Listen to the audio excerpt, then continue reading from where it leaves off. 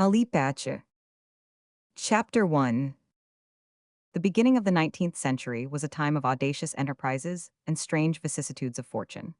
Whilst Western Europe in turn submitted and struggled against a sublieutenant who made himself an emperor, who at his pleasure made kings and destroyed kingdoms, the ancient eastern part of the continent, like mummies which preserve but the semblance of life, was gradually tumbling to pieces and getting parceled out amongst bold adventurers who skirmished over its ruins, without mentioning local revolts which produced only short-lived struggles and trifling changes of administration, such as that of Jezar Pacha, who refused to pay tribute because he thought himself impregnable in his citadel of St. Jean d'Acre, or that of Passavendoglu Pacha, who planted himself on the walls of Widin as defender of the Janissaries against the institution of the regular militia, decreed by Sultan Selim at Stambul.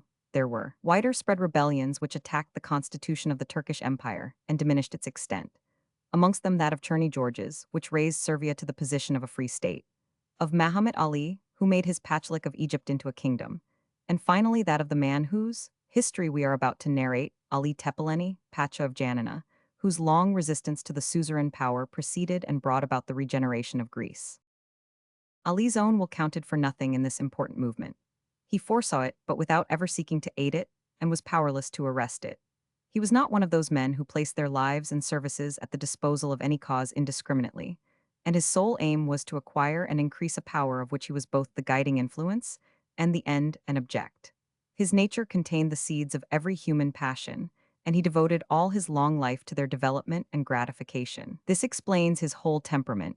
His actions were merely the natural outcome of his character, confronted with circumstances. Few men have understood themselves better or been on better terms with the orbit of their existence.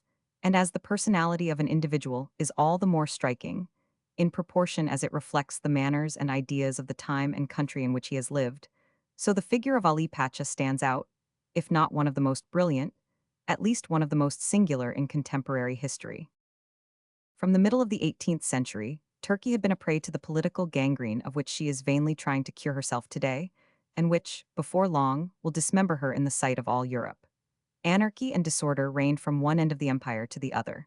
The Osmanli race, bred on conquest alone, proved good for nothing when conquest failed. It naturally therefore came to pass when Sobieski, who saved Christianity under the walls of Vienna, as before his time Charles Martel had saved it on the plains of Poitiers, had set bounds to the wave of Mussulman westward invasion, and definitely fixed a limit which it should not pass, that the Osmanli warlike instincts recoiled upon themselves. The haughty descendants of Ortegrul, who considered themselves born to command, seeing victory forsake them, fell back upon tyranny. Vainly did reason expostulate that oppression could not long be exercised by hands which had lost their strength, and that peace imposed new and different labors on those who no longer triumphed in war.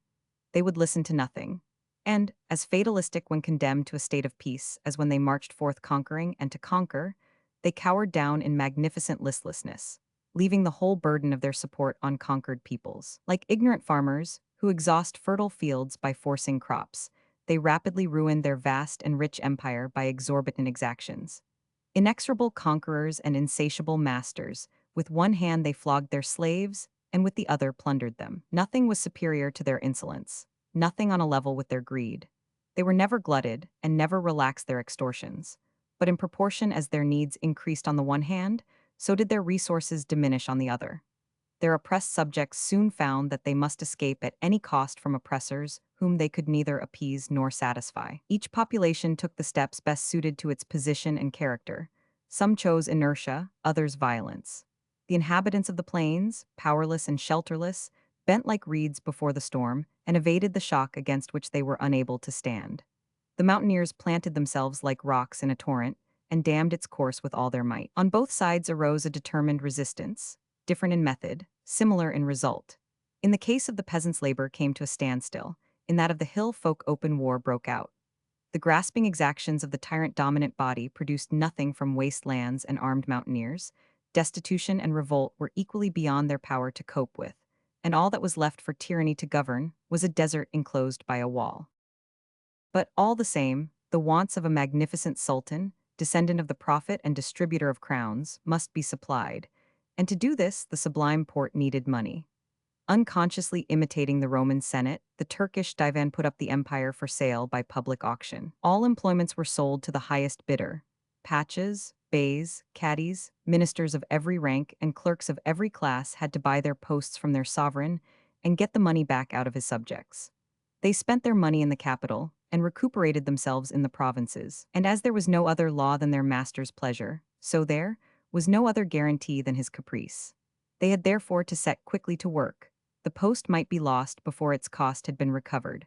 Thus all the science of administration resolved itself into plundering as much and as quickly as possible. To this end, the delegate of imperial power delegated in his turn, on similar conditions, other agents to seize for him and for themselves all they could lay their hands on, so that the inhabitants of the empire might be divided into three classes: those who were striving to seize everything, those who were trying to save a little, and those who, having nothing and hoping for nothing, took no interest in affairs at all.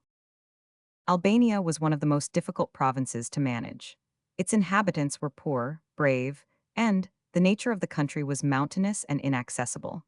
The pashas had great difficulty in collecting tribute, because the people were given to fighting for their bread.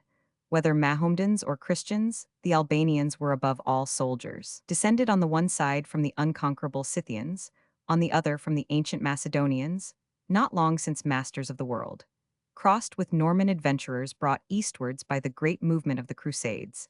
They felt the blood of warriors flow in their veins, and that war was their element. Sometimes at feud with one another, canton against canton, village against village, often even house against house. Sometimes rebelling against the government their sanjaks, sometimes in league with these against the sultan. They never rested from combat except in an armed peace.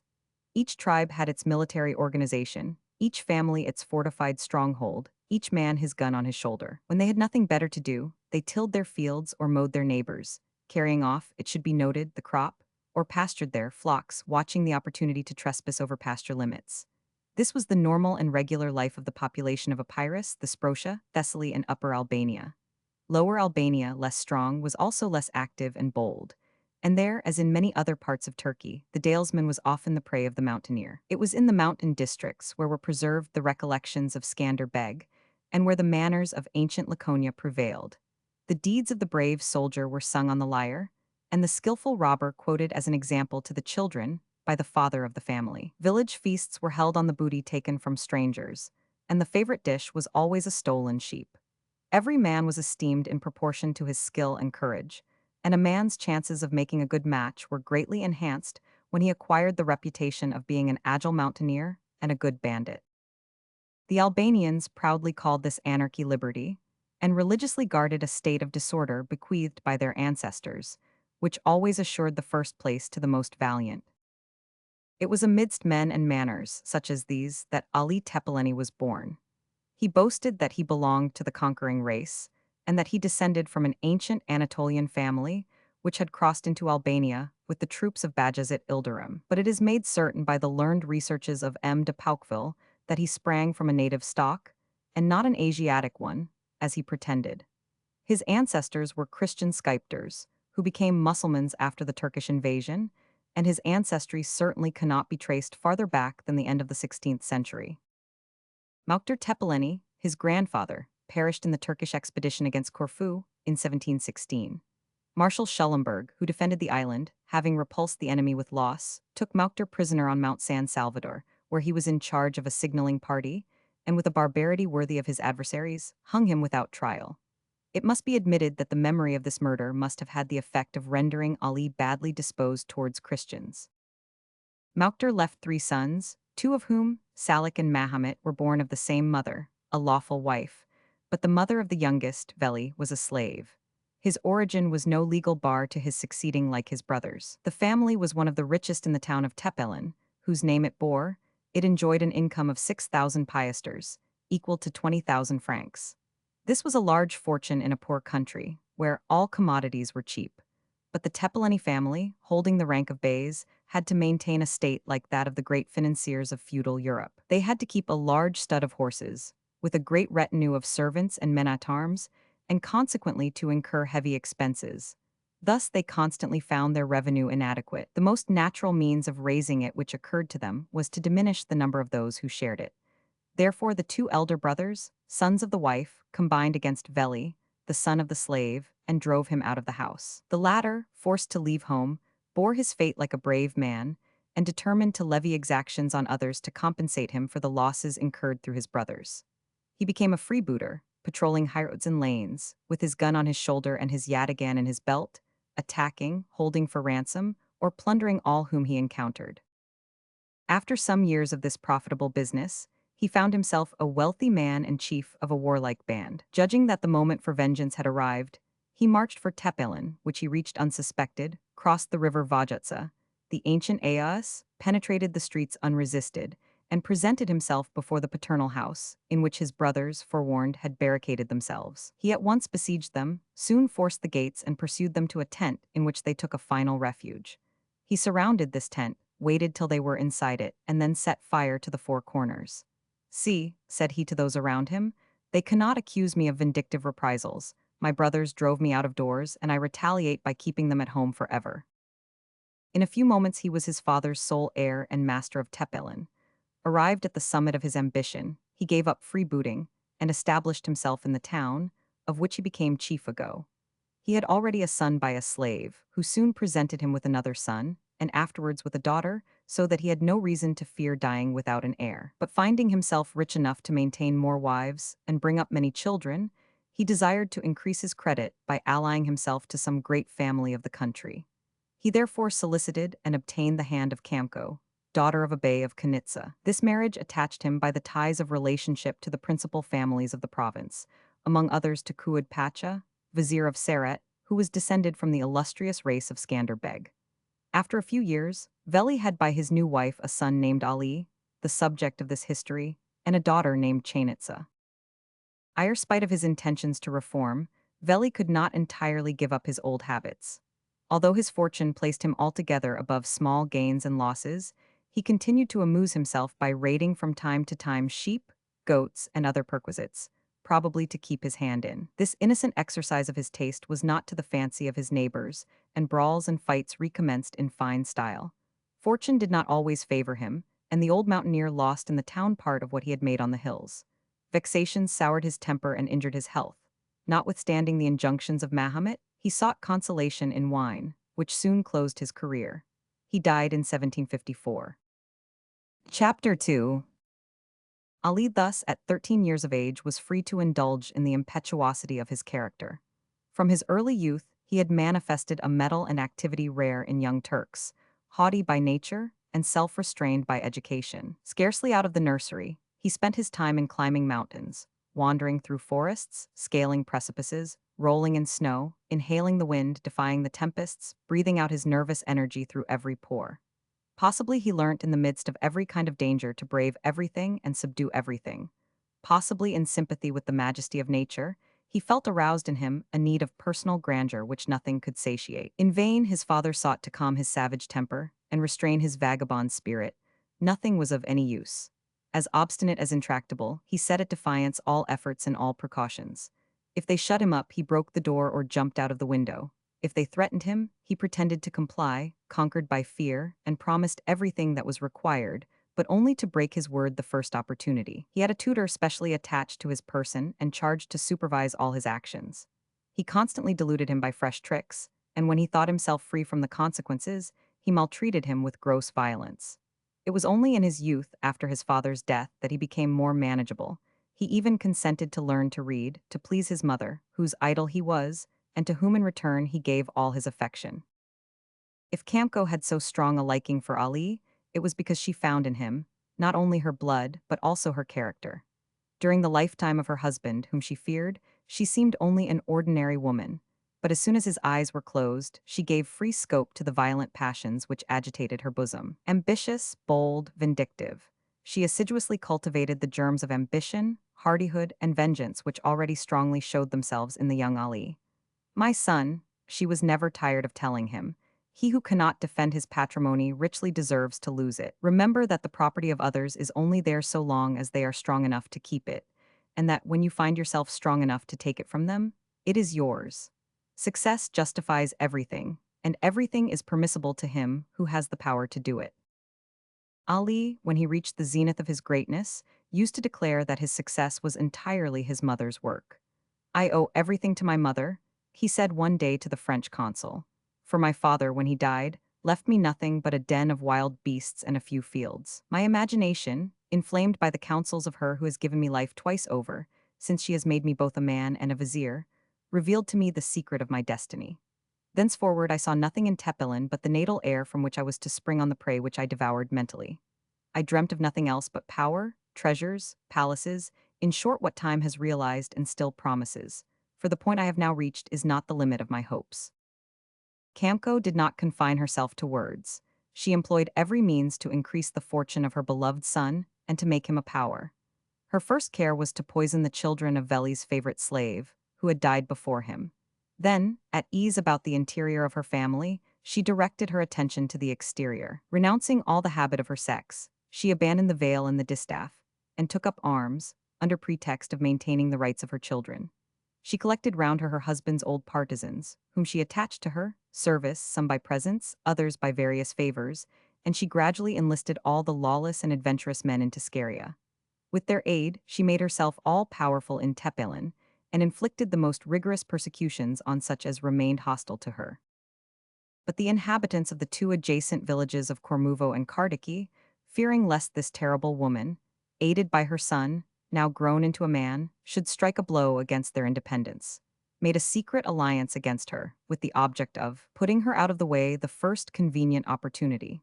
Learning one day that Ali had started on a distant expedition with his best soldiers, they surprised Tepelin under cover of night and carried off Camco and her daughter Chainitsa captives to Kardiki. It was proposed to put them to death, and sufficient evidence to justify their execution was not wanting, but their beauty saved their lives. Their captors preferred to revenge themselves by licentiousness rather than by murder. Shut up all day in prison, they only emerged at night to pass into the arms of the men who had won them by lot the previous morning. This state of things lasted for a month, at the end of which a Greek of Argyro Castron, named G. Malikovo, moved by compassion for their horrible fate, ransomed them for 20,000 piasters, and took them back to Tepelin. Ali had just returned. He was accosted by his mother and sister, pale with fatigue, shame, and rage. They told him what had taken place with cries and tears, and Camco added, fixing her distracted eyes upon him, my son, my soul will enjoy no peace till Cormuvo and Kardikil, destroyed by thy scimitar, will no longer exist to bear witness to my dishonor." Ali, in whom this sight and this story had aroused sanguinary passions, promised a vengeance proportioned to the outrage, and worked with all his might to place himself in a position to keep his word. A worthy son of his father, he had commenced life in the fashion of the heroes of ancient Greece, stealing sheep and goats, and from the age of 14 years he had acquired an equal reputation to that earned by the son of Jupiter and Maia. When he grew to manhood, he extended his operations. At the time of which we are speaking, he had long practiced open pillage. His plundering expeditions added to his mother's savings, who since her return from Kardiki had altogether withdrawn from public life, and devoted herself to household duties, enabled him to collect a considerable force for an expedition against Cormuvo, one of the two towns he had sworn to destroy. He marched against it at the head of his banditti, but found himself vigorously opposed, lost part of his force, and was obliged to save himself and the rest by flight. He did not stop till he reached Tepelin, where he had a warm reception from Camco, whose thirst for vengeance had been disappointed by his defeat. "Go," said she, "go, coward, go spin with the women in the harem. The distaff is a better weapon for you than the scimitar." The young man answered not a word, but, deeply wounded by these reproaches, retired to hide his humiliation in the bosom of his old friend the mountain. The popular legend, always thirsting for the marvelous in the adventures of heroes, has it that he found in the ruins of a church a treasure which enabled him to reconstitute his party. But he himself has contradicted this story, stating that it was by the ordinary methods of rapine and plunder that he replenished his finances. He selected from his old band of brigands 30 palikars, and entered, as their bulaubachi, or leader of the group, into the service of the Pacha of Negroponte. But he soon tired of the methodical life he was obliged to lead, and passed into Thessaly, where, following the example of his father Veli, he employed his time in brigandage on the highways. Thence he raided the Pindus chain of mountains, plundered a great number of villages, and returned to Tepelin, richer and consequently more esteemed than ever. He employed his fortune and influence in collecting a formidable guerrilla force, and resumed his plundering operations. Kurd Pacha soon found himself compelled, by the universal outcry of the province, to take active measures against this young brigand. He sent against him a division of troops, which defeated him and brought him prisoner with his men to Berat, the capital of central Albania and residence of the governor. The country flattered itself that at length it was freed from its scourge. The whole body of bandits was condemned to death. But Ali was not the man to surrender his life so easily. Whilst they were hanging his comrades, he threw himself at the feet of the Pacha and begged for mercy in the name of his parents, excusing himself on account of his youth and promising a lasting reform. The Pacha, seeing at his feet a comely youth, with fair hair and blue eyes, a persuasive voice and eloquent tongue, and in whose veins flowed the same blood as his own, was moved with pity and pardoned him. Ali got off with a mild captivity in the palace of his powerful relative, who heaped benefits upon him, and did all he could to lead him into the paths of probity. He appeared amenable to these good influences, and bitterly to repent his past errors. After some years, believing in his reformation, and moved by the prayers of Kamco, who incessantly implored the restitution of her dear son, the generous Pacha restored him his liberty, only giving him to understand that he had no more mercy to expect if he again disturbed the public peace.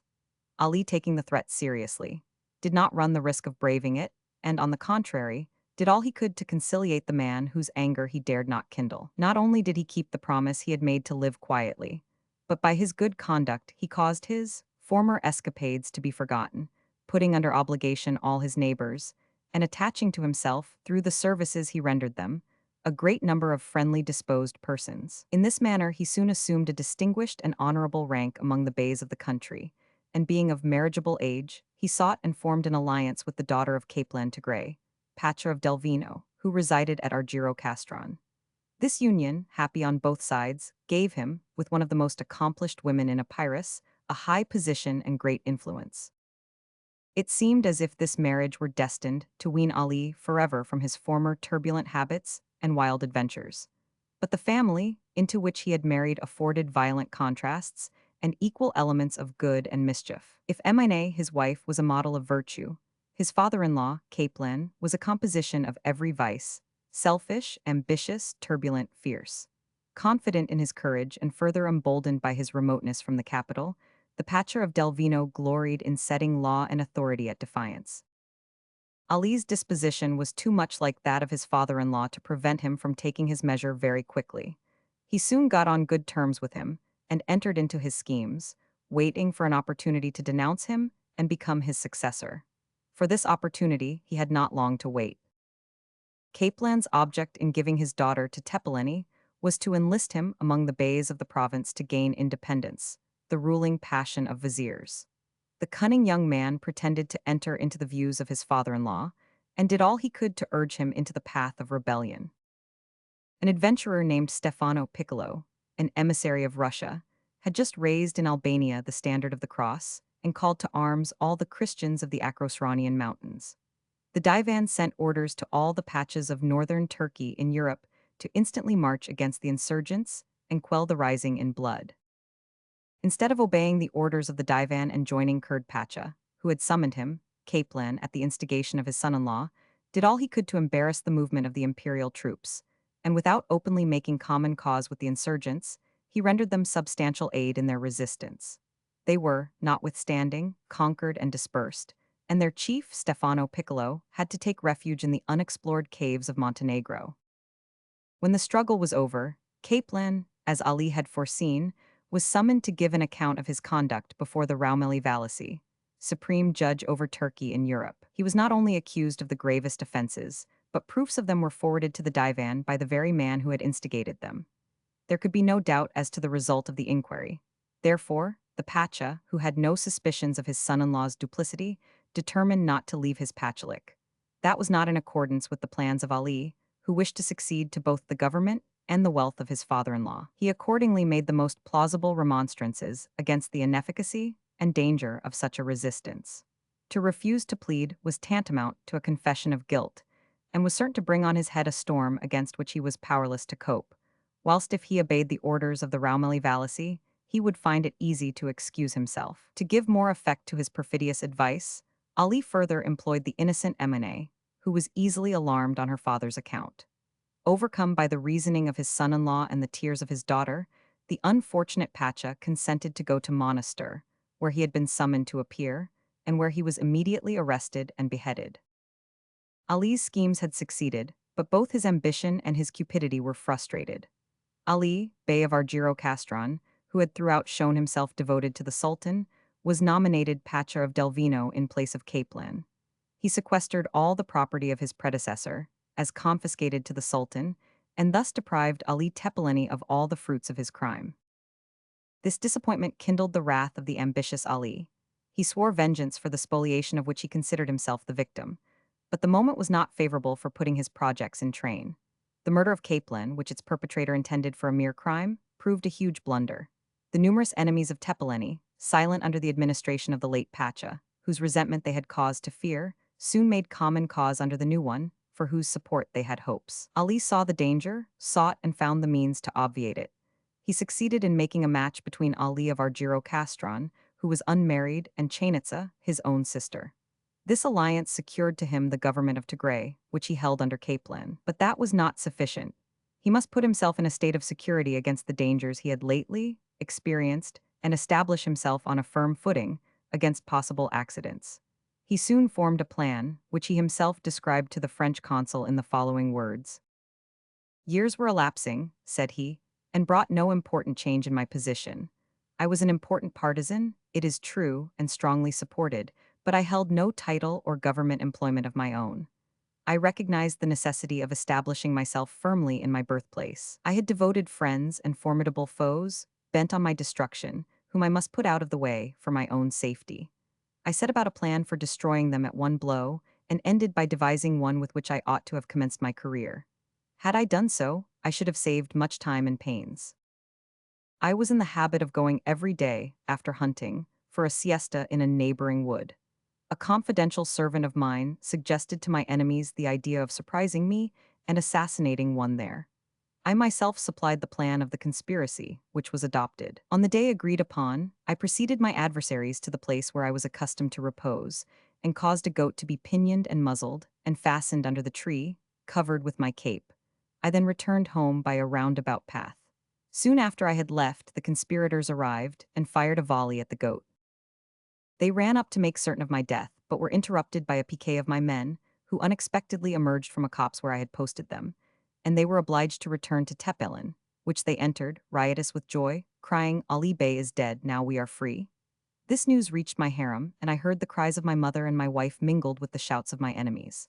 I allowed the commotion to run its course and reach its height, so as to indicate which were my friends and which my foes. But when the former were at the depth of their distress and the latter at the height of their joy, and, exulting in their supposed victory, had drowned their prudence and their courage in floods of wine, then, strong in the justice of my cause, I appeared upon the scene. Now was the time for my friends to triumph and for my foes to tremble. I set to work at the head of my partisans, and before sunrise had exterminated the last of my enemies.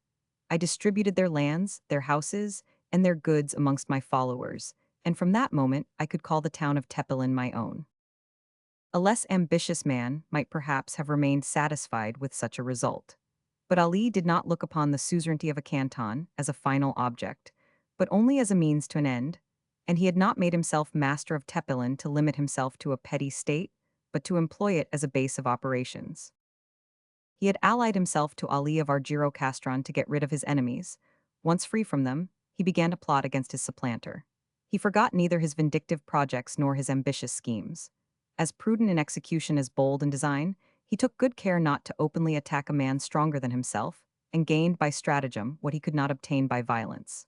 The honest and straightforward character of his brother-in-law afforded an easy success to his perfidy. He began by endeavoring to suborn his sister Chainitza, and several times proposed to her to poison her husband. But she, who dearly loved the Pacha, who was a kind husband and to whom she had borne 2 children, repulsed his suggestions with horror, and threatened, if he persisted, to denounce him. Ali, fearing the consequences if she carried out her threat, begged forgiveness for his wicked plans, pretended deep repentance, and spoke of his brother-in-law in terms of the warmest affection. His acting was so consummate that even Chainitza, who well knew her brother's subtle character, was deceived by it. When he saw that she was his dupe, knowing that he had nothing more either to fear or to hope for from that side, he directed his attention to another. The Pacha had a brother named Solomon, whose character nearly resembled that of Tepeleni. The latter, after having for some time quietly studied him, thought he discerned in him the man he wanted. He tempted him to kill the Pacha, offering him, as the price of this crime, his whole inheritance and the hand of Chainitza, only reserving for himself the long-coveted Sanjak. Solomon accepted the proposals, and the fratricidal bargain was concluded. The two conspirators, sole masters of the secret, the horrible nature of which guaranteed their mutual fidelity, and having free access to the person of their victim, could not fail in their object. One day, when they were both received by the Pacha in private audience, Solomon, taking advantage of a moment when he was unobserved, drew a pistol from his belt and blew out his brother's brains. Chainitza ran at the sound and saw her husband lying dead between her brother and her brother-in-law. Her cries for help were stopped by threats of death if she moved or uttered a sound. As she lay, fainting with grief and terror, Ali made a sign to Solomon, who covered her with his cloak and declared her his wife. Ali pronounced the marriage concluded and retired for it to be consummated. Thus was celebrated this frightful wedding, in the scene of an awful crime, beside the corpse of a man who a moment before had been the husband of the bride and the brother of the bridegroom. The assassins published the death of the Pacha, attributing it, as is usual in Turkey, to a fit of cerebral apoplexy. But the truth soon leaked out from the lying shrouds in which it had been wrapped. Reports even exceeded the truth, and public opinion implicated Chainitza in a crime of which she had been but the witness. Appearances certainly justified these suspicions. The young wife had soon consoled herself in the arms of her second husband for the loss of the first, and her son by him presently died suddenly, thus leaving Solomon in lawful and peaceful possession of all his brother's wealth. As for the little girl, as she had no rights and could hurt no one, her life was spared, and she was eventually married to a bey of Kleswara, destined in the sequel to cut a tragic figure in the history of the Tepeleni family. But Ali was once more deprived of the fruit of his bloody schemes. Notwithstanding all his intrigues, the Sanjak of Delvino was conferred, not upon him, but upon a bey of one of the first families of Zaporia. But far from being discouraged, he recommenced with new boldness and still greater confidence the work of his elevation, so often begun and so often interrupted. He took advantage of his increasing influence to ingratiate himself with the new Pasha, and was so successful in insinuating himself into his confidence that he was received into the palace and treated like the Pacha's son. There he acquired complete knowledge of the details of the Pachalik and the affairs of the Pacha, preparing himself to govern the one when he had got rid of the other. The Sanjak of Delvino was bounded from Venetian territory by the district of Buthrotum. Selim, a better neighbor and an abler politician than his predecessors, sought to renew and preserve friendly commercial relations with the purveyors of the magnificent republic. This wise conduct, equally advantageous for both the bordering provinces, instead of gaining for the Pacha the praise and favors which he deserved, rendered him suspected at a court whose sole political idea was hatred of the name of Christian, and whose sole means of government was terror.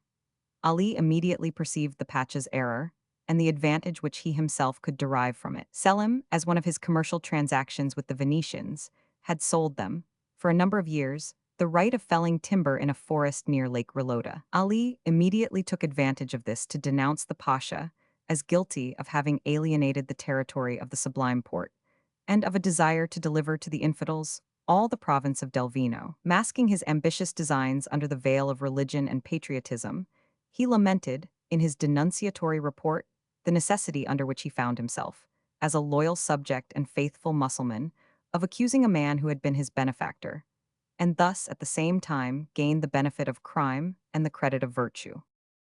Under the gloomy despotism of the Turks, a man in any position of responsibility is condemned almost as soon as accused, and if he is not strong enough to inspire terror, his ruin is certain. Ali received at Tepelen, where he had retired to more conveniently weave his perfidious plots, in order to get rid of the Pacha. At the receipt of the firman of execution he leaped with joy, and flew to Delvino to seize the prey which was abandoned to him. The noble Selim, little suspecting that his protégé had become his accuser and was preparing to become his executioner, received him with more tenderness than ever, and lodged him, as heretofore, in his palace. Under the shadow of this hospitable roof, Ali skillfully prepared the consummation of the crime which was forever to draw him out of obscurity. He went every morning to pay his court to the Pacha, whose confidence he doubted. Then, one day, feigning illness, he sent excuses for inability to pay his respects to a man whom he was accustomed to regard as his father, and begged him to come for a moment into his apartment. The invitation being accepted, he concealed assassins in one of the cupboards without shelves, so common in the East, which contain by day the mattresses spread by night on the floor for the slaves to sleep upon. At the hour fixed, the old man arrived. Ali rose from his sofa with a depressed air, met him, kissed the hem of his robe, and after seating him in his place, himself offered him a pipe and coffee, which were accepted. But instead of putting the cup in the hand stretched to receive it, he let it fall on the floor, where it broke into 1,000 pieces. This was the signal. The assassins sprang from their retreat and darted upon Selim, who fell, exclaiming like Caesar, "And it is thou, my son, who takest my life." At the sound of the tumult which followed the assassination, Selim's bodyguard, running up, found Ali erect, covered with blood, surrounded by assassins, holding in his hand the firman displayed, and crying with a menacing voice, "I have killed the traitor Selim by the order of our glorious sultan.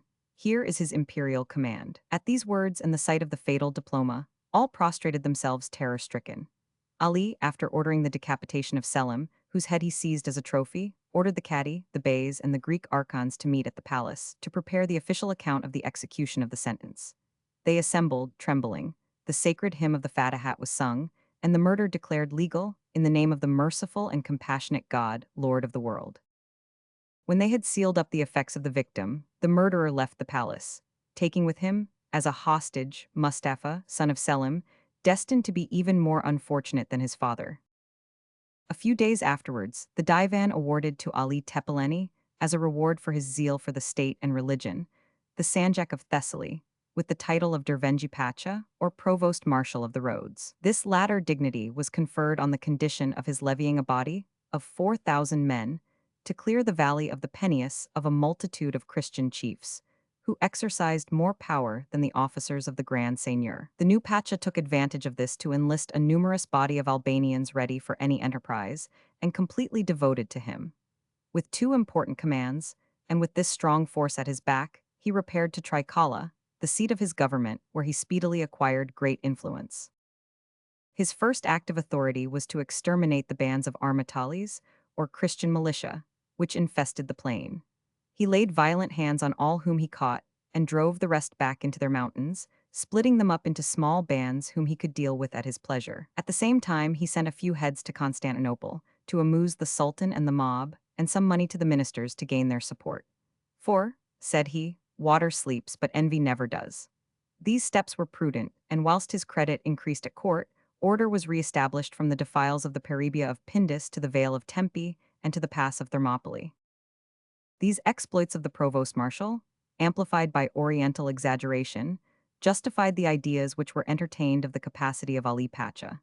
Impatient of celebrity, he took good care himself to spread his fame, relating his prowess to all comers, making presents to the sultan's officers who came into his government, and showing travelers his palace courtyard festooned with decapitated heads. But what chiefly tended to consolidate his power was the treasure which he ceaselessly amassed by every means. He never struck for the mere pleasure of striking, and the numerous victims of his proscriptions only perished to enrich him. His death sentences always fell on beys and wealthy persons whom he wished to plunder. In his eyes, the axe was but an instrument of fortune, and the executioner a tax-gatherer. Chapter 3.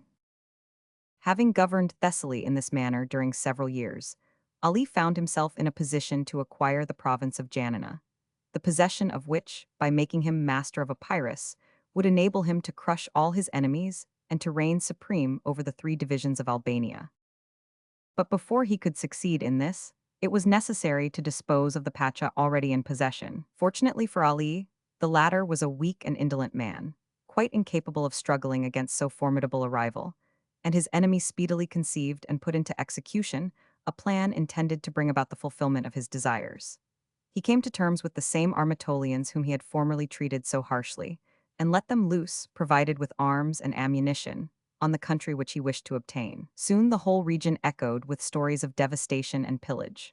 The Pacha, unable to repel the incursions of these mountaineers, employed the few troops he had in oppressing the inhabitants of the plains, who, groaning under both extortion and rapine, vainly filled the air with their despairing cries. Ali hoped that the divan, which usually judged only after the event, seeing that Epirus lay desolate, while Thessaly flourished under his own administration, would, before long, entrust himself with the government of both provinces, when a family incident occurred, which for a time diverted the course of his political maneuvers.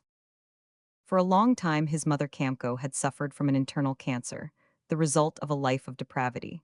Feeling that her end drew near, she dispatched messenger after messenger, summoning her son to her bedside.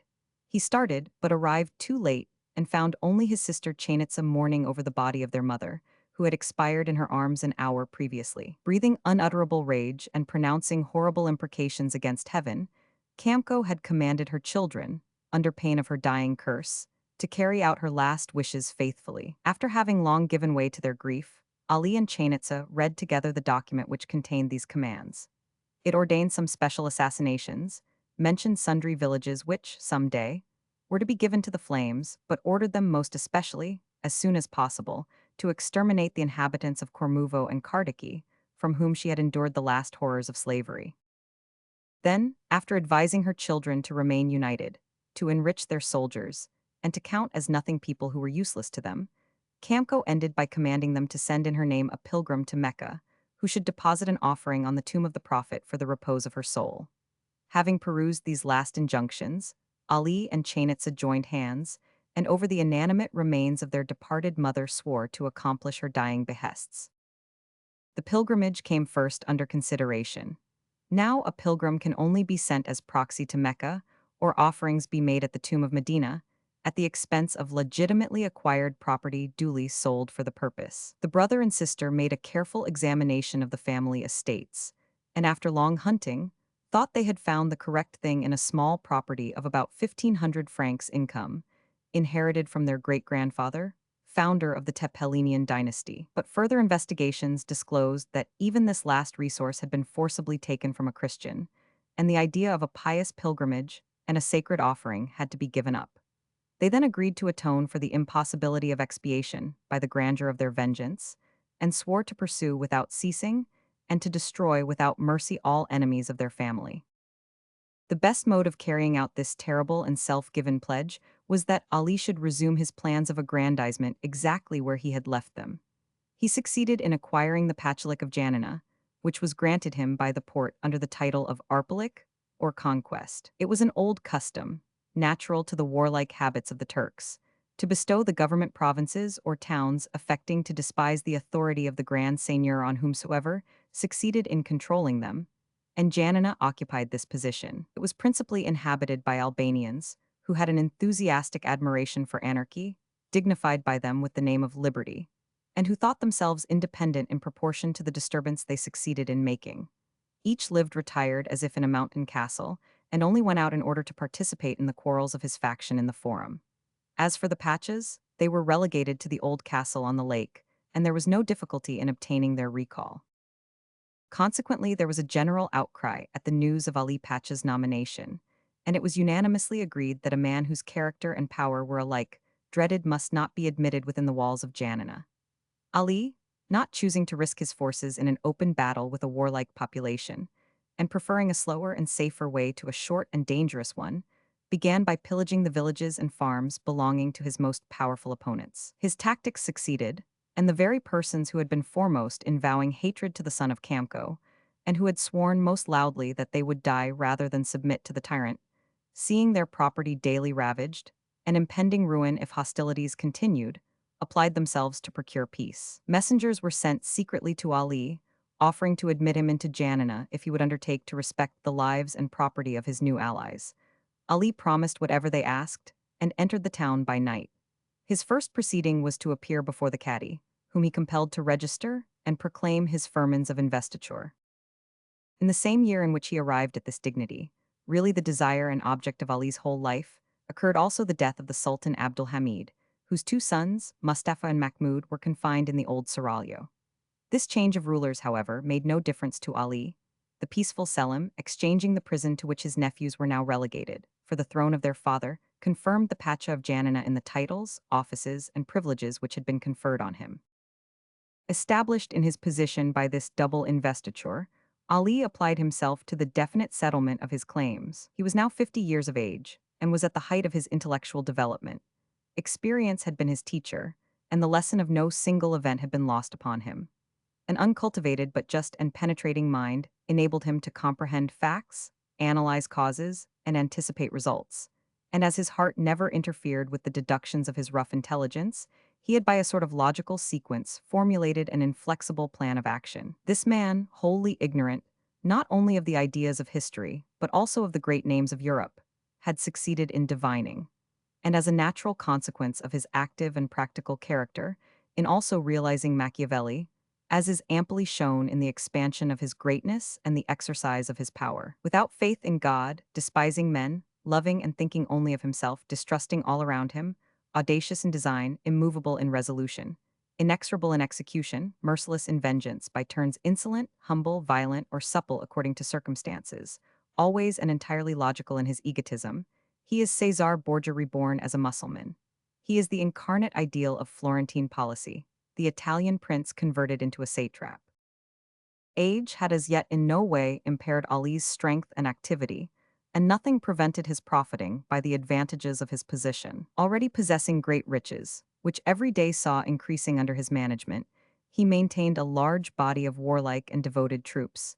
He united the offices of Pacha of Two Tales of Janina, of Toparch of Thessaly, and of Provost Marshal of the Highway, as influential aids both to his reputation for general ability and the terror of his arms, and his authority as ruler. There stood by his side two sons, Maukter and Veli, offspring of his wife Emine, both fully grown and carefully educated in the principles of their father. Ali's first care, once master of Janina, was to annihilate the beys forming the aristocracy of the place, whose hatred he was well aware of, and whose plots he dreaded. He ruined them all, banishing many and putting others to death. Knowing that he must make friends to supply the vacancy caused by the destruction of his foes, he enriched with the spoil the Albanian mountaineers in his pay, known by the name of skypters, on whom he conferred most of the vacant employments, but much too prudent to allow all the power to fall into the hands of a single caste. Although a foreign one to the capital, he, by a singular innovation, added to and mixed with them an infusion of Orthodox Greeks, a skillful but despised race, whose talents he could use without having to dread their influence, while thus endeavoring on one side to destroy the power of his enemies by depriving them of both authority and wealth, and on the other to consolidate his own by establishing a firm administration. He neglected no means of acquiring popularity. A fervent disciple of Mahomet when among fanatic Mussulmans, a materialist with the Bektages who professed a rude pantheism, a Christian among the Greeks, with whom he drank to the health of the Holy Virgin, he made everywhere partisans by flattering the idea most in vogue. But if he constantly changed both opinions and language, when dealing with subordinates whom it was desirable to win over, Ali towards his superiors had one only line of conduct which he never transgressed. Obsequious towards the Sublime Porte, so long as it did not interfere with his private authority, he not only paid with exactitude all dues to the Sultan, to whom he even often advanced money, but he also pensionied the most influential ministers. He was bent on having no enemies who could really injure his power, and he knew that in an absolute government no conviction can hold its own against the power of gold. Having thus annihilated the nobles, deceived the multitude with plausible words, and lulled to sleep the watchfulness of the divan, Ali resolved to turn his arms against Kormuvo. At the foot of its rocks he had, in youth, experienced the disgrace of defeat, and during 30 nights Kamko and Chainitza had endured all horrors of outrage at the hands of its warriors.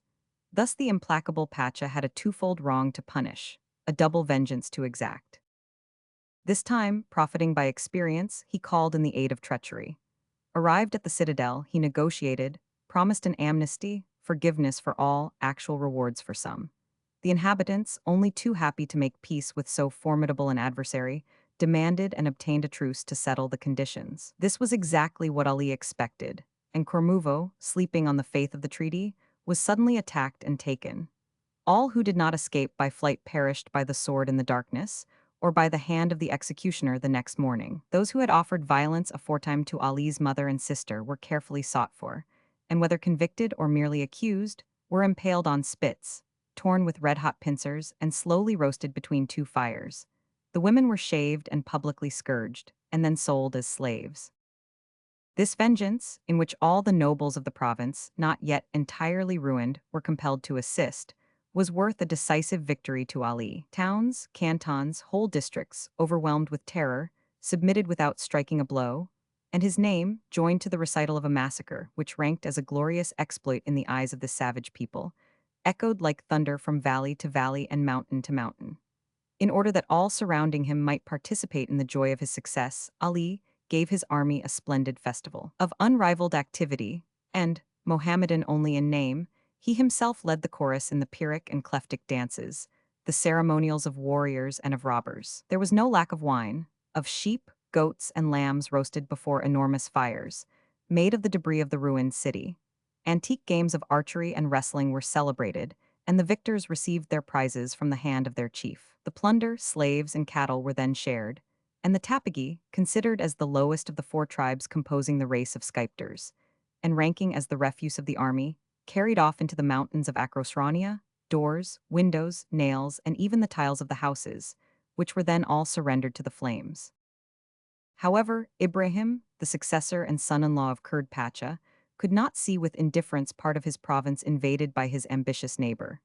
He complained and negotiated, but obtaining no satisfaction, called out an army composed of sculptors of Toxid, all Islamites, and gave the command to his brother Sefer, Bey of Avlon. Ali, who had adopted the policy of opposing alternately the cross to the crescent and the crescent to the cross, summoned to his aid the Christian chiefs of the mountains, who descended into the plains at the head of their unconquered troops. As is generally the case in Albania, where war is merely an excuse for brigandage, instead of deciding matters by a pitched battle, both sides contented themselves with burning villages, hanging peasants, and carrying off cattle. Also, in accordance with the custom of the country, the women interposed between the combatants, and the good and gentle Emine laid proposals of peace before Ibrahim Pacha, to whose apathetic disposition a state of war was disagreeable, and who was only too happy to conclude a fairly satisfactory negotiation. A family alliance was arranged, in virtue of which Ali retained his conquests, which were considered as the marriage portion of Ibrahim's eldest daughter, who became the wife of Ali's eldest son, Maukdar. It was hoped that this peace might prove permanent, but the marriage which sealed the treaty was barely concluded before a fresh quarrel broke out between the Pachas. Ali, having wrung such important concessions from the weakness of his neighbor, desired to obtain yet more. But closely allied to Ibrahim were two persons gifted with great firmness of character and unusual ability, whose position gave them great influence. They were his wife Zaidi and his brother Sefer, who had been in command during the war just terminated. As both were inimical to Ali, who could not hope to corrupt them, the latter resolved to get rid of them. Having in the days of his youth been intimate with Kurd Pacha, Ali had endeavored to seduce his daughter, already the wife of Ibrahim. Being discovered by the latter in the act of scaling the wall of his harem, he had been obliged to fly the country. Wishing now to ruin the woman whom he had formerly tried to corrupt, Ali sought to turn his former crime to the success of a new one. Anonymous letters, secretly sent to Ibrahim, warned him that his wife intended to poison him, in order to be able later to marry Ali Pacha, whom she had always loved. In a country like Turkey, where to suspect a woman is to accuse her, and accusation is synonymous with condemnation, such a calumny might easily cause the death of the innocent Zaidi. But if Ibrahim was weak and indolent, he was also confiding and generous. He took the letters to his wife, who had no difficulty in clearing herself, and who warned him against the writer, whose object and plots she easily divined, so that this odious conspiracy turned only to Ali's discredit. But the latter was not likely either to concern himself as to what others said or thought about him, or to be disconcerted by a failure. He simply turned his machinations against his other enemy, and arranged matters this time so as to avoid a failure. He sent to Zagori, a district noted for its doctors, for a quack who undertook to poison Sefer Bey on condition of receiving 40 purses. When all was settled, the miscreant set out for Berat, and was immediately accused by Ali of evasion, and his wife and children were arrested as accomplices and detained, apparently as hostages for the good behavior of their husband and father, but really as pledges for his silence when the crime should have been accomplished. Sefer Bey, informed of this by letters which Ali wrote to the Pacha of Berat demanding the fugitive, thought that a man persecuted by his enemy would be faithful to himself, and took the supposed runaway into his service. The traitor made skillful use of the kindness of his too credulous protector, insinuated himself into his confidence, became his trusted physician and apothecary, and gave him poison instead of medicine on the very first appearance of indisposition. As soon as symptoms of death appeared, the poisoner fled, aided by the emissaries of all, with whom the court of Berat was packed, and presented himself at Janina to receive the reward of his crime. Ali thanked him for his zeal, commended his skill, and referred him to the treasurer. But the instant the wretch left the seraglio in order to receive his recompense, he was seized by the executioners and hurried to the gallows. In thus punishing the assassin, Ali at one blow discharged the debt he owed him, disposed of the single witness to be dreaded, and displayed his own friendship for the victim. Not content with this, he endeavored to again throw suspicion on the wife of Ibrahim Pacha, whom he accused of being jealous of the influence which Sefer Pacha had exercised in the family. This he mentioned regularly in conversation, writing in the same style to his agents at Constantinople, and everywhere where there was any profit in slandering a family, whose ruin he desired for the sake of their possessions. Before long, he made a pretext out of the scandal started by himself, and prepared to take up arms in order. He said, to avenge his friend Sefer Bey, when he was anticipated by Ibrahim Pacha, who roused against him the allied Christians of the Sprotia, foremost among whom ranked the Suliots famed through Albania for their courage and their love of independence. After several battles in which his enemies had the advantage, Ali began negotiations with Ibrahim and finally concluded a treaty offensive and defensive.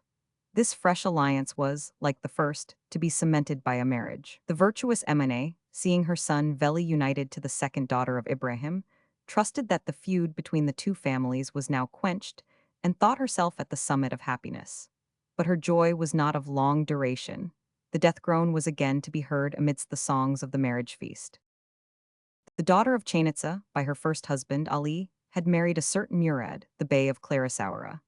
This nobleman, attached to Ibrahim Pacha by both blood and affection, since the death of Sefer Bey had become the special object of Ali's hatred, caused by the devotion of Murad to his patron, over whom he had great influence and from whom nothing could detach him. Skillful in concealing truth under special pretexts, Ali gave out that the cause of his known dislike to this young man was that the latter, although his nephew by marriage, had several times fought in hostile ranks against him. Therefore, the amiable Ibrahim made use of the marriage treaty to arrange an honorable reconciliation between Murad Bey and his uncle, and appointed the former ruler the marriage feast, in which capacity he was charged to conduct the bride to Janina and deliver her to her husband, the young Veli Bey. He had accomplished his mission satisfactorily, and was received by Ali with all apparent hospitality. The festival began on his arrival towards the end of November 1791, and had already continued several days, when suddenly it was announced that a shot had been fired upon Ali, who had only escaped by a miracle, and that the assassin was still at large. This news spread terror through the city and the palace, and everyone dreaded being seized as the guilty person. Spies were everywhere employed, but they declared search was useless, and that there must be an extensive conspiracy against Ali's life. The latter complained of being surrounded by enemies, and announced that henceforth he would receive only one person at a time, who should lay down his arms before entering the hall now set apart for public audience. It was a chamber built over a vault, and entered by a sort of trapdoor, only reached by a ladder. After having for several days received his couriers in this sort of dovecot, Ali summoned his nephew in order to entrust with him the wedding gifts. Murad took this as a sign of favor, and joyfully acknowledged the congratulations of his friends. He presented himself at the time arranged. The guards at the foot of the ladder demanded his arms, which he gave up readily, and ascended the ladder full of hope. Scarcely had the trapdoor closed behind him when a pistol ball, fired from a dark corner, broke his shoulder blade and he fell, but sprang up and attempted to fly. Ali issued from his hiding place and sprang upon him, but notwithstanding his wound, the young bey defended himself vigorously, uttering terrible cries. The Pacha, eager to finish and finding his hands insufficient, caught a burning log from the hearth, struck his nephew in the face with it, felled him to the ground, and completed his bloody task. This accomplished, Ali called for help with loud cries, and when his guards entered, he showed the bruises he had received and the blood with which he was covered, declaring that he had killed in self-defense a villain who endeavored to assassinate him. He ordered the body to be searched, and a letter was found in a pocket which Ali had himself just placed there, which purported to give the details of the pretended conspiracy. As Murad's brother was seriously compromised by this letter, he also was immediately seized and strangled without any pretense of trial. The whole palace rejoiced. Thanks were rendered to heaven by one of those sacrifices of animals still occasionally made in the East to celebrate an escape from great danger, and Ali released some prisoners in order to show his gratitude to Providence for having protected him from so horrible a crime. He received congratulatory visits, and composed an apology attested by a judicial declaration by the Cadi, in which the memory of Murad and his brother was declared accursed. Finally, commissioners, escorted by a strong body of soldiers, were sent to seize the property of the two brothers, because, said the decree, it was just that the injured should inherit the possessions of his would-be assassins. Thus was exterminated the only family capable of opposing the Pacha of Janina, or which could counterbalance his influence over the weak Ibrahim of Berat. The latter, abandoned by his brave defenders, and finding himself at the mercy of his enemy, was compelled to submit to what he could not prevent, and protested only by tears against these crimes, which seemed to herald a terrible future for himself. As for Emine, it is said that from the date of this catastrophe, she separated herself almost entirely from her blood-stained husband, and spent her life in the recesses of the harem, praying as a Christian both for the murderer and his victims. It is a relief, in the midst of this atrocious saturnalia, to encounter this noble and gentle character, which, like a desert oasis, affords a rest to eyes wearied with the contemplation of so much wickedness and treachery. Ali lost in her the guardian angel who alone could in any way restrain his violent passions. Grieved at first by the withdrawal of the wife whom hitherto he had loved exclusively, he endeavored in vain to regain her affection, and then sought in new vices compensation for the happiness he had lost, and gave himself up to sensuality. Ardent in everything, he carried debauchery to a monstrous extent, and as if his palaces were not large enough for his desires, he assumed various disguises, sometimes in order to traverse the streets by night in search of the lowest pleasures, sometimes penetrating by day into churches and private houses seeking for young men and maidens remarkable for their beauty, who were then carried off to his harem. His sons, following in his footsteps, kept also scandalous households, and seemed to dispute preeminence in evil with their father, each in his own manner. Drunkenness was the speciality of the eldest, Maukter, who was without rival among the hard drinkers of Albania, and who was reputed to have emptied a whole wineskin in one evening after a plentiful meal. Gifted with the hereditary violence of his family, he had, in his drunken fury, slain several persons, among others his sword-bearer, the companion of his childhood and confidential friend of his whole life. Veli chose a different course. Realizing the Marquis de Sade as his father had realized Machiavelli, he delighted in mingling together debauchery and cruelty, and his amusement consisted in biting the lips he had kissed, and tearing with his nails the forms he had caressed. The people of Janina saw with horror more than one woman in their midst whose nose and ears he had caused to be cut off, and had then turned into the streets. It was indeed a reign of terror. Neither fortune, life, honor, nor family were safe. Mothers cursed their fruitfulness, and women their beauty. Fear soon engenders corruption, and subjects are speedily tainted by the depravity of their masters. Ali, considering a demoralized race as easier to govern, looked on with satisfaction. While he strengthened by every means his authority from within, he missed no opportunity of extending his rule without. In 1803 he declared war against the Suliots, whose independence he had frequently endeavored either to purchase or to overthrow. The army sent against them, although 10,000 strong, was at first beaten everywhere. Ali then, as usual, brought treason to his aid and regained the advantage. It became evident that, sooner or later, the unhappy Suliots must succumb. Foreseeing the horrors which their defeat would entail, Emine, touched with compassion, issued from her seclusion and cast herself at Ali's feet.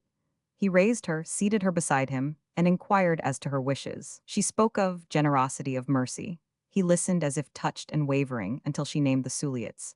Then, filled with fury, he seized a pistol and fired at her. She was not hurt, but fell to the ground overcome with terror, and her women hastily intervened and carried her away. For the first time in his life, perhaps, Ali shuddered before the dread of a murder. It was his wife, the mother of his children, whom he saw lying at his feet, and the recollection afflicted and tormented him. He rose in the night and went to Emine's apartment. He knocked and called, but being refused admittance, in his anger he broke open the door. Terrified by the noise, and at the sight of her infuriated husband, Emine fell into violent convulsions and shortly expired. Thus perished the daughter of Kaplan Pacha, wife of Ali Tepeleni, and mother of Maukter and Veli, who, doomed to live surrounded by evil, yet remained virtuous and good. Her death caused universal mourning throughout Albania, and produced a not less deep impression on the mind of her murderer. Emine's spectre pursued him in his pleasures in the council chamber in the hours of night. He saw her, he heard her, and would awake, exclaiming, my wife, it is my wife, her eyes are angry, she threatens me. Save me, mercy. For more than 10 years Ali never dared to sleep alone. Chapter 4. In December, the Suliots, decimated by battle, worn by famine, discouraged by treachery, were obliged to capitulate. The treaty gave them leave to go where they would, their own mountains excepted. The unfortunate tribe divided into two parts, the one going towards Parga, the other towards Prevesa. Ali gave orders for the destruction of both, notwithstanding the treaty. The Parga division was attacked in its march, and charged by a numerous body of scypters. Its destruction seemed imminent, but instinct suddenly revealed to the ignorant mountaineers the one maneuver which might save them. They formed a square, placing old men, women, children, and cattle in the midst, and protected by this military formation, entered Parga in full view of the cutthroats sent to pursue them. Less fortunate was the Prevesa division, which, terrified by a sudden and unexpected attack, fled in disorder to a Greek convent called Zalongos. But the gate was soon broken down, and the unhappy Suliots massacred to the last man. The women, whose tents had been pitched on the summit of a lofty rock, beheld the terrible carnage which destroyed their defenders. Henceforth, their only prospect was that of becoming the slaves of those who had just slaughtered their husbands and brothers. An heroic resolution spared them this infamy. They joined hands, and chanting their national songs, moved in a solemn dance round the rocky platform. As the song ended, they uttered a prolonged and piercing cry, and cast themselves and their children down into the profound abyss beneath. There were still some Suliots left in their country when Ali Pacha took possession of it. These were all taken and brought to Janina, and their sufferings were the first adornments of the festival made for the army. Every soldier's imagination was racked for the discovery of new tortures, and the most original among them had the privilege of themselves carrying out their inventions. There were some who, having had their noses and ears cut off, were compelled to eat them raw, dressed as a salad. One young man was scalped until the skin fell back upon his shoulders, then beaten round the court of the seraglio for the Pacha's entertainment, until at length a lance was run through his body, and he was cast on the funeral pile. Many were boiled alive, and their flesh then thrown to the dogs. From this time the cross has disappeared from the Selade Mountains, and the gentle prayer of Christ no longer wakes the echoes of Suli. During the course of this war, and shortly after the death of Ioannina, another dismal drama was enacted in the Pacha's family, whose active wickedness nothing seemed to weary. The scandalous libertinism of both father and sons had corrupted all around as well as themselves. This demoralization brought bitter fruits for all alike. The subjects endured a terrible tyranny. The masters sowed among themselves distrust, discord, and hatred. The father wounded his two sons by turns in their tenderest affections, and the sons avenged themselves by abandoning their father in the hour of danger. There was in Janina a woman named Euphrosyne, a niece of the archbishop, married to one of the richest Greek merchants, and noted for wit and beauty. She was already the mother of two children, when Maukter became enamored of her, and ordered her to come to his palace. The unhappy Euphrosyne, at once guessing his object, summoned a family council to decide what should be done. All agreed that there was no escape, and that her husband's life was in danger, on account of the jealousy of his terrible rival. He fled the city that same night, and his wife surrendered herself to Maukter, who, softened by her charms, soon sincerely loved her, and overwhelmed her with presents and favors. Things were in this position when Maukter was obliged to depart on an important expedition. Scarcely had he started before his wives complained to Ali that Euphrosyne usurped their rights and caused their husband to neglect them. Ali, who complained greatly of his sons' extravagance and regretted the money they squandered, at once struck a blow which was both to enrich himself and increase the terror of his name. One night he appeared by torchlight, accompanied by his guards, at Euphrosyne's house. Knowing his cruelty and avarice, she sought to disarm one by gratifying the other. She collected her money and jewels and laid them at Ali's feet with a look of supplication. "These things are only my own property, which you restore," said he, taking possession of the rich offering. "Can you give back the heart of Maukter which you have stolen?" Euphrosyne besought him by his paternal feelings, for the sake of his son whose love had been her misfortune and was now her only crime, to spare a mother whose conduct had been otherwise irreproachable. But her tears and pleadings produced no effect on Ali, who ordered her to be taken, loaded with fetters and covered with a piece of sackcloth, to the prison of the seraglio. If it were certain that there was no hope for the unhappy Euphrosyne, one trusted that she might at least be the only victim. But Ali, professing to follow the advice of some severe reformers who wished to restore decent morality, arrested at the same time 15 ladies belonging to the best Christian families in Janina.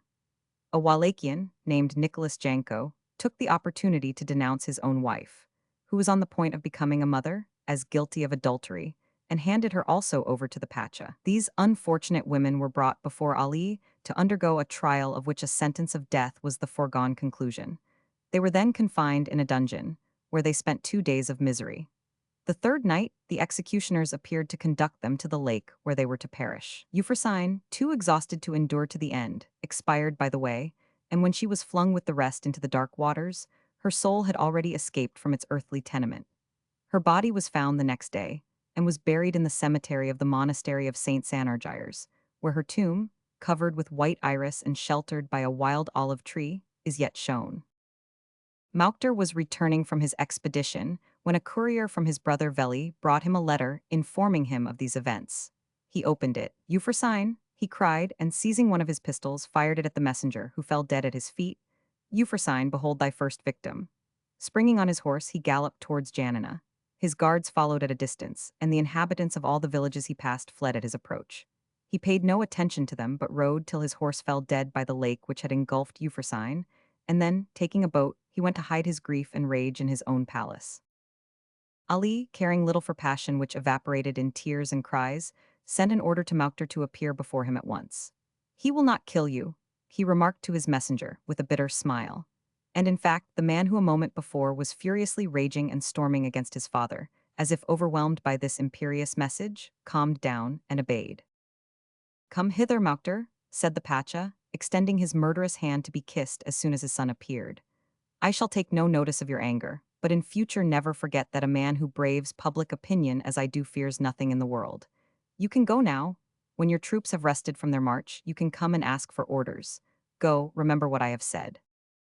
Maukter retired as submissively as if he had just received pardon for some serious crime, and found no better consolation than to spend the night with Veli in drinking and debauchery. But a day was to come when the brothers, alike outraged by their father, would plot and carry out a terrible vengeance. However, the Porte began to take umbrage at the continual aggrandizement of the Pacha of Janina. Not daring openly to attack so formidable a vassal, the Sultan sought by underhand means to diminish his power, and under the pretext that Ali was becoming too old for the labor of so many offices, the government of Thessaly was withdrawn from him. But to show that this was not done in enmity, the province was entrusted to his nephew, Elmas Bey, son of Suleiman and Chainitza. Chainitza, fully as ambitious as her brother, could not contain her delight at the idea of governing in the name of her son, who was weak and gentle in character, and accustomed to obey her implicitly. She asked her brother's permission to go to Trikala to be present at the installation, and obtained it to everybody's astonishment, for no one could imagine that Ali would peacefully renounce so important a government as that of Thessaly. However, he dissembled so skillfully that everyone was deceived by his apparent resignation, and applauded his magnanimity, when he provided his sister with a brilliant escort to conduct her to the capital of the province of which he had just been deprived in favor of his nephew. He sent letters of congratulation to the latter, as well as magnificent presents, among them a splendid pelisse of black fox, which had cost more than 100,000 francs of Western money.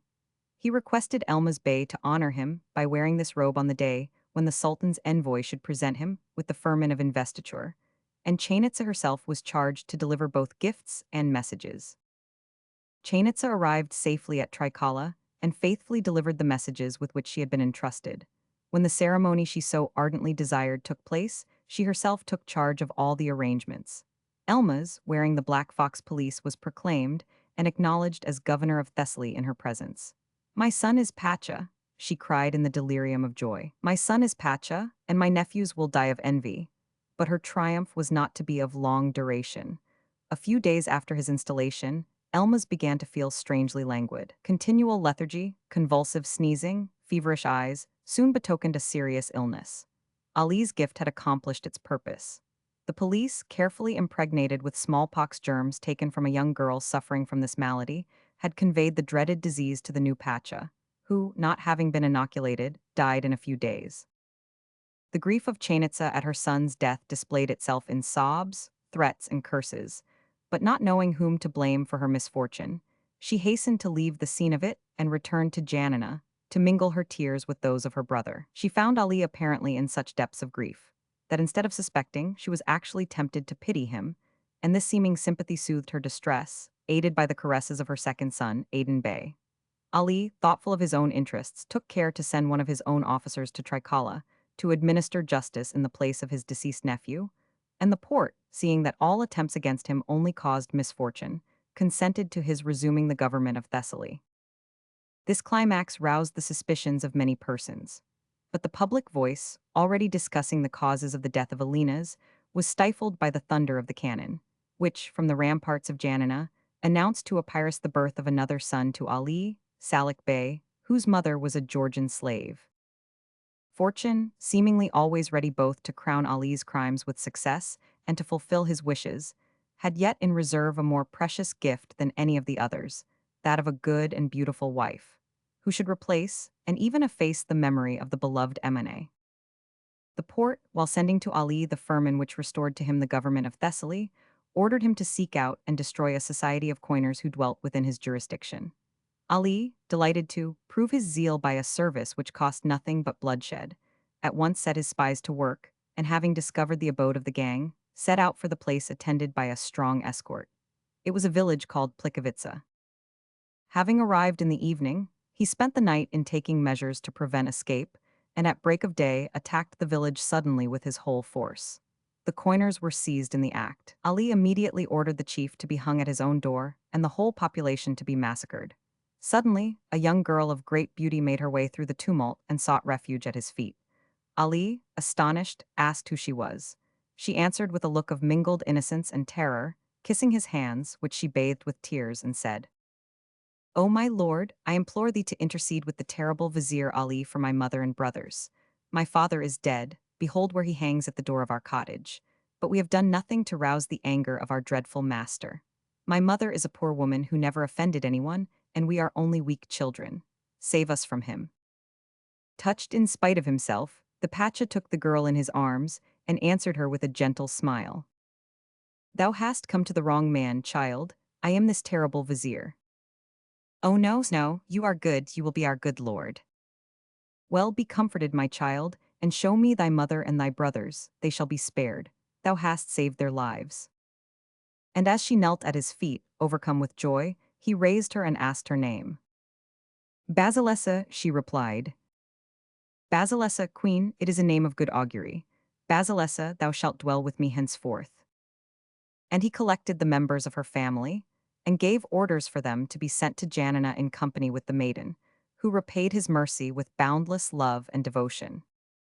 Let us mention one trait of gratitude shown by Ali at the end of this expedition, and his record of good deeds is then closed. Compelled by a storm to take refuge in a miserable hamlet, he inquired its name, and on hearing it appeared surprised and thoughtful, as if trying to recall lost memories. Suddenly he asked if a woman named Nusa dwelt in the village, and was told there was an old, infirm woman of that name in great poverty. He ordered her to be brought before him. She came and prostrated herself in terror.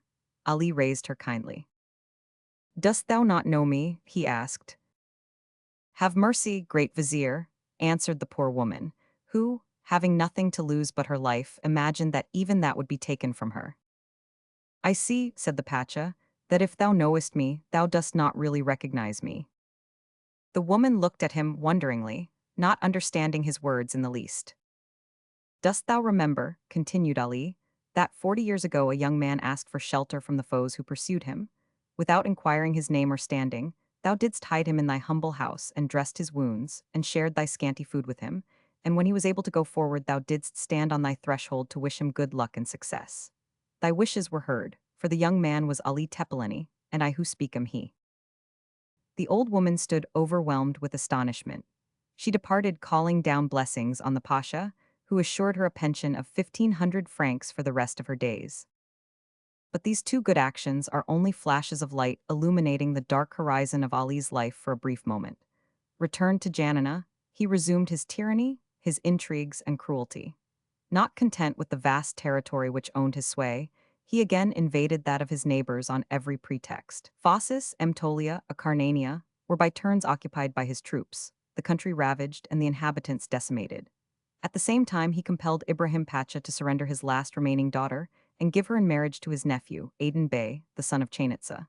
This new alliance with a family he had so often attacked and despoiled gave him fresh arms against it, whether by being enabled better to watch the Pasha's sons, or to entice them into some snare with greater ease. Whilst he thus married his nephew, he did not neglect the advancement of his sons. By the aid of the French ambassador, whom he had convinced of his devotion to the Emperor Napoleon, he succeeded in getting the Pachalik of Mora bestowed on Veli, and that of Lepanto on Mauctor. But as in placing his sons in these exalted positions his only aim was to aggrandize and consolidate his own power, he himself ordered their retinues, giving them officers of his own choosing. When they departed to their governments, he kept their wives, their children, and even their furniture as pledges, saying that they ought not to be encumbered with domestic establishments in time of war, Turkey just then being at open war with England. He also made use of this opportunity to get rid of people who displeased him, among others, of a certain Ismail Pacho Bey, who had been alternately both tool and enemy, whom he made secretary to his son Veli, professedly as a pledge of reconciliation and favor, but really in order to despoil him more easily of the considerable property which he possessed at Janina. Pacha was not deceived and showed his resentment openly. "The wretch banishes me," he cried, pointing out Ali, who was sitting at a window in the palace. "He sends me away in order to rob me, but I will avenge myself whatever happens, and I shall die content if I can procure his destruction at the price of my own." Continually increasing his power, Ali endeavored to consolidate it permanently. He had entered by degrees into secret negotiations with all the great powers of Europe, hoping in the end to make himself independent and to obtain recognition as Prince of Greece. A mysterious and unforeseen incident betrayed this to the Porte, and furnished actual proofs of his treason in letters confirmed by Ali's own seal. The Sultan Selim immediately sent to Janina a kapijibaki, or plenipotentiary, to examine into the case and try the delinquent. Arrived at Janina, this officer placed before Ali the proofs of his understanding with the enemies of the state. Ali was not strong enough to throw off the mask, and yet could not deny such overwhelming evidence. He determined to obtain time. "No wonder," said he, "that I appear guilty in the eyes of His Highness. This seal is certainly mine, I cannot deny it, but the writing is not that of my secretaries, and the seal must have been obtained and used to sign these guilty letters in order to ruin me. I pray you to grant me a few days in order to clear up this iniquitous mystery, which compromises me in the eyes of my master the Sultan and of all good Mohammedans. May Allah grant me the means of proving my innocence, which is as pure as the rays of the sun, although everything seems against me." After this conference, Ali, pretending to be engaged in a secret inquiry, considered how he could legally escape from this predicament. He spent some days in making plans which were given up as soon as formed, until his fertile genius at length suggested a means of getting clear of one of the greatest difficulties in which he had ever found himself. Sending for a Greek whom he had often employed, he addressed him thus: "Thou knowest I have always shown thee favor, and the day is arrived when thy fortune shall be made.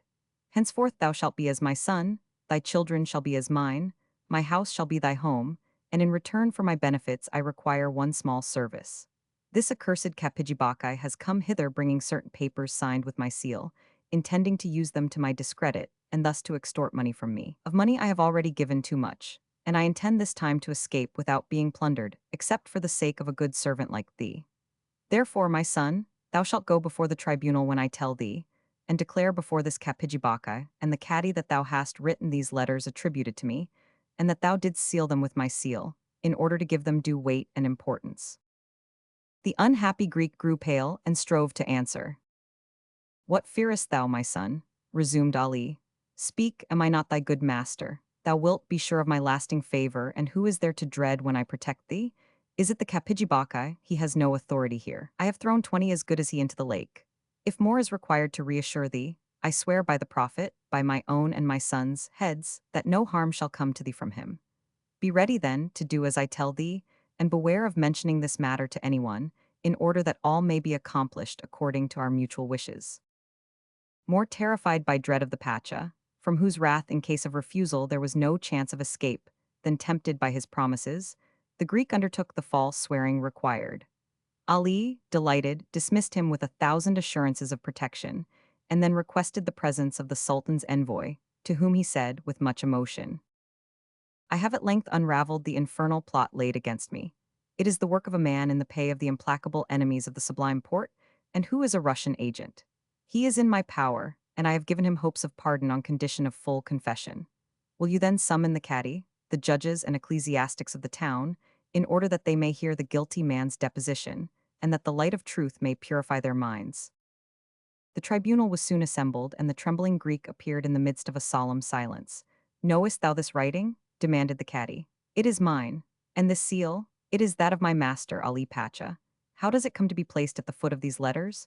I did this by order of my chief, abusing the confidence of my master, who occasionally allowed me to use it to sign his orders.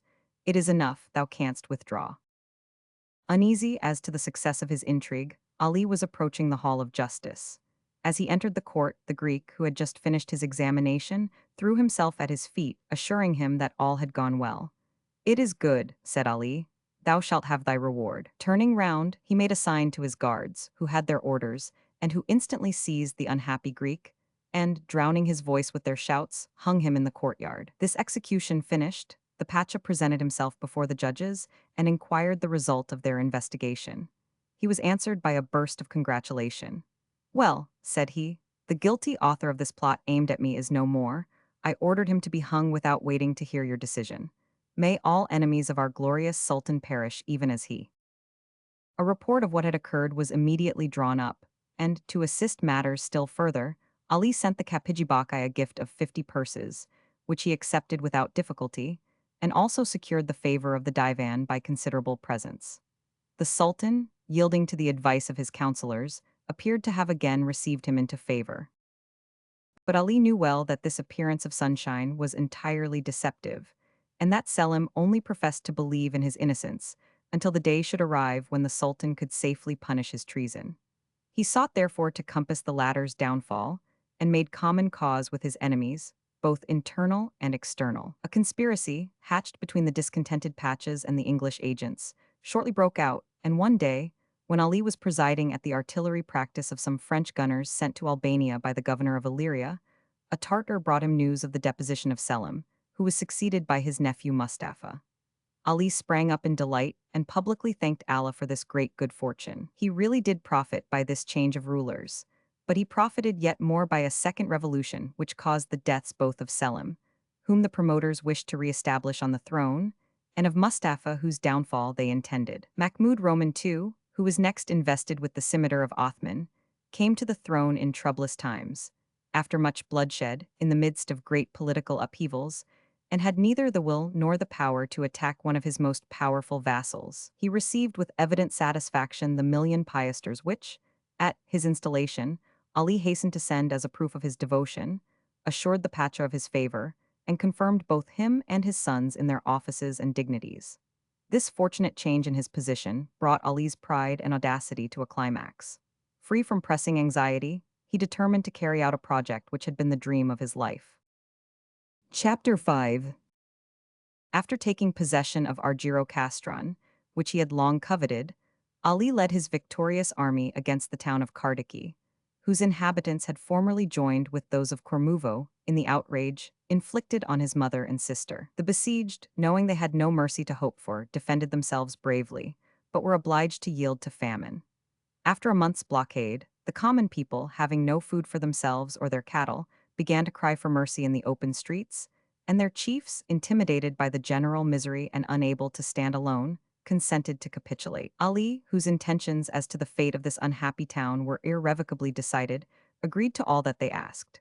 A treaty was signed by both parties, and solemnly sworn to on the Quran, in virtue of which 72 beys, heads of the principal Albanian families, were to go to Janina as free men, and fully armed. They were to be received with the honors due to their rank as free tenants of the Sultan, their lives and their families were to be spared, and also their possessions. The other inhabitants of Kardiki, being Mohammedans and therefore brothers of Ali, were to be treated as friends and retain their lives and property. On these conditions, a quarter of the town was to be occupied by the victorious troops.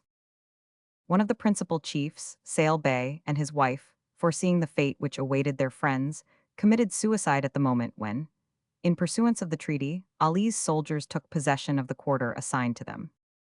Ali received the 72 beys with all marks of friendship when they arrived at Janina. He lodged them in a palace on the lake, and treated them magnificently for some days. But soon, having contrived on some pretext to disarm them, he had them conveyed, loaded with chains, to a Greek convent on an island in the lake, which was converted into a prison. The day of vengeance not having fully arrived, he explained this breach of faith by declaring that the hostages had attempted to escape. The popular credulity was satisfied by this explanation, and no one doubted the good faith of the Pacha when he announced that he was going to Kardiki to establish a police and fulfill the promises he had made to the inhabitants. Even the number of soldiers he took excited no surprise, as Ali was accustomed to travel with a very numerous suite. After 3 days' journey, he stopped at Libakovo, where his sister had resided since the death of Aden Bey, her second son, cut off recently by witness. What passed in the long interview they had no one knew, but it was observed that Chainitz's tears, which till then had flowed incessantly, stopped as if by magic, and her women, who were wearing mourning, received an order to attire themselves as for a festival. Feasting and dancing, begun in Ali's honor, did not cease after his departure. He spent the night at Chindiria, a castle built on a rock, whence the town of Kardiki was plainly visible. Next day at daybreak, Ali dispatched an usher to summon all the male inhabitants of Kardiki to appear before Chindiria, in order to receive assurances of the Pacha's pardon and friendship. The Kardikiotes at once divined that this injunction was the precursor of a terrible vengeance. The whole town echoed with cries and groans. The mosques were filled with people praying for deliverance. The appointed time arrived, they embraced each other as if parting forever, and then the men, unarmed, in number 670, started for Chindiria. At the gate of the town, they encountered a troop of Albanians, who followed as if to escort them, and which increased in number as they proceeded. Soon they arrived in the dread presence of Ali Pacha. Grouped in formidable masses around him stood several thousand of his fierce soldiery. The unhappy Kardikiotes realized their utter helplessness, and saw that they, their wives and children, were completely at the mercy of their implacable enemy. They fell prostrate before the Pacha, and with all the fervor which the utmost terror could inspire, implored him to grant them a generous pardon. Ali for some time silently enjoyed the pleasure of seeing his ancient enemies lying before him prostrate in the dust. He then desired them to rise, reassured them, called them brothers, sons, friends of his heart. Distinguishing some of his old acquaintances, he called them to him, spoke familiarly of the days of their youth, of their games, their early friendships, and pointing to the young men, said, with tears in his eyes, "The discord which has divided us for so many years has allowed children, not born at the time of our dissension, to grow into men. I have lost the pleasure of watching the development of the offspring of my neighbors and the early friends of my youth, and of bestowing benefits on them, but I hope shortly to repair the natural results of our melancholy divisions." He then made them splendid promises, and ordered them to assemble in a neighboring caravanserai, where he wished to give them a banquet in proof of reconciliation. Passing from the depths of despair to transports of joy, the Kardikiotes repaired gaily to the caravanserai, heaping blessings on the Pacha, and blaming each other for having ever doubted his good faith. Ali was carried down from Chindiria in a litter, attended by his courtiers, who celebrated his clemency in pompous speeches, to which he replied with gracious smiles. At the foot of the steep descent he mounted his horse, and, followed by his troops, rode towards the caravanserai. Alone and in silence he rode twice round it. Then, returning to the gate which had just been closed by his order, he pulled up his horse, and signing to his own bodyguard to attack the building, "Slay them," he cried in a voice of thunder. The guards remained motionless in surprise and horror. Then as the Pacha, with a roar, repeated his order, they indignantly flung down their arms. In vain he harangued, flattered, or threatened them. Some preserved a sullen silence, others ventured to demand mercy. Then he ordered them away, and calling on the Christian Mirdites who served under his banner, "To you, brave Latins," he cried, "I will now entrust the duty of exterminating the foes of my race. Avenge me, and I will reward you magnificently." A confused murmur rose from the ranks. Ali imagined they were consulting as to what recompense should be required as the price of such deed.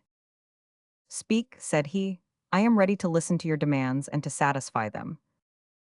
Then the Mirdite leader came forward and threw back the hood of his black cloak.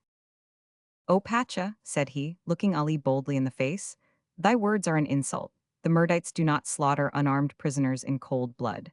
Release the Kardikiotes, give them arms, and we will fight them to the death. But we serve thee as soldiers and not as executioners." At these words, which the black-cloaked battalion received with applause, Ali thought himself betrayed, and looked around with doubt and mistrust. Fear was nearly taking the place of mercy. Words of pardon were on his lips, when a certain Athanasius Vea, a Greek schismatic and a favorite of the Pachas, whose illegitimate son he was supposed to be, advanced at the head of the scum of the army and offered to carry out the death sentence. Ali applauded his zeal, gave him full authority to act, and spurred his horse to the top of a neighboring hill, the better to enjoy the spectacle. The Christian Murdites and the Mohammedan guards knelt together to pray for the miserable Kardikiotes, whose last hour had come. The caravanserai where they were shut in was square enclosure, open to the sky, and intended to shelter herds of buffaloes. The prisoners, having heard nothing of what passed outside, were astonished to behold Athanasius Vea and his troop appearing on the top of the wall. They did not long remain in doubt. Ali gave the signal by a pistol shot, and a general fusillade followed. Terrible cries echoed from the court. The prisoners, terrified, wounded, crowded one upon another for shelter. Some ran frantically hither and thither in this enclosure with no shelter and no exit, until they fell, struck down by bullets. Some tried to climb the walls in hope of either escape or vengeance, only to be flung back by either scimitars or muskets. It was a terrible scene of despair and death.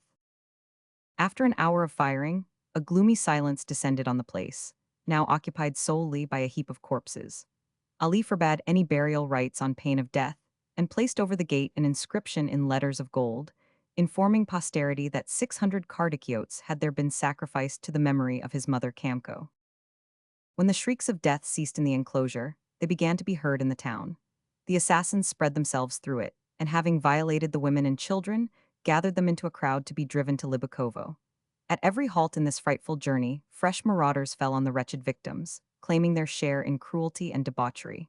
At length they arrived at their destination, where the triumphant and implacable Chainitza awaited them. As after the taking of Kormuvo, she compelled the women to cut off their hair and to stuff with it a mattress on which she lay.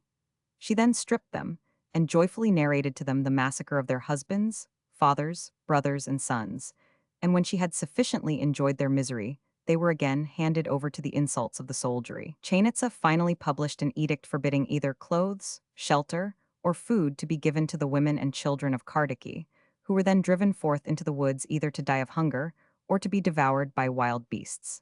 As to the 72 hostages, Ali put them all to death when he returned to Janina.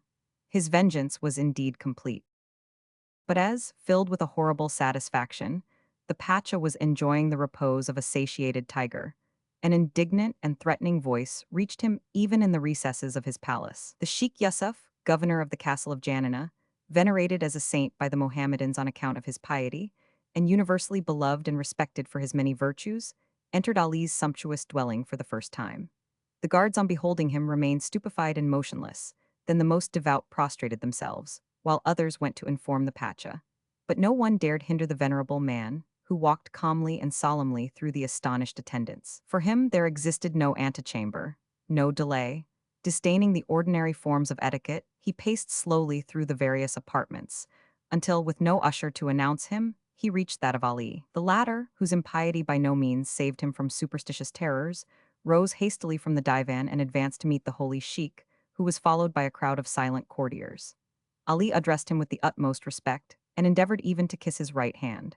Yusuf hastily withdrew it, covered it with his mantle, and signed to the Pacha to seat himself. Ali mechanically obeyed, and waited in solemn silence to hear the reason of this unexpected visit. Yusuf desired him to listen with all attention, and then reproached him for his injustice and rapine, his treachery and cruelty, with such vivid eloquence that his hearers dissolved in tears. Ali, though much dejected, alone preserved his equanimity, until at length the sheikh accused him of having caused the death of Emine. He then grew pale, and rising, cried with terror, "Alas, my father, whose name do you now pronounce? Pray for me, or at least do not sink me to Gehenna with your curses." "There is no need to curse thee," answered Yusuf. "Thine own crimes bear witness against thee. Allah has heard their cry. He will summon thee, judge thee, and punish thee eternally. Tremble, for the time is at hand. Thine hour is coming, is coming, is coming." Casting a terrible glance at the Pacha, the holy man turned his back on him and stalked out of the apartment without another word. Ali, in terror, demanded 1,000 pieces of gold, put them in a white satin purse, and himself hastened with them to overtake the sheikh, imploring him to recall his threats. But Yusuf deigned no answer, and arrived at the threshold of the palace, shook off the dust of his feet against it. Ali returned to his apartment sad and downcast, and many days elapsed before he could shake off the depression caused by this scene. But soon, he felt more ashamed of his inaction than of the reproaches which had caused it, and on the first opportunity, resumed his usual mode of life. The occasion was the marriage of Maustai, Pacha of Skadra, with the eldest daughter of Veli Pacha, called the Princess of Aulis, because she had for dowry whole villages in that district. Immediately after the announcement of this marriage, Ali set on foot a sort of saturnalia, about the details of which there seemed to be as much mystery as if he had been preparing an assassination. All at once, as if by a sudden inundation, the very scum of the earth appeared to spread over Janina. The populace, as if trying to drown their misery, plunged into a drunkenness which simulated pleasure. Disorderly bands of mountebanks from the depths of Raumelia traversed the streets, the bazaars and public places. Flocks and herds, with fleeces dyed scarlet and gilded horns, were seen on all the roads driven to the court by peasants under the guidance of their priests. Bishops, abbots, ecclesiastics generally, were compelled to drink, and to take part in ridiculous and indecent dances, Ali apparently thinking to raise himself by degrading his more respectable subjects. Day and night these spectacles succeeded each other with increasing rapidity. The air resounded with firing, songs, cries, music, and the roaring of wild beasts in shows. Enormous spits, loaded with meat, smoked before huge braziers, and wine ran in floods at tables prepared in the palace courts. Troops of brutal soldiers drove workmen from their labor with whips, and compelled them to join in the entertainments. Dirty and impudent jugglers invaded private houses, and pretending that they had orders from the Pacha to display their skill, carried boldly off whatever they could lay their hands upon. Ali saw the general demoralization with pleasure, especially as it tended to the gratification of his avarice. Every guest was expected to bring to the palace gate a gift in proportion to his means, and foot officers watched to see that no one forgot this obligation. At length, on the 19th day, Ali resolved to crown the feast by an orgy worthy of himself. He caused the galleries and halls of his castle, by the lake, to be decorated with unheard-of splendor, and 1,500 guests assembled for a solemn banquet. The Pacha appeared in all his glory, surrounded by his noble attendants and courtiers, and seating himself on a dais raised above this base crowd which trembled at his glance, gave the signal to begin. At his voice, vice plunged into its most shameless diversions, and the wine-steeped wings of debauchery outspread themselves over the feast. All tongues were at their freest, all imaginations ran wild, all evil passions were at their height, when suddenly the noise ceased and the guests clung together in terror. A man stood at the entrance of the hall, pale, disordered, and wild-eyed, clothed in torn and blood-stained garments. As everyone made way at his approach, he easily reached the Pacha, and prostrating himself at his feet, presented a letter. Ali opened and rapidly perused it. His lips trembled, his eyebrows met in a terrible frown, the muscles of his forehead contracted alarmingly. He vainly endeavored to smile and to look as if nothing had happened. His agitation betrayed him, and he was obliged to retire, after desiring a herald to announce that he wished the banquet to continue. Now for the subject of the message, and the cause of the dismay it produced. In Chapter 6, Ali had long cherished a violent passion for Zobeide, the wife of his son Veli Pacha. Having vainly attempted to gratify it after his son's departure, and being indignantly repulsed, he had recourse to drugs, and the unhappy Zobeide remained in ignorance of her misfortune until she found she was pregnant. Then, half avowals from her women, compelled to obey the Pacha from fear of death, mixed with confused memories of her own, revealed the whole terrible truth. Not knowing in her despair which way to turn, she wrote to Ali, entreating him to visit the harem. As head of the family, he had a right to enter, being supposed responsible for the conduct of his sons, families, no lawgiver having hitherto contemplated the possibility of so disgraceful a crime. When he appeared, Zobeide flung herself at his feet, speechless with grief. Ali acknowledged his guilt, pleaded the violence of his passion, wept with his victim, and entreating her to control herself and keep silence, promised that all should be made right. Neither the prayers nor tears of Zobeide could induce him to give up the intention of effacing the traces of his first crime by a second even more horrible. But the story was already whispered abroad, and Pacha Bey learnt all its details from the spies he kept in Janina.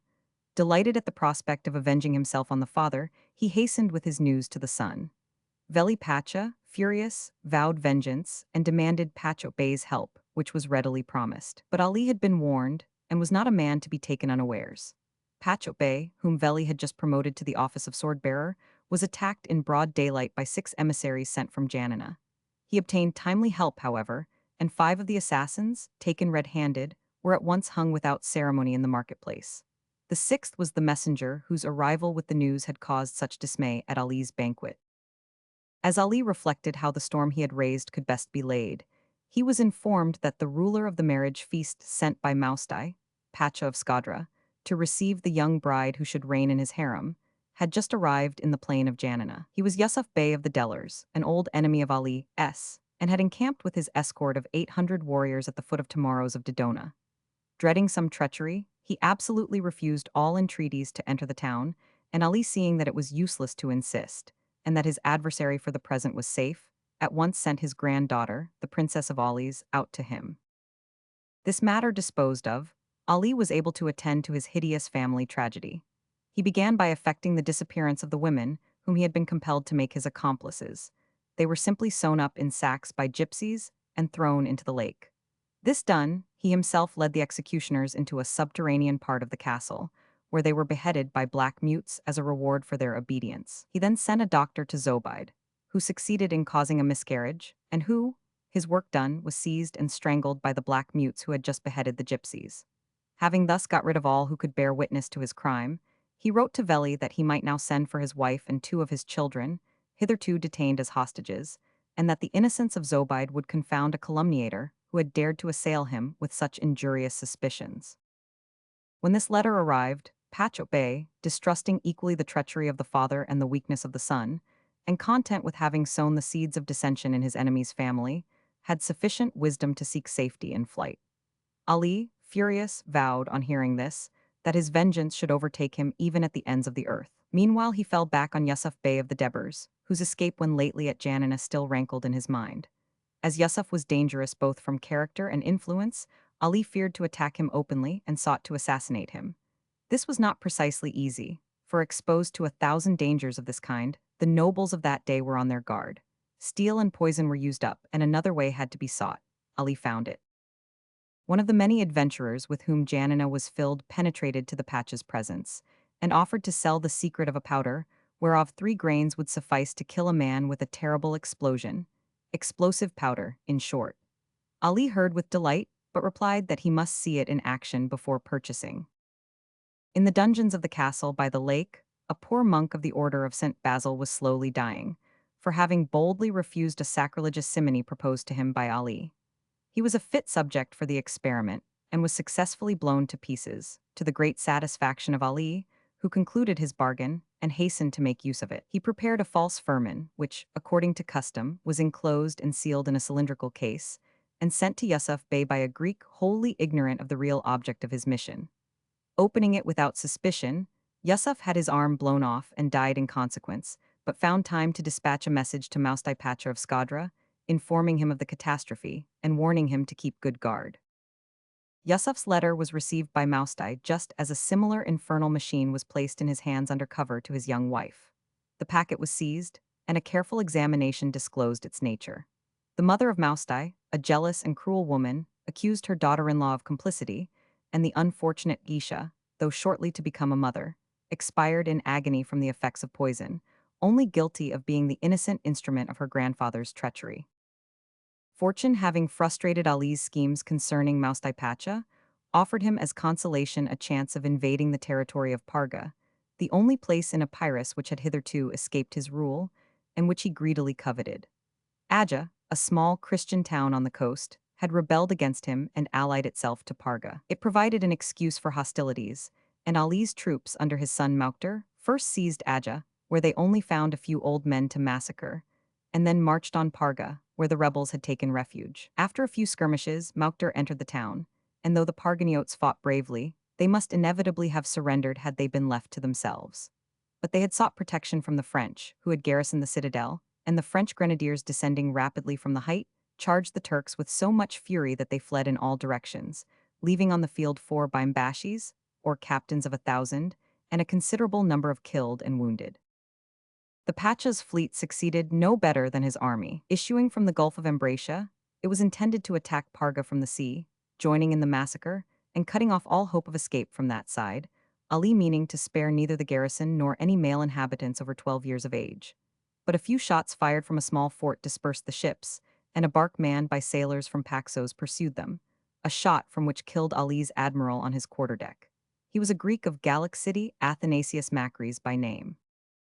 Filled with anxiety, Ali awaited news at Prevesa, where a courier, sent off at the beginning of the action, had brought him oranges gathered in the orchards of Parga.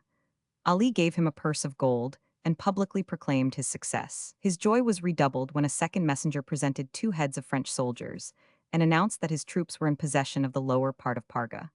Without further delay, he ordered his attendants to mount, entered his carriage, and started triumphantly on the Roman road to Nicopolis. He sent messengers to his generals, ordering them to spare the women and children of Parga, intended for his harem, and above all to take strict charge of the plunder. He was approaching the arena of Nicopolis when a third Tartar messenger informed him of the defeat of his army. Ali changed countenance and could scarcely articulate the order to return to Prevesa.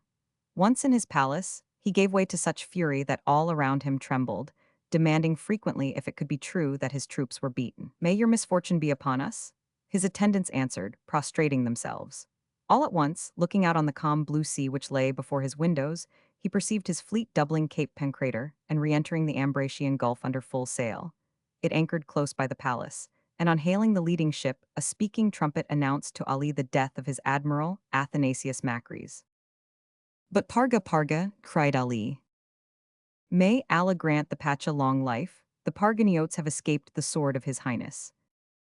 "It is the will of Allah," murmured the Pacha, whose head sank upon his breast in dejection. Arms having failed, Ali, as usual, took refuge in plots and treachery. But this time, instead of corrupting his enemies with gold, he sought to weaken them by division. Chapter 7. The French commander Nicole, surnamed the Pilgrim, on account of a journey he had once made to Mecca, had spent 6 months at Janina with a brigade of artillery which General Marmont, then commanding in the Illyrian provinces, had for a time placed at Ali's disposal. The old officer had acquired the esteem and friendship of the Pacha, whose leisure he had often amused by stories of his campaigns and various adventures, and although it was now long since they had met, he still had the reputation of being Ali's friend. Ali prepared his plans accordingly. He wrote a letter to Colonel Nicole, apparently in continuation of a regular correspondence between them, in which he thanked the colonel for his continued affection and besought him by various powerful motives to surrender Parga, of which he promised him the governorship during the rest of his life. He took good care to complete his treason by allowing the letter to fall into the hands of the chief ecclesiastics of Parga, who fell head foremost into the trap. Seeing that the tone of the letter was in perfect accordance with the former friendly relations between their French governor and the Pacha, they were convinced of the former's treachery. But the result was not as Ali had hoped. The Parganiotes resumed their former negotiations with the English, preferring to place their freedom in the hands of a Christian nation rather than to fall under the rule of a Mohammedan satrap. The English immediately sent a messenger to Colonel Nicole, offering honorable conditions of capitulation. The colonel returned a decided refusal and threatened to blow up the place if the inhabitants, whose intentions he guessed, made the slightest hostile movement. However, a few days later, the citadel was taken at night, owing to the treachery of a woman who admitted an English detachment. And the next day, to the general astonishment, the British standard floated over the Acropolis of Parga. All Greece was then profoundly stirred by a faint gleam of the dawn of liberty, and shaken by a suppressed agitation. The Bourbons again reigned in France, and the Greeks built 1,000 hopes on an event which changed the basis of the whole European policy. Above all, they reckoned on powerful assistance from Russia. But England had already begun to dread anything which could increase either the possessions or the influence of this formidable power. Above all, she was determined that the Ottoman Empire should remain intact, and that the Greek navy, beginning to be formidable, must be destroyed. With these objects in view, negotiations with Ali Pacha were resumed. The latter was still smarting under his recent disappointment, and to all overtures answered only, "Parga, I must have Parga." And the English were compelled to yield it.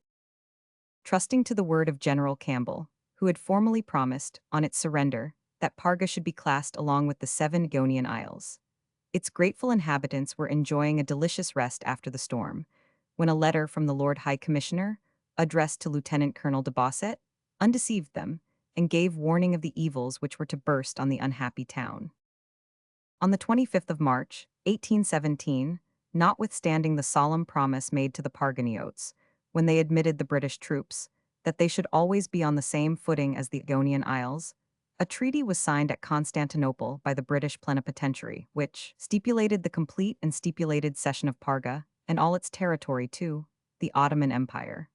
Soon there arrived at Janina Sir John Cartwright, the English consul at Patras, to arrange for the sale of the lands of the Parganiotes and discuss the conditions of their emigration. Never before had any such compact disgraced European diplomacy, accustomed hitherto to regard Turkish encroachments as simple sacrilege.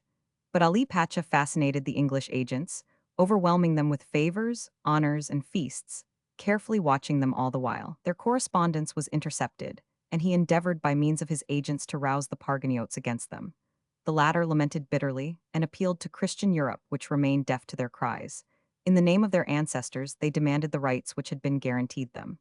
They will buy our lands, they said. Have we asked to sell them? And even if we received their value, can gold give us a country and the tombs of our ancestors? Ali Pacha invited the Lord High Commissioner of Great Britain, Sir Thomas Maitland, to a conference at Prevesa, and complained of the exorbitant price of 1,500,000, at which the commissioners had estimated Parga and its territory, including private property and church furniture. It had been hoped that Ali's avarice would hesitate at this high price, but he was not so easily discouraged. He gave a banquet for the Lord High Commissioner, which degenerated into a shameless orgy. In the midst of this drunken hilarity, the Turk and the Englishman disposed of the territory of Parga, agreeing that a fresh estimate should be made on the spot by experts chosen by both English and Turks.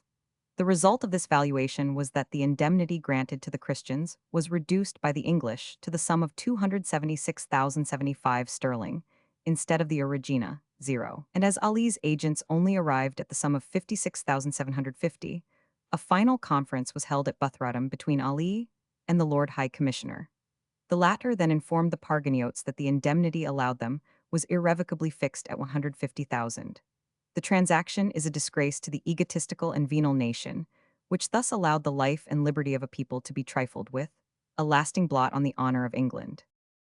The Parganiotes at first could believe neither in the infamy of their protectors nor in their own misfortune. But both were soon confirmed by a proclamation of the Lord High Commissioner, informing them that the Pacha's army was marching to take possession of the territory, which, by May 10th, must be abandoned forever. The fields were then in full bearing. In the midst of plains ripening for a rich harvest were 80,000 square feet of olive trees, alone estimated at 200,000 guineas. The sun shone in cloudless azure, the air was balmy with the scent of orange trees, of pomegranates and citrons. But the lovely country might have been inhabited by phantoms. Only hands raised to heaven and brows bent to the dust met one's eye. Even the very dust belonged no more to the wretched inhabitants. They were forbidden to take a fruit or a flower. The priests might not remove either relics or sacred images.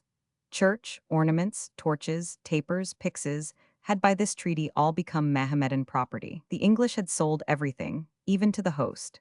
2 days more, and all must be left.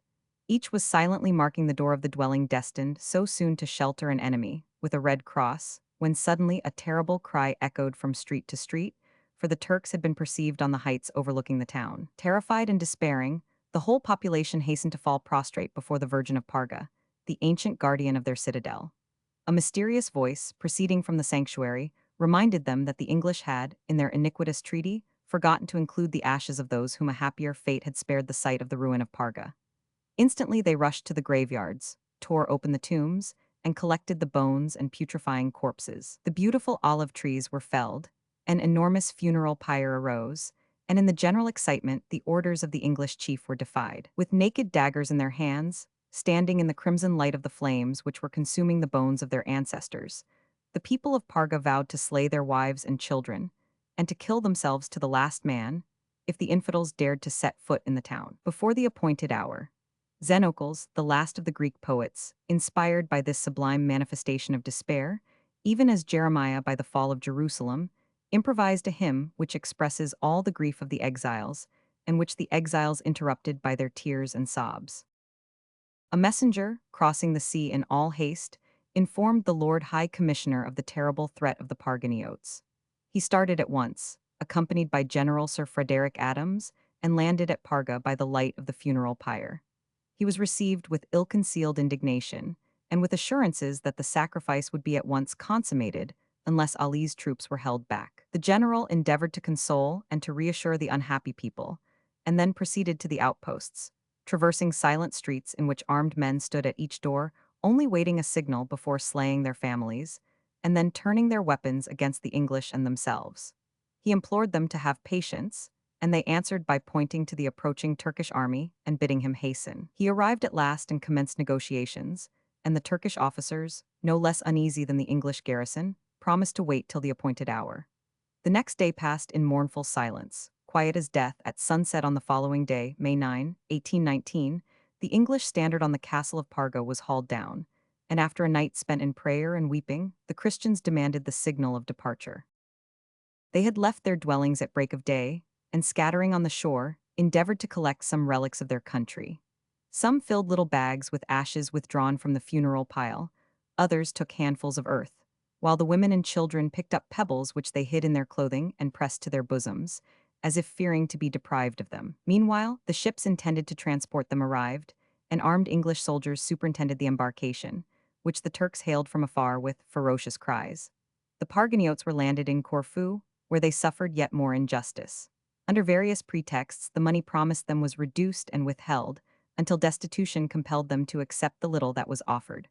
Thus closed one of the most odious transactions which modern history has been compelled to record. The satrap of Janina had arrived at the fulfillment of his wishes. In the retirement of his fairy-like palace by the lake, he could enjoy voluptuous pleasures to the full.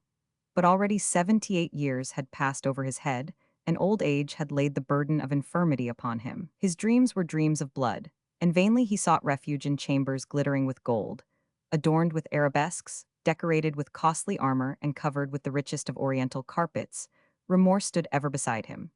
Through the magnificence which surrounded him, there constantly passed the gale spectre of Emine, leading onwards a vast procession of mournful phantoms, and the guilty Pasha buried his face in his hands and shrieked aloud for help. Sometimes, ashamed of his weakness, he endeavored to defy both the reproaches of his conscience and the opinion of the multitude, and sought to encounter criticism with bravado. If by chance he overheard some blind singer chanting in the streets the satirical verses which, faithful to the poetical and mocking genius of them ancestors, the Greeks frequently composed about him, he would order the singer to be brought, would bid him repeat his verses, and, applauding him, would relate some fresh anecdote of cruelty, saying, "Go, add that to thy tale. Let thy hearers know what I can do. Let them understand that I stop at nothing in order to overcome my foes.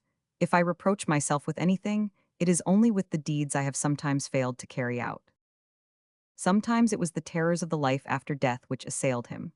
The thought of eternity brought terrible visions in its train, and Ali shuddered at the prospect of Al-Surat, that awful bridge, narrow as a spider's thread and hanging over the furnaces of hell, which a Mussulman must cross in order to arrive at the gate of paradise. He ceased to joke about Eblis, the prince of evil, and sank by degrees into profound superstition. He was surrounded by magicians and soothsayers. He consulted omens, and demanded talismans and charms from the dervishes, which he had either sewn into his garments or suspended in the most secret parts of his palace, in order to avert evil influences. A Quran was hung about his neck as a defense against the evil eye, and frequently he removed it and knelt before it, as did Louis before the leaden figures of saints which adorned his hat. He ordered a complete chemical laboratory from Venice, and engaged alchemists to distill the water of immortality, by the help of which he hoped to ascend to the planets and discover the philosopher's stone. Not perceiving any practical result of their labors, he ordered the laboratory to be burnt and the alchemists to be hung. Ali hated his fellow men. He would have liked to leave no survivors, and often regretted his inability to destroy all those who would have cause to rejoice at his death. Consequently, he sought to accomplish as much harm as he could during the time which remained to him, and for no possible reason but that of hatred, he caused the arrest of both Ibrahim Pasha, who had already suffered so much at his hands, and his son, and confined them both in a dungeon purposely constructed under the grand staircase of the castle by the lake, in order that he might have the pleasure of passing over their heads each time he left his apartments or returned to them. It was not enough for Ali merely to put to death those who displeased him. The form of punishment must be constantly varied in order to produce a fresh mode of suffering. Therefore, new tortures had to be constantly invented. Now it was a servant, guilty of absence without leave, who was bound to a stake in the presence of his sister, and destroyed by a cannon placed 6 paces off, but only loaded with powder in order to prolong the agony. Now, a Christian accused of having tried to blow up Janina by introducing mice with tinder fastened to their tails into the powder magazine, who was shut up in the cage of Ali's favorite tiger and devoured by it. The Pasha despised the human race as much as he hated it. A European having reproached him with the cruelty shown to his subjects, Ali replied, "You do not understand the race with which I have to deal. Were I to hang a criminal on yonder tree, the sight would not deter even his own brother from stealing in the crowd at its foot. If I had an old man burnt alive, his son would steal the ashes and sell them. The rabble can be governed by fear only, and I am the one man who does it successfully." His conduct perfectly corresponded to his ideas. One great feast day, 2 gypsies devoted their lives in order to avert the evil destiny of the Pasha, and, solemnly convoking on their own heads all misfortunes which might possibly befall him, cast themselves down from the palace roof. One arose with difficulty, stunned and suffering, the other remained on the ground with a broken leg. Ali gave them each 40 francs and an annuity of 2 pounds of maize daily, and considering this sufficient, took no further trouble about them. Every year, at Ramadan, a large sum was distributed in alms among poor women without distinction of sect. But Ali contrived to change this act of benevolence into a barbarous form of amusement. As he possessed several palaces in Janina at a considerable distance from each other, the one at which a distribution was to take place was each day publicly announced, and when the women had waited there for an hour or two, exposed to sun, rain, or cold, as the case might be, they were suddenly informed that they must go to some other palace at the opposite end of the town. When they got there, they usually had to wait for another hour, fortunate if they were not sent off to a third place of meeting. When the time at length arrived, an eunuch appeared, followed by Albanian soldiers armed with staves, carrying a bag of money, which he threw by handfuls right into the midst of the assembly. Then began a terrible uproar. The women rushed to catch it, upsetting each other, quarreling, fighting, and uttering cries of terror and pain, while the Albanians, pretending to enforce order, pushed into the crowd, striking right and left with their batons. The Pacha meanwhile sat at a window enjoying the spectacle, and impartially applauding all well-delivered blows, no matter whence they came. During these distributions, which really benefited no one, many women were always severely hurt, and some died from the blows they had received. Ali maintained several carriages for himself and his family, but allowed no one else to share in this prerogative. To avoid being jolted, he simply took up the pavement in Janina and the neighboring towns, with the result that in summer one was choked by dust, and in winter could hardly get through the mud. He rejoiced in the public inconvenience, and one day having to go out in heavy rain, he remarked to one of the officers of his escort, "How delightful to be driven through this in a carriage, while you will have the pleasure of following on horseback. You will be wet and dirty, whilst I smoke my pipe and laugh at your condition." He could not understand why Western sovereigns should permit their subjects to enjoy the same conveniences and amusements as themselves. "If I had a theater," he said, "I would allow no one to be present at performances except my own children, but these idiotic Christians do not know how to uphold their own dignity." There was no end to the mystifications, which it amused the Pacha to carry out with those who approached him. One day he chose to speak Turkish to a Maltese merchant who came to display some jewels. He was informed that the merchant understood only Greek and Italian. He nonetheless continued his discourse without allowing anyone to translate what he said into Greek. The Maltese at length lost patience, shut up his cases, and departed. Ali watched him with the utmost calm, and as he went out told him, still in Turkish, to come again the next day. An unexpected occurrence seemed, like the warning finger of destiny, to indicate an evil omen for the Pacha's future. "Misfortunes arrive in troops," says the forcible Turkish proverb, and a forerunner of disasters came to Ali Dacha. One morning he was suddenly roused by the Sheikh Yusuf, who had forced his way in spite of the guards. "Behold," said he, handing Ali a letter, "Allah, who punishes the guilty, has permitted thy seraglio of Tepelin to be burnt. Thy splendid palace, thy beautiful furniture, costly stuffs, cashmeres, furs, arms, all are destroyed. And it is thy youngest and best beloved son, Salik Bey himself, whose hand kindled the flames."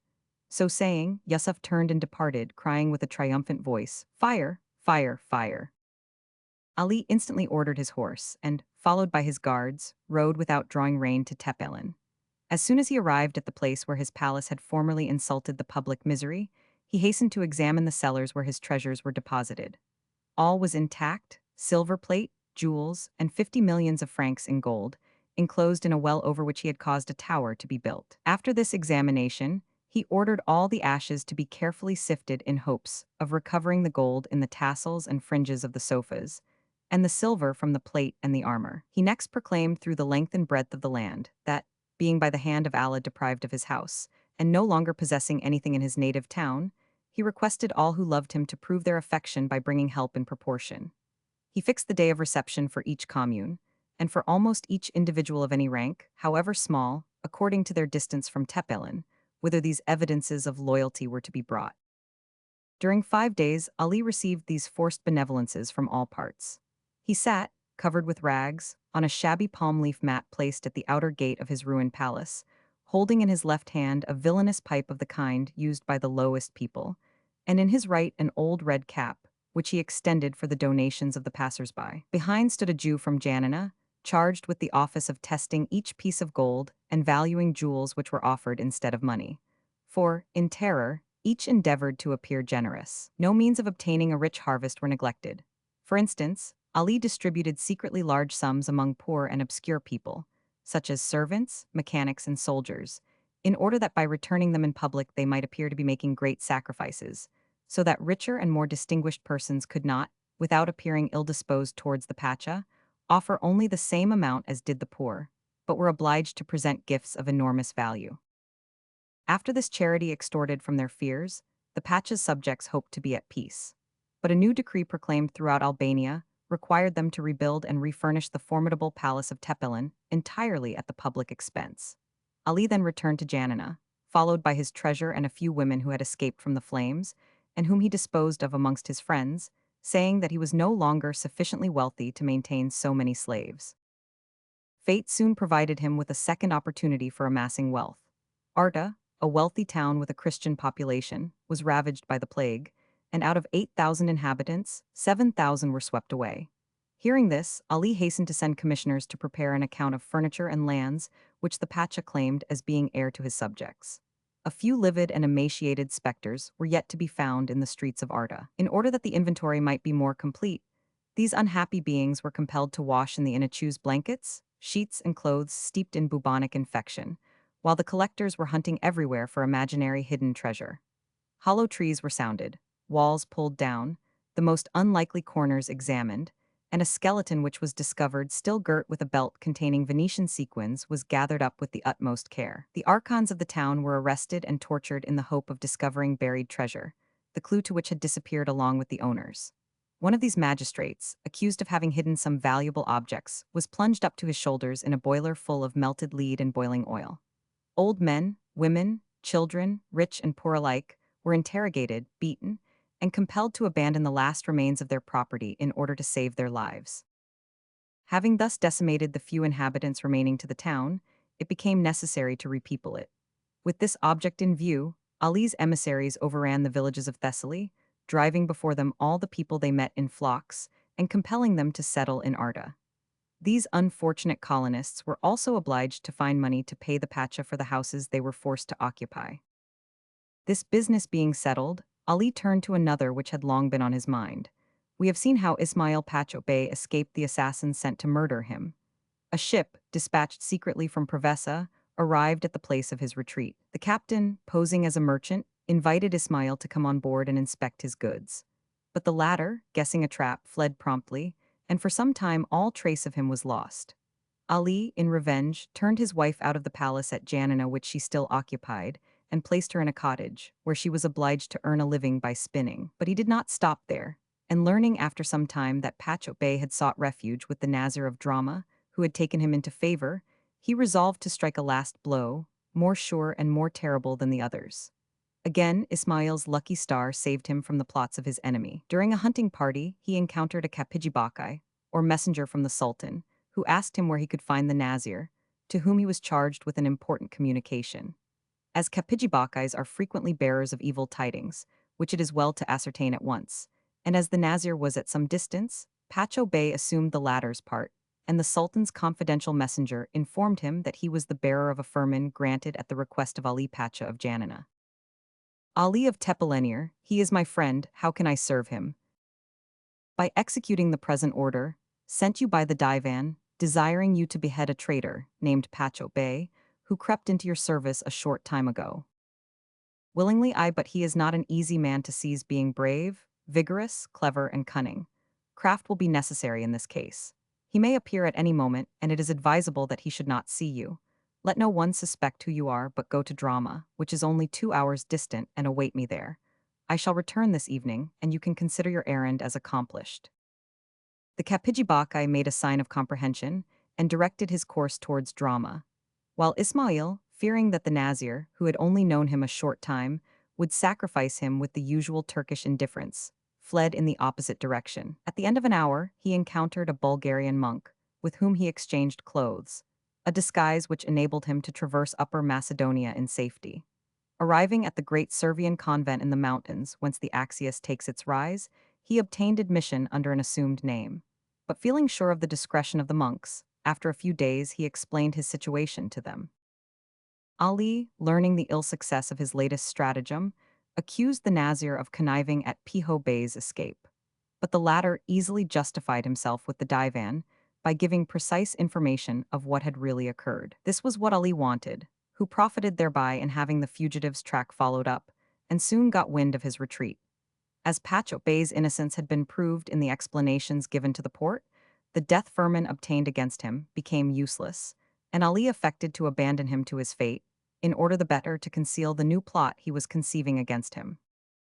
Athanasius Vea, chief assassin of the Kardikiotes, to whom Ali imparted his present plan for the destruction of Ismail, begged for the honor of putting it into execution, swearing that this time Ismail should not escape.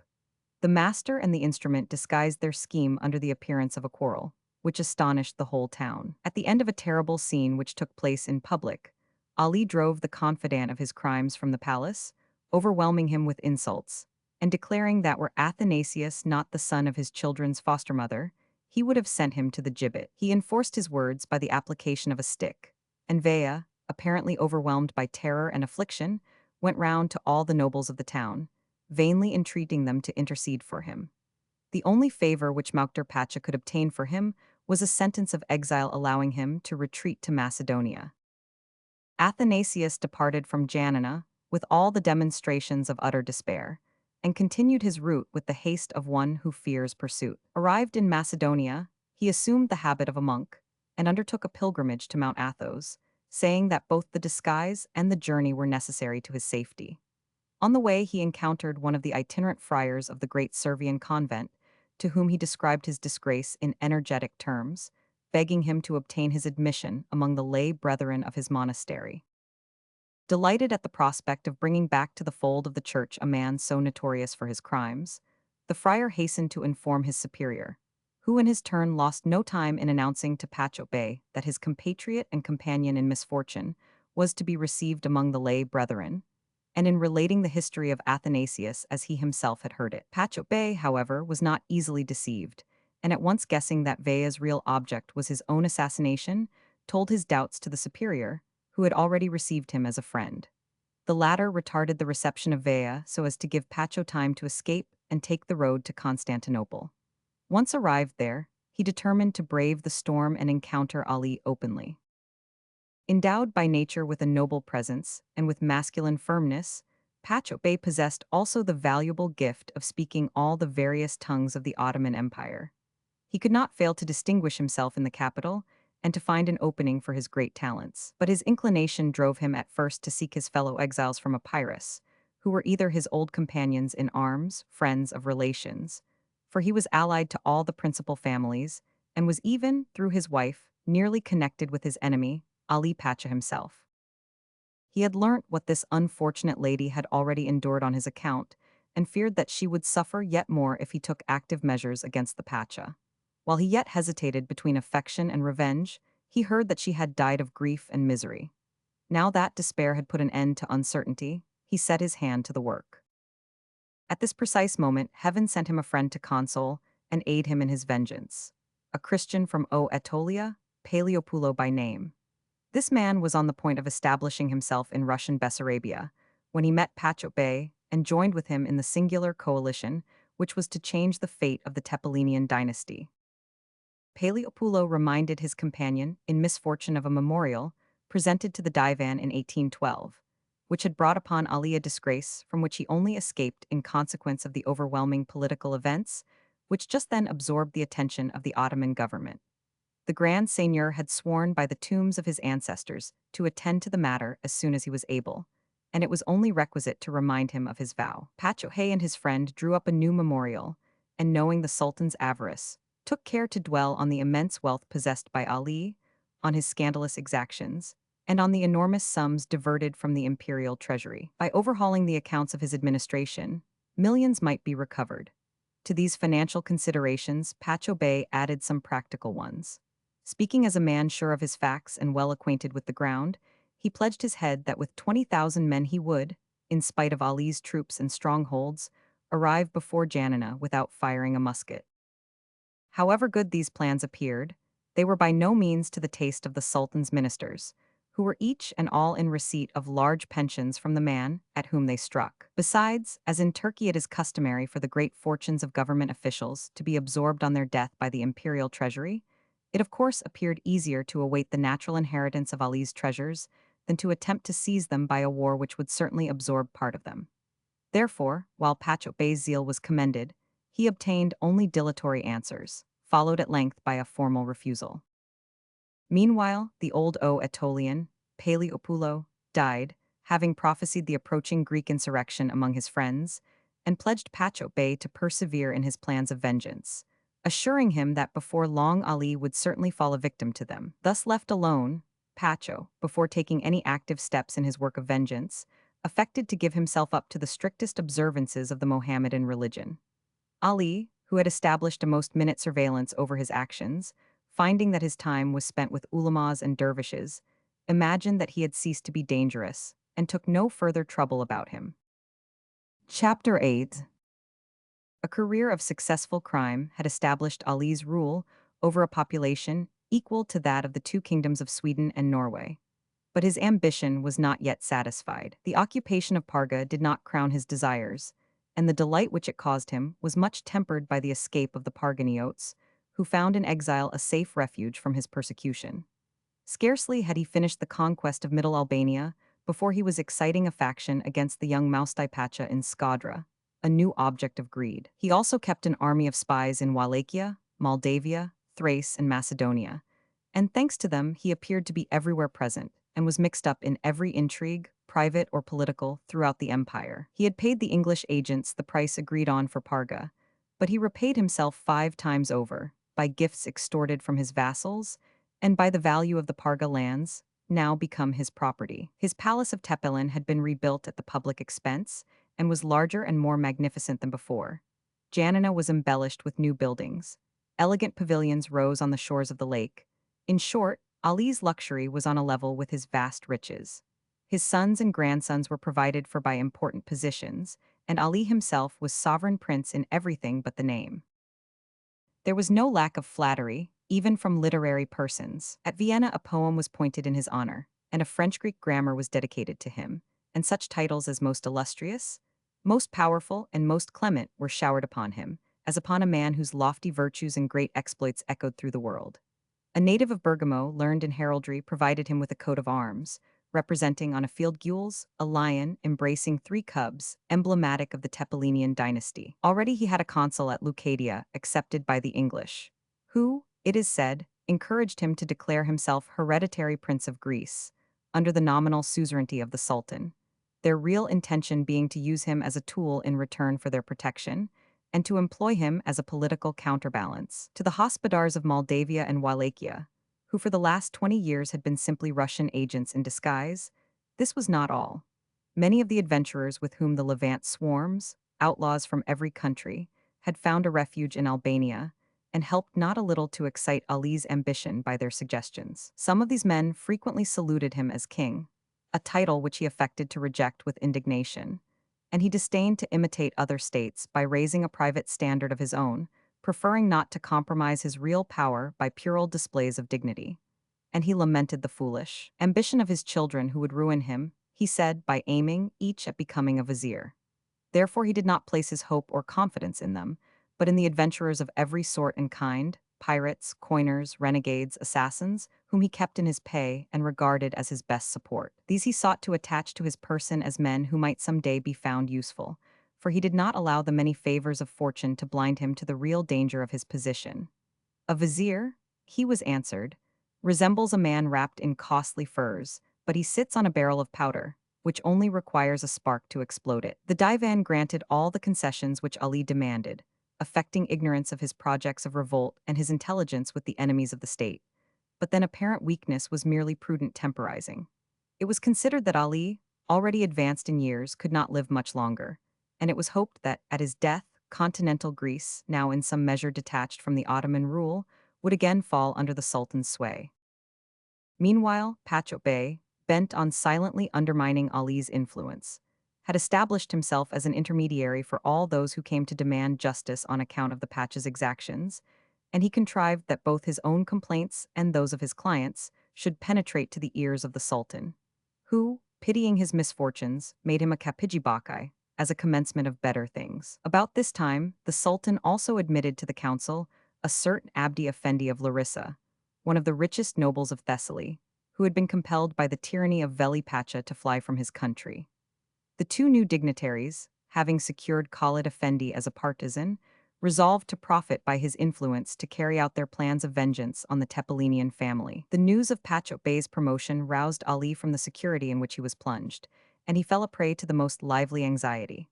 Comprehending at once the evil which this man, trained in his own school, might cause him, he exclaimed, "Ah, if heaven would only restore me the strength of my youth, I would plunge my sword into his heart even in the midst of the divan." It was not long before Ali's enemies found an extremely suitable opportunity for opening their attack.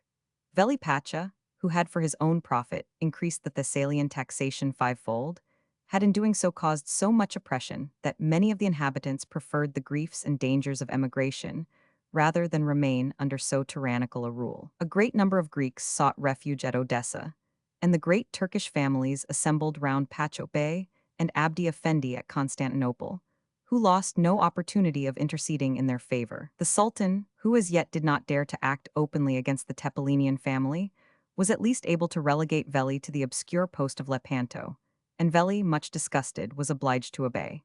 He quitted the new palace he had just built at Raypani and betook himself to the place of exile, accompanied by actors, bohemian dancers, bear leaders, and a crowd of prostitutes. Thus attacked in the person of his most powerful son, Ali thought to terrify his enemies by a daring blow. He sent 3 Albanians to Constantinople to assassinate Pacha Bey. They fell upon him as he was proceeding to the Mosque of St. Sophia, on the day on which the Sultan also went in order to be present at the Friday ceremonial prayer, and fired several shots at him. He was wounded, but not mortally. The assassins, caught red-handed, were hung at the gate of the imperial seraglio, but not before confessing that they were sent by the Pacha of Janina.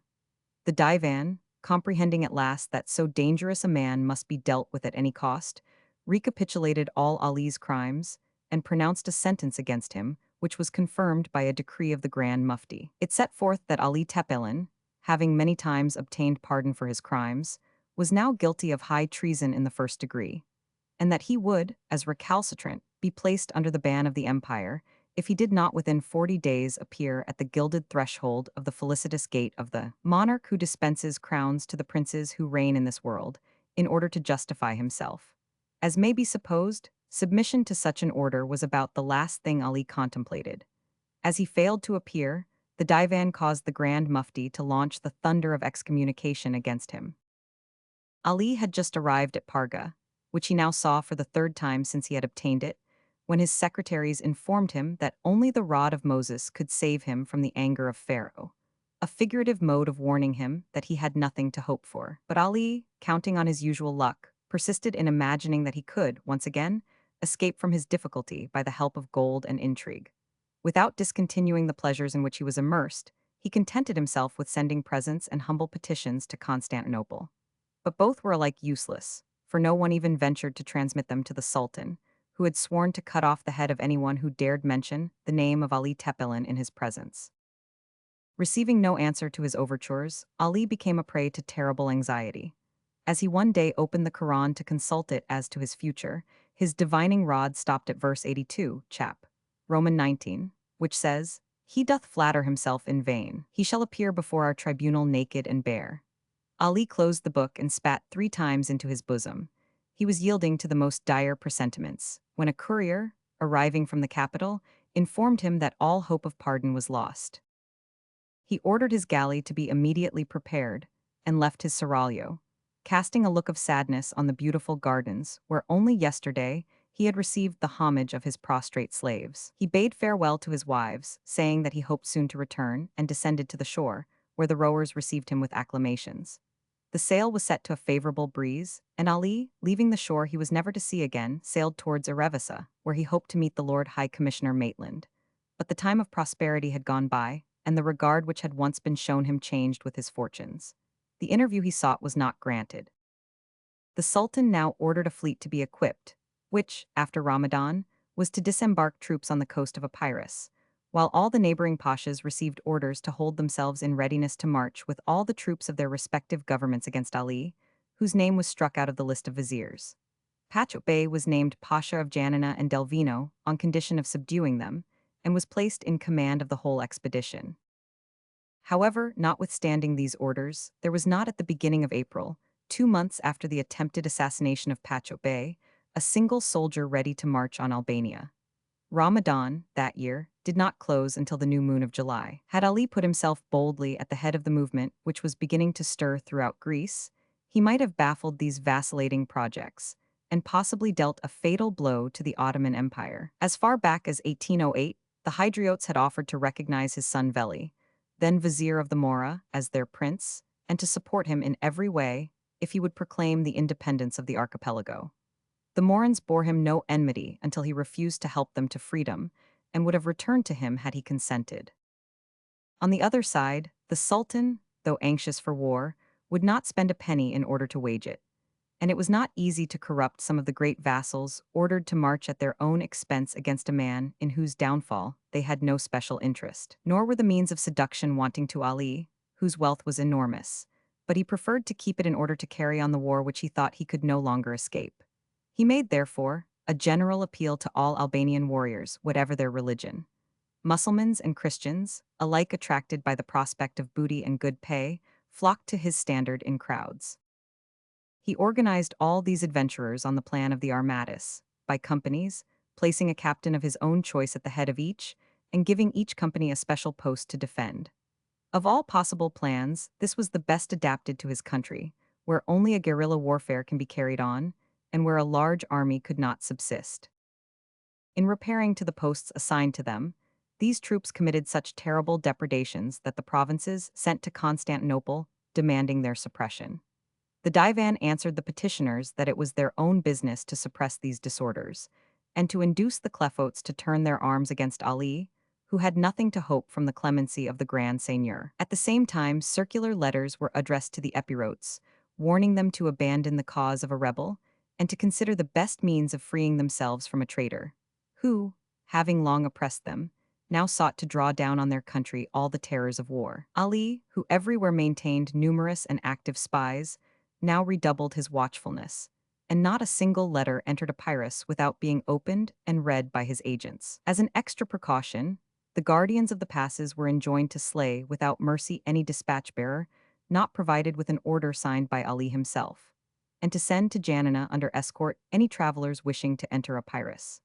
These measures were specially aimed against Suleiman Pacha, who had succeeded Veli in the government of Thessaly, and replaced Ali himself in the office of Grand Provost of the Highways. Suleiman's secretary was a Greek called Anagnordo, a native of Macedonia, whose estates Ali had seized, and who had fled with his family to escape further persecution. He had become attached to the court party, less for the sake of vengeance on Ali than to aid the cause of the Greeks, for whose freedom he worked by underhand methods.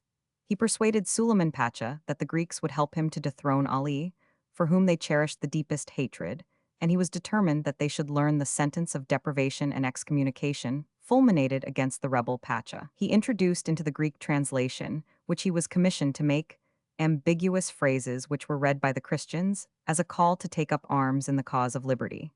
In an instant, all Hellas was up in arms. The Mohammedans were alarmed, but the Greeks gave out that it was in order to protect themselves and their property against the bands of brigands which had appeared on all sides.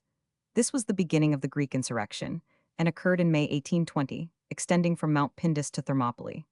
However, the Greeks, satisfied with having vindicated their right to bear arms in their own defense, continued to pay their taxes and abstained from all hostility.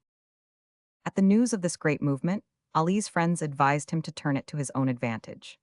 The Greeks in arms, said they, want a chief, offer yourself as their leader. They hate you, it is true, but this feeling may change.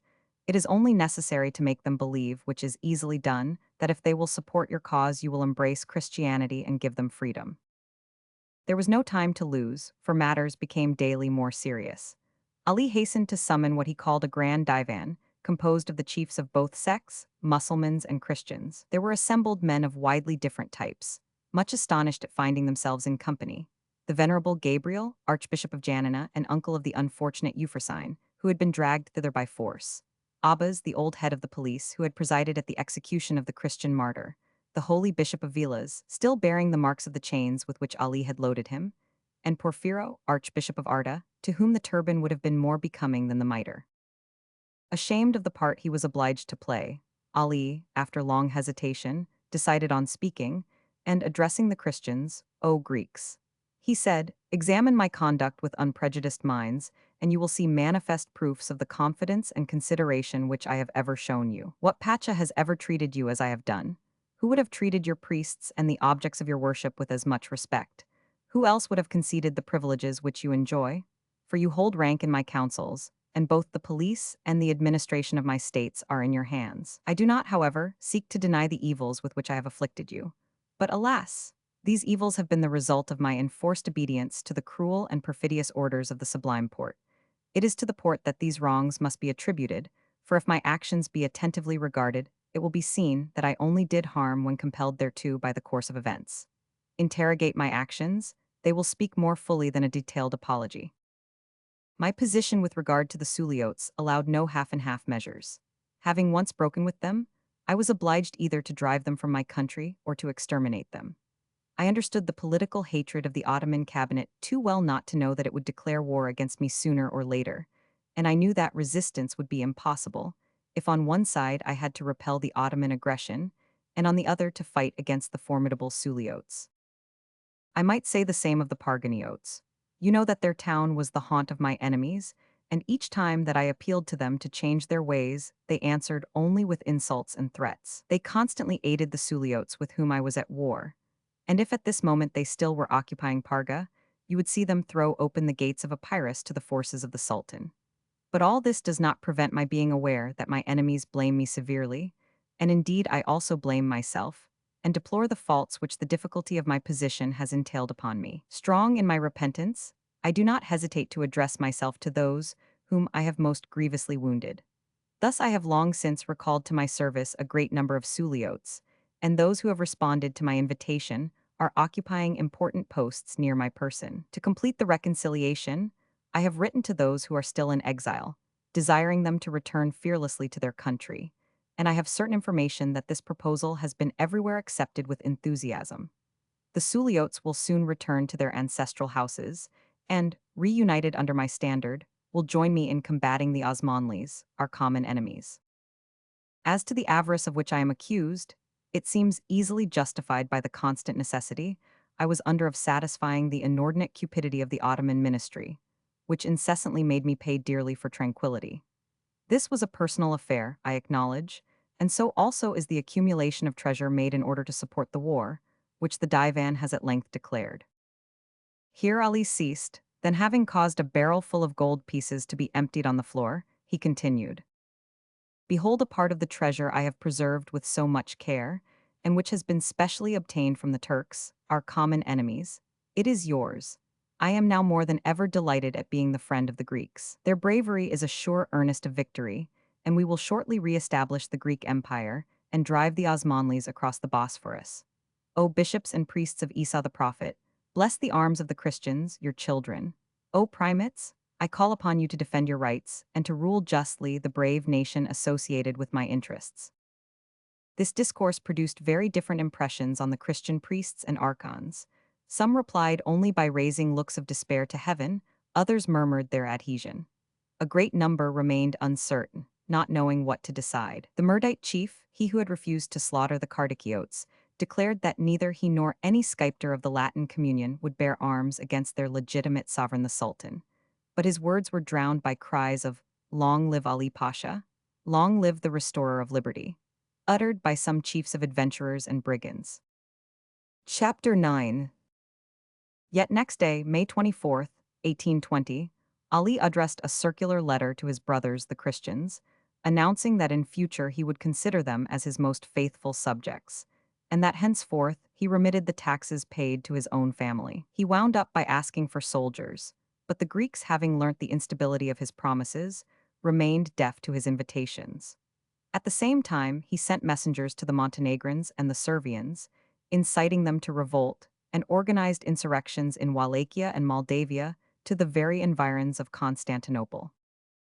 Whilst the Ottoman vassals assembled only in small numbers and very slowly under their respective standards, every day there collected round the castle of Janina whole companies of Toxidi, of Tapizeti, and of Chamidi, so that Ali, knowing that Ismail Pacha Bey had boasted that he could arrive in sight of Janina without firing a gun, said in his turn that he would not treat with the Porte until he and his troops should be within 8 leagues of Constantinople. He had fortified and supplied with munitions of war Achrida, Avlon, Cania, Berat, Kleswara, Pramidi, the port of Panormus, Santiquaranta, Buthradam, Delvino, Argyrocastron, Tepilin, Parga, Prevessa, Esturli, Paramithia, Arda, the post of the 5 wells, Janina and its castles. These places contained 420 cannons of all sizes, for the most part in bronze, mounted on siege carriages and 70 mortars. Besides these, there were in the castle by the lake, independently of the guns in position, 40 field pieces, 60 mountain guns, a number of Congreve rockets, formerly given him by the English, and an enormous quantity of munitions of war. Finally, he endeavored to establish a line of semaphores between Janina and Prevessa, in order to have prompt news of the Turkish fleet, which was expected to appear on this coast. Ali, whose strength seemed to increase with age, saw to everything and appeared everywhere, sometimes in a litter borne by his Albanians, sometimes in a carriage raised into a kind of platform, but it was more frequently on horseback that he appeared among his laborers. Often he sat on the bastions in the midst of the batteries and conversed familiarly with those who surrounded him. He narrated the successes formerly obtained against the Sultan by Kara Bazaklia, vizier of Skadra, who, like himself, had been attainted with the sentence of deprivation and excommunication, recounting how the rebel Pacha, shut up in his citadel with 72 warriors, had seen collapse at his feet the united forces of 4 great provinces of the Ottoman Empire, commanded by 22 Pachas, who were almost entirely annihilated in one day by the Gegs. He reminded them also of the brilliant victory gained by Passivend Oglan, Pacha of Widin, of quite recent memory, which is celebrated in the warlike songs of the clefts of Roumelia. Almost simultaneously, Ali's sons, Maukter and Veli, arrived at Janina. Veli had been obliged, or thought himself obliged, to evacuate Lepanto by superior forces, and brought only discouraging news, especially as to the wavering fidelity of the Turks. Maukter, on the contrary, who had just made a tour of inspection in the Musesh, had only noticed favorable dispositions, and deluded himself with the idea that the Chaonians, who had taken up arms, had done so in order to aid his father. He was curiously mistaken, for these tribes hated Ali with a hatred all the deeper for being compelled to conceal it, and were only in arms in order to repel aggression. The advice given by the sons to their father as to the manner of treating the Mohammedans differed widely in accordance with their respective opinions. Consequently, a violent quarrel arose between them, ostensibly on account of this dispute, but in reality on the subject of their father's inheritance, which both equally coveted. Ali had brought all his treasure to Janina, and thenceforth neither son would leave the neighborhood of so excellent a father. They overwhelmed him with marks of affection, and vowed that the one had left Lepanto, and the other Berat, only in order to share his danger. Ali was by no means duped by these protestations, of which he divined the motive only too well, and though he had never loved his sons, he suffered cruelly in discovering that he was not beloved by them. Soon he had other troubles to endure. One of his gunners assassinated a servant of Vila S., and Ali ordered the murderer to be punished, but when the sentence was to be carried out, the whole corps of artillery mutinied. In order to save appearances, the Pacha was compelled to allow them to ask for the pardon of the criminal whom he dared not punish. This incident showed him that his authority was no longer paramount, and he began to doubt the fidelity of his soldiers. The arrival of the Ottoman fleet further enlightened him to his true position. Mussulman and Christian alike, all the inhabitants of northern Albania, who had hitherto concealed their disaffection under an exaggerated semblance of devotion, now hastened to make their submission to the Sultan. The Turks, continuing their success, laid siege to Parga, which was held by Mehmet, Veli's eldest son.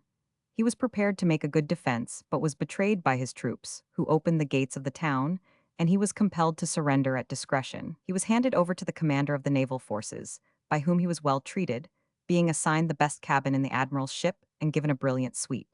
He was assured that the Sultan, whose only quarrel was with his grandfather, would show him favor, and would even deal mercifully with Ali, who, with his treasures, would merely be sent to an important province in Asia Minor.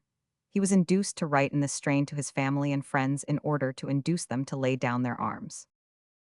The fall of Parga made a great impression on the Epirotes, who valued its possession far above its real importance. Ali rent his garments and cursed the days of his former good fortune, during which he had neither known how to moderate his resentment nor to foresee the possibility of any change of fortune. The fall of Parga was succeeded by that of Arda of Mongliana, where was situated Ali's country house, and of the post of the Five Wells. Then came a yet more overwhelming piece of news: Omar Brianis, whom Ali, having formerly despoiled of its wealth, had none the less recently appointed general-in-chief, had gone over to the enemy with all his troops. Ali then decided on carrying out a project he had formed in case of necessity, namely, on destroying the town of Janina, which would afford shelter to the enemy and a point of attack against the fortresses in which he was entrenched. When this resolution was known, the inhabitants thought only of saving themselves and their property from the ruin from which nothing could save their country. But most of them were only preparing to depart, when Ali gave leave to the Albanian soldiers, yet faithful to him, to sack the town. The place was immediately invaded by an unbridled soldiery. The Metropolitan Church, where Greeks and Turks alike deposited their gold, jewels, and merchandise, even as did the Greeks of old in the temples of the gods, became the first object of pillage. Nothing was respected. The cupboards containing sacred vestments were broken open, so were the tombs of the archbishops, in which were interred reliquaries adorned with precious stones, and the altar itself was defiled with the blood of ruffians who fought for chalices and silver crosses. The town presented an equally terrible spectacle. Neither Christians nor Mussulmans were spared, and the women's apartments, forcibly entered, were given up to violence. Some of the more courageous citizens endeavored to defend their houses and families against these bandits, and the clash of arms mingled with cries and groans. All at once the roar of a terrible explosion rose above the other sounds, and a hail of bombs, shells, grenades, and rockets carried devastation and fire into the different quarters of the town, which soon presented the spectacle of an immense conflagration. Ali, seated on the great platform of the castle by the lake, which seemed to vomit fire like a volcano, directed the bombardment, pointing out the places which must be burnt. Churches, mosques, libraries, bazaars, houses, all were destroyed, and the only thing spared by the flames was the gallows, which remained standing in the midst of the ruins. Of the 30,000 persons who inhabited Janina a few hours previously, perhaps one half had escaped, but these had not fled many leagues before they encountered the outposts of the Ottoman army, which, instead of helping or protecting them, fell upon them, plundered them, and drove them towards the camp, where slavery awaited them. The unhappy fugitives, taken thus between fire and sword, death behind and slavery before, uttered a terrible cry, and fled in all directions. Those who escaped the Turks were stopped in the hill passes by the mountaineers rushing down to the Ray. Only large numbers who held together could force a passage. In some cases, terror bestows extraordinary strength. There were mothers who, with infants at the breast, covered on foot in one day the 14 leagues which separate Janina from Arda. But others, seized with the pangs of travail in the midst of their flight, expired in the woods after giving birth to babes, who, destitute of succor, did not survive their mothers. And young girls, having disfigured themselves by gashes, hid themselves in caves, where they died of terror and hunger. The Albanians, intoxicated with plunder and debauchery, refused to return to the castle, and only thought of regaining their country and enjoying the fruit of their rapine.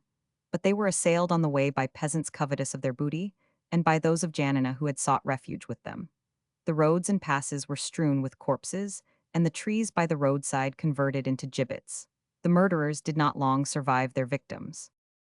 The ruins of Janina were still smoking when, on the 19th August, Pacha Bey made his entry.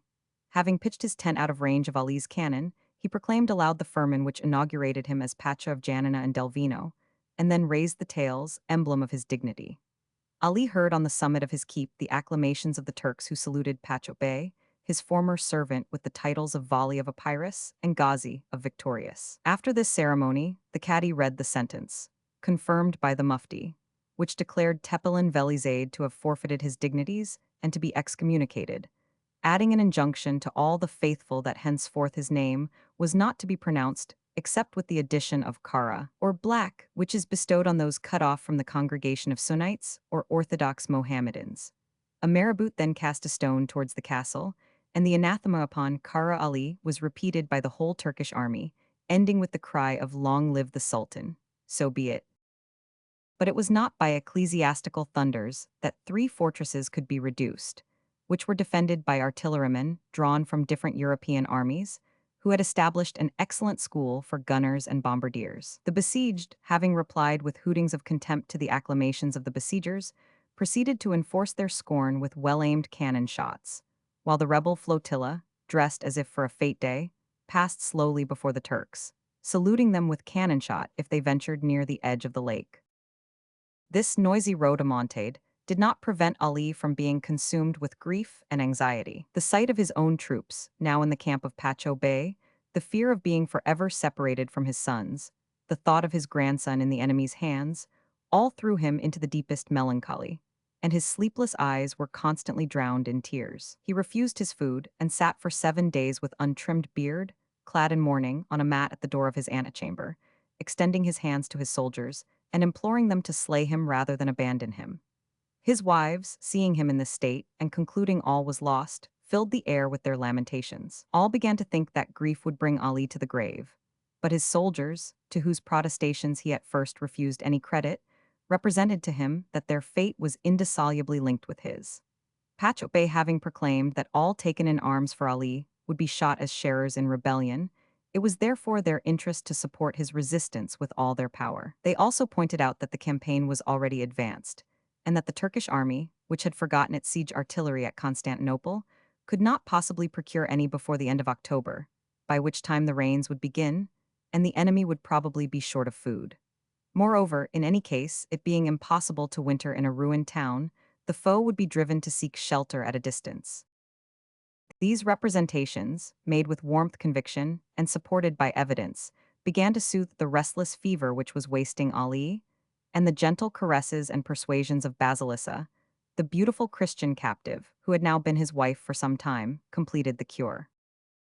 At the same time, his sister Chainitza gave him an astonishing example of courage. She had persisted, in spite of all that could be said, in residing in her castle of Libokovo. The population, whom she had cruelly oppressed, demanded her death, but no one dared attack her.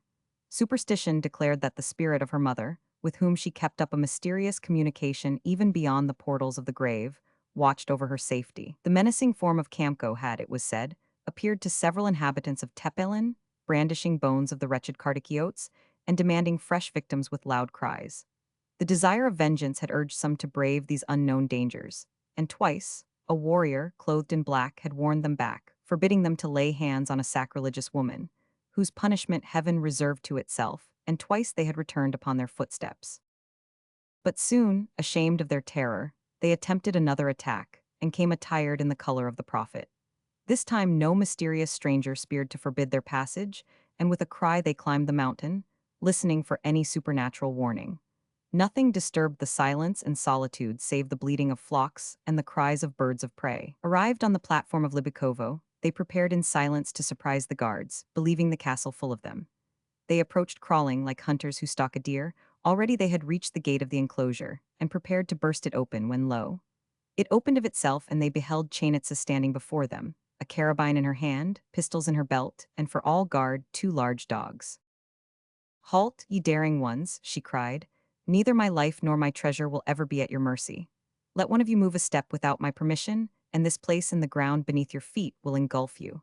10,000 pounds of powder are in these cellars. I will, however, grant your pardon, unworthy though you are. I will even allow you to take these sacks filled with gold.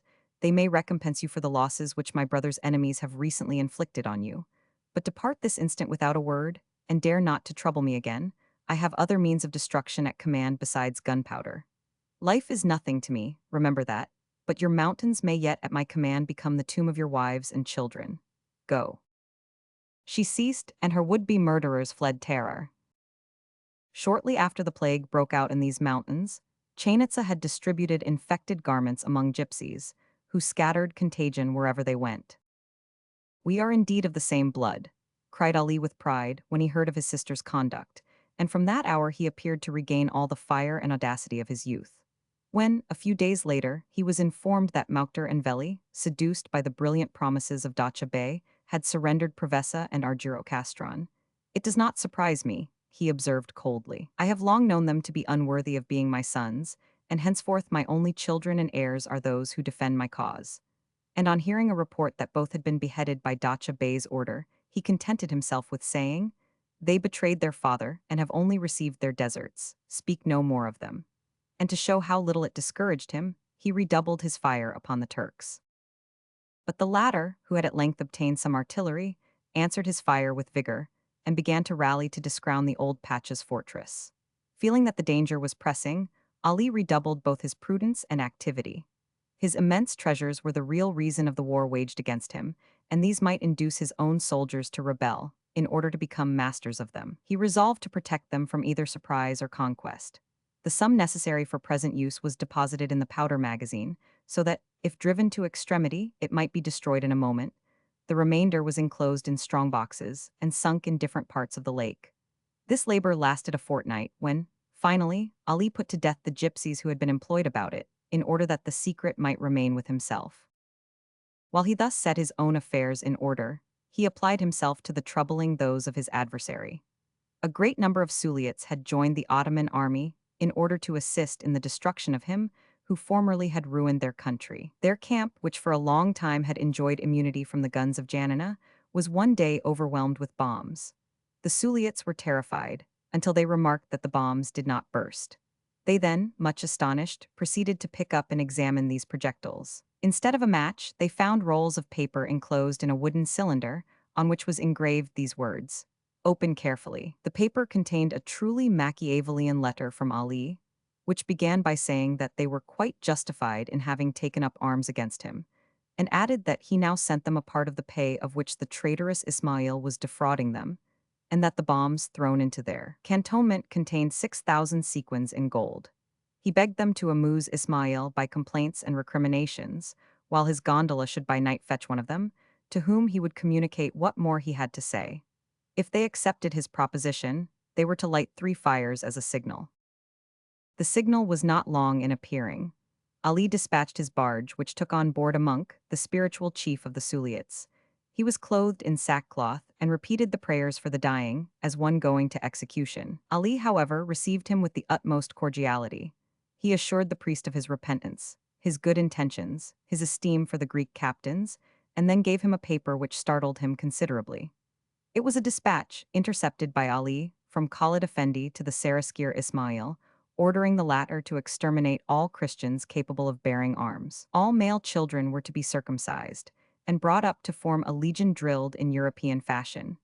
And the letter went on to explain how the Suliots, the Armatalis, the Greek races of the mainland, and those of the archipelago should be disposed of. Seeing the effect produced on the monk by the perusal of this paper, Ali hastened to make him the most advantageous offers, declaring that his own wish was to give Greece a political existence, and only requiring that the Suliot captains should send him a certain number of their children as hostages. He then had cloaks and arms brought which he presented to the monk, dismissing him in haste, in order that darkness might favor his return. The next day Ali was resting, with his head on Basilis's lap, when he was informed that the enemy was advancing upon the entrenchments which had been raised in the midst of the ruins of Janina. Already the outposts had been forced, and the fury of the assailants threatened to triumph over all obstacles.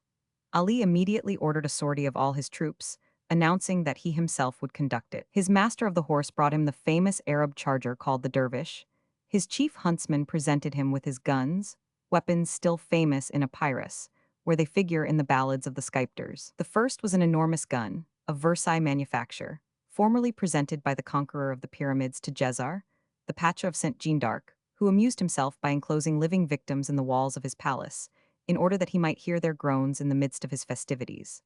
Next came a carabine given to the Pacha of Janina in the name of Napoleon in 1806, then the battle musket of Charles Roman XII of Sweden, and finally, the much-revered saber of Krimgura. The signal was given, the drawbridge crossed, the Gegs and other adventurers uttered a terrific shout, to which the cries of the assailants replied. Ali placed himself on a height, whence his eagle eye sought to discern the hostile chiefs, but he called and defied Pacha Bey in vain. Perceiving Hassan Stambul, colonel of the imperial bombardiers outside his battery, Ali demanded the gun of Jezar and laid him dead on the spot. He then took the carabine of Napoleon and shot with it Kekkerman, Bey of Spunga, whom he had formerly appointed Pacha of Lepanto. The enemy now became aware of his presence and sent a lively fusillade in his direction, but the balls seemed to diverge from his person. As soon as the smoke cleared, he perceived Caplan, Pacha of Croy, who had been his guest, and wounded him mortally in the chest. Caplan uttered a sharp cry, and his terrified horse caused disorder in the ranks. Ali picked off a large number of officers, one after another. Every shot was mortal, and his enemies began to regard him in the light of a destroying angel. Disorder spread through the forces of the Saraskir, who retreated hastily to his entrenchments. The Suliots meanwhile sent a deputation to Ismail offering their submission and seeking to regain their country in a peaceful manner. But, being received by him with the most humiliating contempt, they resolved to make common cause with Ali. They hesitated over the demand for hostages, and at length required Ali's grandson, Husayn Pacha, in exchange. After many difficulties, Ali at length consented, and the agreement was concluded. The Suliots received 500,000 piasters and 150 charges of ammunition. Husayn Pacha was given up to them, and they left the Ottoman camp at dead of night. Morco Bitsaris remained with 320 men, threw down the palisades, and then ascending Mount Paktaras with his troops, waited for dawn in order to announce his defection to the Turkish army. As soon as the sun appeared, he ordered a general salvo of artillery and shouted his war cry. A few Turks in charge of an outpost were slain, the rest fled. A cry of to arms was raised, and the standard of the cross floated before the camp of the infidels. Signs and omens of a coming general insurrection appeared on all sides. There was no lack of prodigies, visions, or popular rumors, and the Mohammedans became possessed with the idea that the last hour of their rule in Greece had struck. Ali Pacha favored the general demoralization, and his agents, scattered throughout the land, fanned the flame of revolt. Ismail Pacha was deprived of his title of Saraskir and superseded by Khurshid Pacha. As soon as Ali heard this, he sent a messenger to Khurshid, hoping to influence him in his favor. Ismail, distrusting the sculptors who formed part of his troops, demanded hostages from them. The sculptors were indignant, and Ali, hearing of their discontent, wrote inviting them to return to him and endeavoring to dazzle them by the most brilliant promises. These overtures were received by the offended troops with enthusiasm, and Alexis Nautza, Ali's former general who had forsaken him for Ismail, but who had secretly returned to his allegiance and acted as a spy on the imperial army, was deputed to treat with him. As soon as he arrived, Ali began to enact a comedy in the intention of rebutting the accusation of incest with his daughter-in-law Zobeide. For this charge, which, since Veli himself had revealed the secret of their common shame, could only be met by vague denials, had never ceased to produce a masked unfavorable impression on Nautza's mind. Scarcely had he entered the castle by the lake, when Ali rushed to meet him and flung himself into his arms. In presence of his officers and the garrison, he loaded him with the most tender names, calling him his son, his beloved Alexis, his own legitimate child, even as Salik Pacha. He burst into tears and, with terrible oaths, called heaven to witness that Mouktar and Veli, whom he disavowed on account of their cowardice, were the adulterous offspring of Emine's amours. Then, raising his hand against the tomb of her whom he had loved so much, he drew the stupefied Nautza into the recess of a casemate, and sending for Basilissa, presented him to her as a beloved son, whom only political considerations had compelled him to keep at a distance, because, being born of a Christian mother, he had been brought up in the faith of Jesus. Having thus softened the suspicions of his soldiers, Ali resumed his underground intrigues. The Suliots had informed him that the Sultan had made them extremely advantageous offers if they would return to his service, and they demanded pressingly that Ali should give up to them the citadel of Caiaphas, which was still in his possession, and which commanded Suli. He replied with the information that he intended, January 26, to attack the camp of Pacho Bay early in the morning and requested their assistance.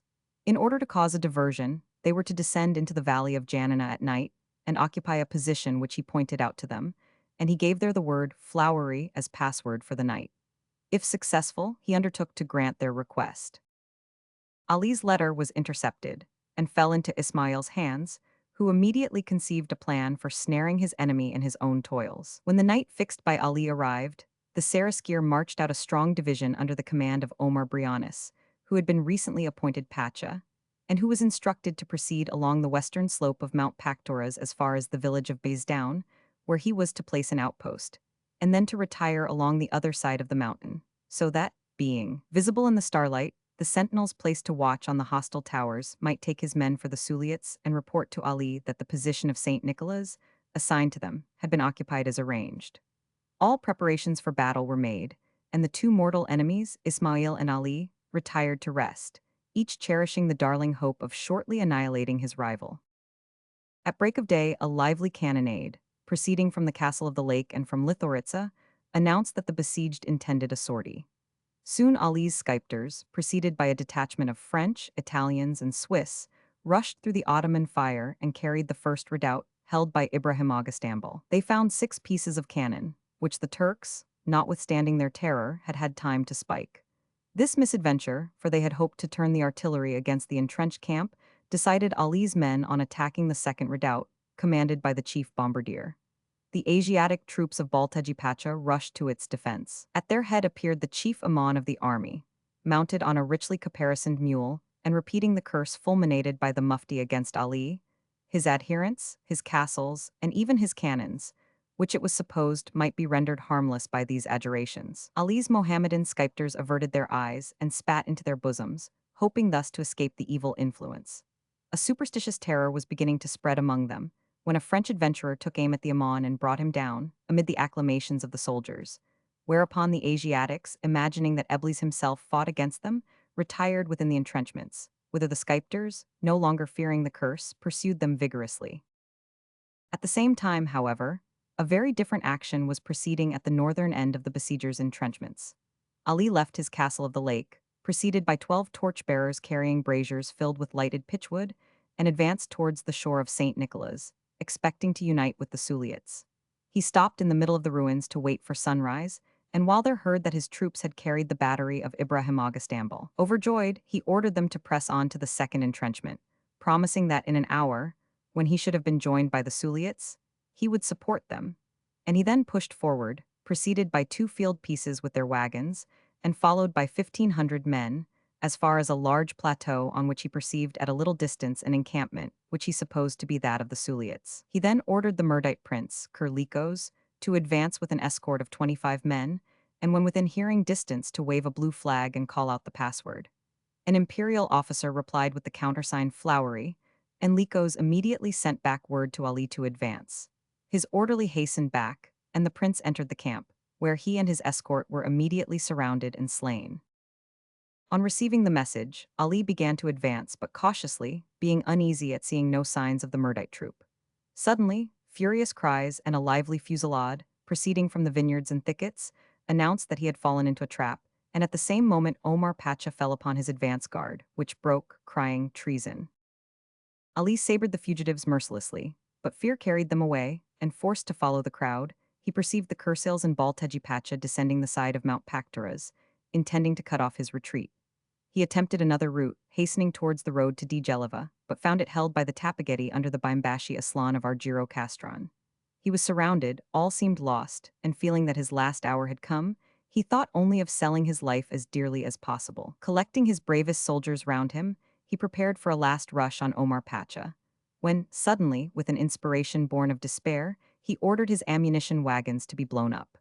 The Kursils, who were about to seize them, vanished in the explosion, which scattered a hail of stones and debris far and wide. Under cover of the smoke and general confusion, Ali succeeded in withdrawing his men to the shelter of the guns of his castle of Lithoritza, where he continued the fight in order to give time to the fugitives to rally, and to give the support he had promised to those fighting on the other slope, who, in the meantime, had carried the second battery and were attacking the fortified camp. Here the Saraskir Ismail met them with a resistance so well managed that he was able to conceal the attack he was preparing to make on their rear. Ali, guessing that the object of Ismail's maneuvers was to crush those whom he had promised to help, and unable, on account of the distance, either to support or to warn them, endeavored to impede Omar Pasha, hoping still that his scripters might either see or hear him. He encouraged the fugitives, who recognized him from afar by his scarlet dolman, by the dazzling whiteness of his horse, and by the terrible cries which he uttered.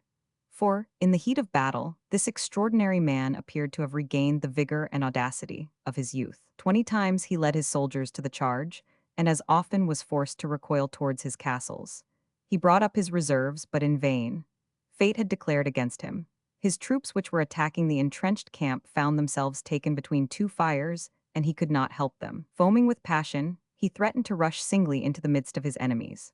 His officers besought him to calm himself, and, receiving only refusals, at last threatened to lay hands upon him if he persisted in exposing himself like a private soldier.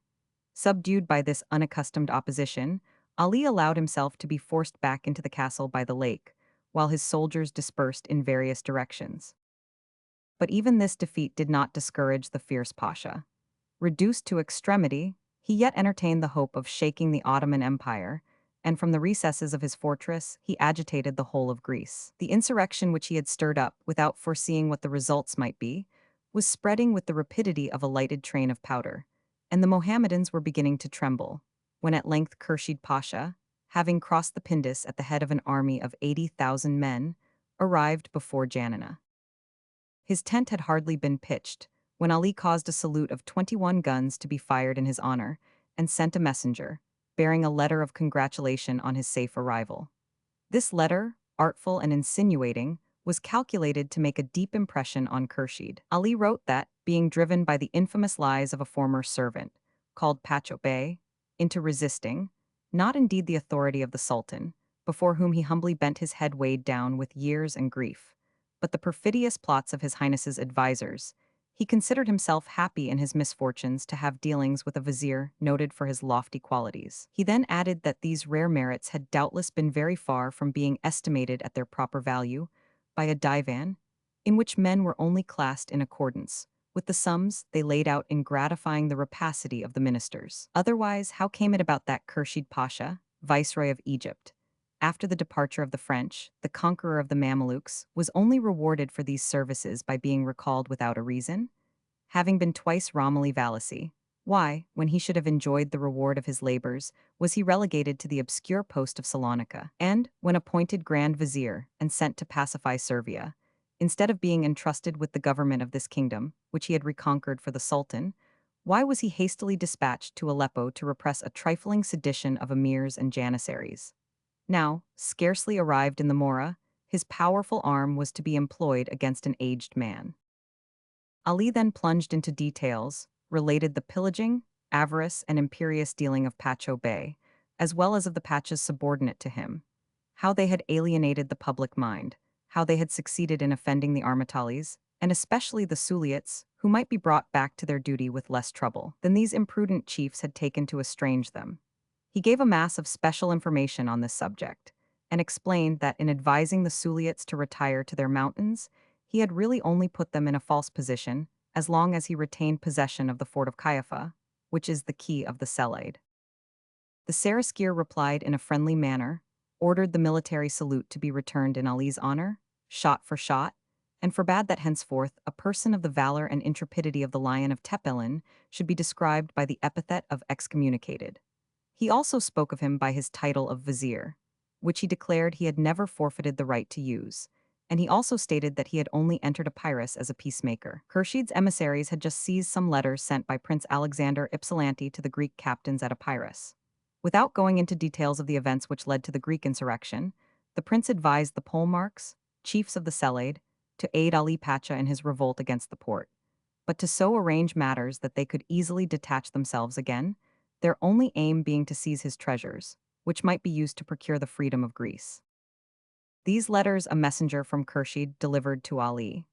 They produced such an impression upon his mind that he secretly resolved only to make use of the Greeks, and to sacrifice them to his own designs, if he could not inflict a terrible vengeance on their perfidy. He heard from the messenger at the same time of the agitation in European Turkey, the hopes of the Christians, and the apprehension of a rupture between the Porte and Russia.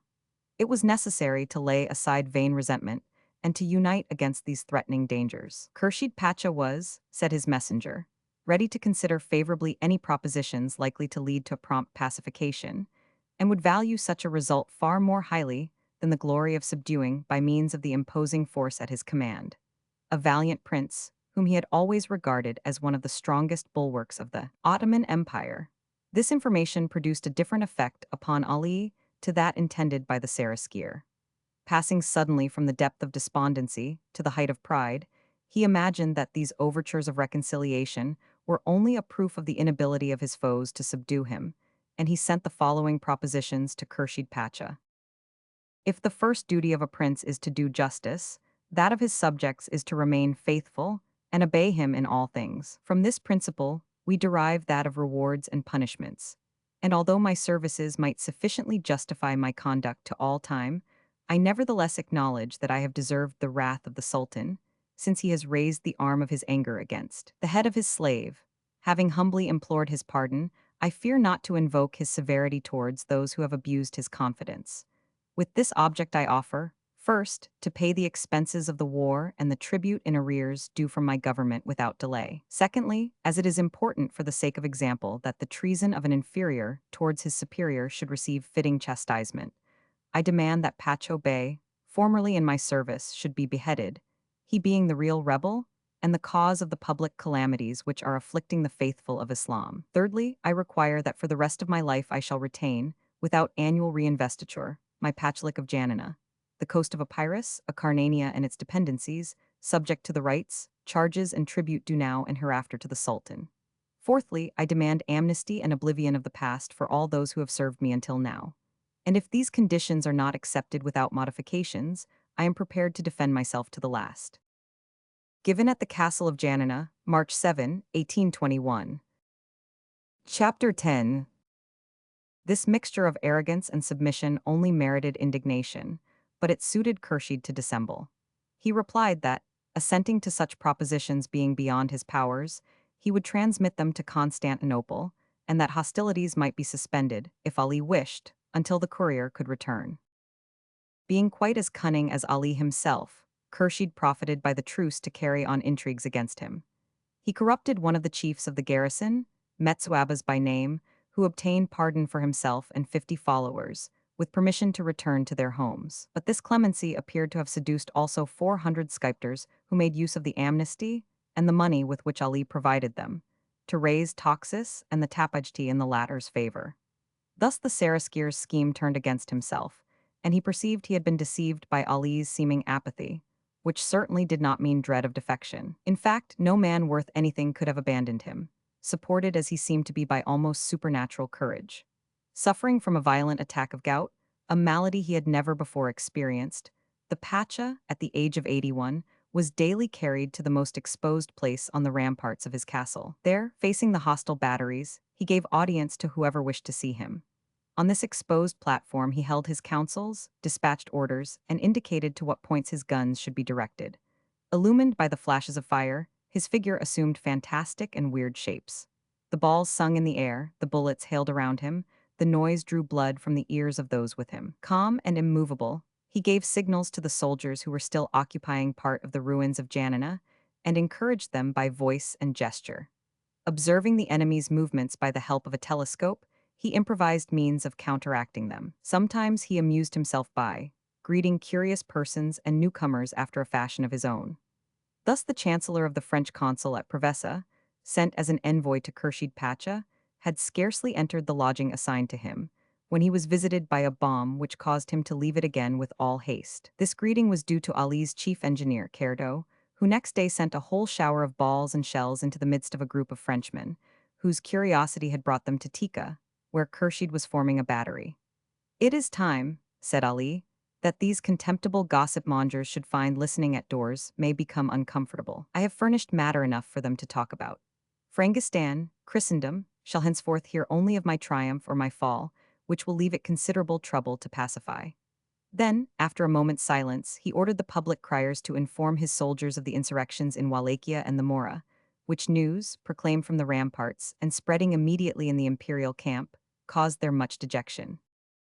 The Greeks were now everywhere proclaiming their independence, and Khurshid found himself unexpectedly surrounded by enemies. His position threatened to become worse if the siege of Janina dragged on much longer. He seized the island in the middle of the lake and threw up redoubts upon it, whence he kept up an incessant fire on the southern front of the castle of Litharitsa, and a practicable trench of nearly 40 feet having been made, an assault was decided on. The troops marched out boldly and performed prodigies of valor. But at the end of an hour, Ali, carried on a litter because of his gout, having led a sortie, the besiegers were compelled to give way and retire to their entrenchments, leaving 300 dead at the foot of the rampart. "The Pindian bear is yet alive," said Ali in a message to Khurshid. "Thou mayest take thy dead and bury them. I give them up without ransom, and as I shall always do when thou attackest me as a brave man ought." Then, having entered his fortress amid the acclamations of his soldiers, he remarked on hearing of the general rising of Greece in the archipelago, "It is enough, 2 men have ruined Turkey."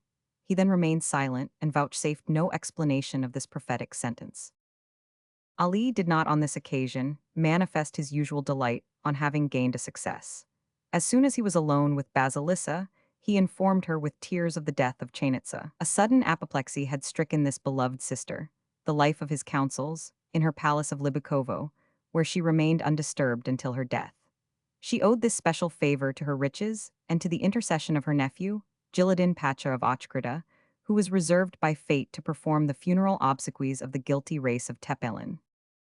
A few months afterwards, Ibrahim Pacha of Berat died of poison, being the last victim whom Chainitza had demanded from her brother. Ali's position was becoming daily more difficult when the time of Ramadan arrived, during which the Turks relaxed hostilities and a species of truce ensued. Ali himself appeared to respect the old popular customs and allowed his Mohammedan soldiers to visit the enemy's outposts and confer on the subject of various religious ceremonies. Discipline was relaxed in Khurshid's camp, and Ali profited thereby to ascertain the smallest details of all that passed. He learned from his spies that the general's staff, counting on the truce of God, a tacit suspension of all hostilities during the Feast of Barham, the Mohammedan Easter, intended to repair to the chief mosque, in the quarter of Laucha. This building, spared by the bombs, had until now been respected by both sides. Ali, according to reports spread by himself, was supposed to be ill, weakened by fasting, and terrified into a renewal of devotion, and not likely to give trouble on so sacred a day. Nevertheless, he ordered Cerdo to turn 30 guns against the mosque, cannon, mortars, and howitzers, intending, he said, to solemnize Bahram by discharges of artillery.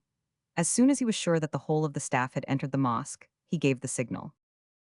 Instantly, from the assembled 30 pieces, there issued a storm of shells, grenades, and cannonballs. With a terrific noise, the mosque crumbled together, amid the cries of pain and rage of the crowd inside crushed in the ruins. At the end of a quarter of an hour, the wind dispersed the smoke and disclosed a burning crater, with the large cypresses which surrounded the building blazing, as if they had been torches lighted for the funeral ceremonies of 60 captains and 200 soldiers. "Ali Pacha is yet alive," cried the old Homeric hero of Janina, leaping with joy, and his words, passing from mouth to mouth, spread yet more terror amid Khurshid's soldiers, already overwhelmed by the horrible spectacle passing before their eyes. Almost on the same day, Ali from the height of his keep beheld the standard of the cross waving in the distance. The rebellious Greeks were bent on attacking Khurshid. The insurrection promoted by the vizier of Janina had passed far beyond the point he intended, and the rising had become a revolution. The delight which Ali first evinced cooled rapidly before this consideration, and was extinguished in grief when he found that a conflagration, caused by the besiegers' fire, had consumed part of his store in the castle by the lake. Khurshid, thinking that this event must have shaken the old lion's resolution, recommenced negotiations, choosing the Kaya of Pacha as an envoy who gave Ali a remarkable warning. "Reflect," said he, "that these rebels bear the sign of the cross on their standards. You are now only an instrument in their hands. Beware lest you become the victim of their policy." Ali understood the danger, and had the Sultan been better advised, he would have pardoned Ali on condition of again bringing Hellos under his iron yoke. It is possible that the Greeks might not have prevailed against an enemy so formidable and a brain so fertile in intrigue. But so simple an idea was far beyond the united intellect of the divan, which never rose above idle display. As soon as these negotiations had commenced, Khurshid filled the roads with his couriers, sending often 2 in a day to Constantinople, from whence as many were sent to him. This state of things lasted more than 3 weeks, when it became known that Ali, who had made good use of his time in replacing the stores lost in the conflagration, buying actually from the Kaya himself a part of the provisions brought by him for the imperial camp, refused to accept the Ottoman ultimatum. Troubles which broke out at the moment of the rupture of the negotiations proved that he foresaw the probable result. Khurshid was recompensed for the deception by which he had been duped by the reduction of the fortress of Litharitsa. The Gegskypters, who composed the garrison, badly paid, wearied out by the long siege, and won by the Saraskir's bribes, took advantage of the fact that the time of their engagement with Ali had elapsed same months previously, and delivering up the fortress they defended, passed over to the enemy. Henceforth Ali's force consisted of only 600 men. It was to be feared that this handful of men might also become a prey to discouragement, and might surrender their chief to an enemy who had received all fugitives with kindness. The Greek insurgents dreaded such an event, which would have turned all Khurshid's army, hitherto detained before the castle of Janina, loose upon themselves. Therefore they hastened to send to their former enemy, now their ally, assistance which he declined to accept. Ali saw himself surrounded by enemies thirsting for his wealth, and his avarice increasing with the danger. He had for some months past refused to pay his defenders. He contented himself with informing his captains of the insurgents' offer, and telling them that he was confident that bravery, such as theirs, required no reinforcement. And when some of them besought him to at least receive 200 or 300 palikars into the castle, "No," said he. "Old serpents always remain old serpents. I distrust the Suliots and their friendship." Ignorant of Ali's decision, the Greeks of the Seleucid were advancing, as well as the Toxidi, towards Janina, when they received the following letter from Ali Pacha.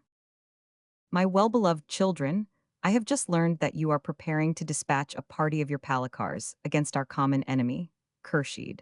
I desire to inform you that this my fortress is impregnable, and that I can hold out against him for several years. The only service I require of your courage is that you should reduce Arda and take alive Ismail Pacha Bey, my former servant, the mortal enemy of my family, and the author of the evils and frightful calamities which have so long oppressed our unhappy country, which he has laid waste before our eyes. Use your best efforts to accomplish this. It will strike at the root of the evil, and my treasures shall reward your palikars, whose courage every day gains a higher value in my eyes." Furious at this mystification, the Suliots retired to their mountains, and Khurshid profited by the discontent Ali's conduct had caused to win over the Toxide Skypters, with their commanders Tahir Abbas and Hagi Besiris, who only made 2 conditions. One, that Ismail Pacha Bey, their personal enemy, should be deposed. The other, that the life of their old vizier should be respected. The first condition was faithfully adhered to by Khurshid, actuated by private motives different from those which he gave publicly, and Ismail Pacha Bey was solemnly deposed. The tails, emblems of his authority, were removed. He resigned the plumes of office. His soldiers forsook him. His servants followed suit. Fallen to the lowest rank, he was soon thrown into prison, where he only blamed fate for his misfortunes. All the Skypter Agas hastened to place themselves under Khurshid's standard, and enormous forces now threatened Janina. All Epirus awaited the denouement with anxiety. Had he been less avaricious, Ali might have enlisted all the adventurers with whom the East was swarming and made the Sultan tremble in his capital. But the aged Pacha clung passionately to his treasures. He feared also, perhaps not unreasonably, that those by whose aid he might triumph would some day become his master. He long deceived himself with the idea that the English, who had sold Parga to him, would never allow a Turkish fleet to enter the Ionian Sea. Mistaken on this point, his foresight was equally at fault with regard to the cowardice of his sons. The defection of his troops was not less fatal, and he only understood the bearing of the Greek insurrection, which he himself had provoked, so far as to see that in this struggle he was merely an instrument in procuring the freedom of a country, which he had too cruelly oppressed to be able to hold even an inferior rank in it. His last letter to the Suliots opened the eyes of his followers, but under the influence of a sort of polite modesty, these were at least anxious to stipulate for the life of their vizier. Khurshid was obliged to produce firmans from the port, declaring that if Ali Tepelin submitted, the royal promise given to his sons should be kept, and that he should, with them, be transferred to Asia Minor, as also his harem, his servants, and his treasures, and allowed to finish his days in peace. Letters from Ali's sons were shown to the Agas, testifying to the good treatment they had experienced in their exile. And whether the latter believed all this, or whether they merely sought to satisfy their own consciences, they henceforth thought only of inducing their rebellious chief to submit.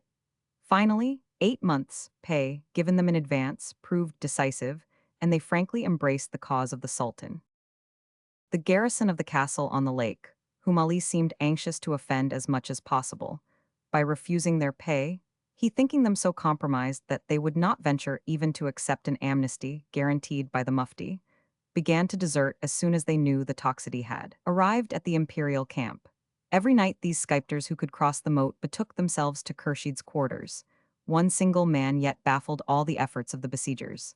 The chief engineer, Cerdo, like another Archimedes, still carried terror into the midst of their camp. Although reduced to the direst misery, Cerdo could not forget that he owed his life to the master, who now only repaid his services with the most sordid ingratitude. When he had first come to Epirus, Ali, recognizing his ability, became anxious to retain him, but without incurring any expense. He ascertained that the Neapolitan was passionately in love with a Mohammedan girl named Nekabai, who returned his affection. Acting under Ali's orders, Tahir Abbas accused the woman before the Cadi of sacrilegious intercourse with an infidel. She could only escape death by the apostasy of her lover. If he refused to deny his God, he shared her fate, and both would perish at the stake. Cerdo refused to renounce his religion, but only Nekabai suffered death. Cerdo was withdrawn from execution, and Ali kept him concealed in a place of safety, whence he produced him in the time of need. No one had served him with greater zeal.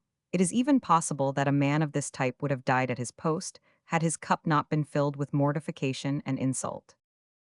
Eluding the vigilance of Athanasius Vea, whose charge it was to keep guard over him, Cerdo let himself down by a cord fastened to the end of a cannon. He fell at the foot of the rampart, and thence dragged himself, with a broken arm, to the opposite camp. He had become nearly blind through the explosion of a cartridge which had burnt his face. He was received as well as a Christian from whom there was now nothing to fear, could expect. He received the bread of charity, and as a refugee is only valued in proportion to the use which can be made of him, he was despised and forgotten.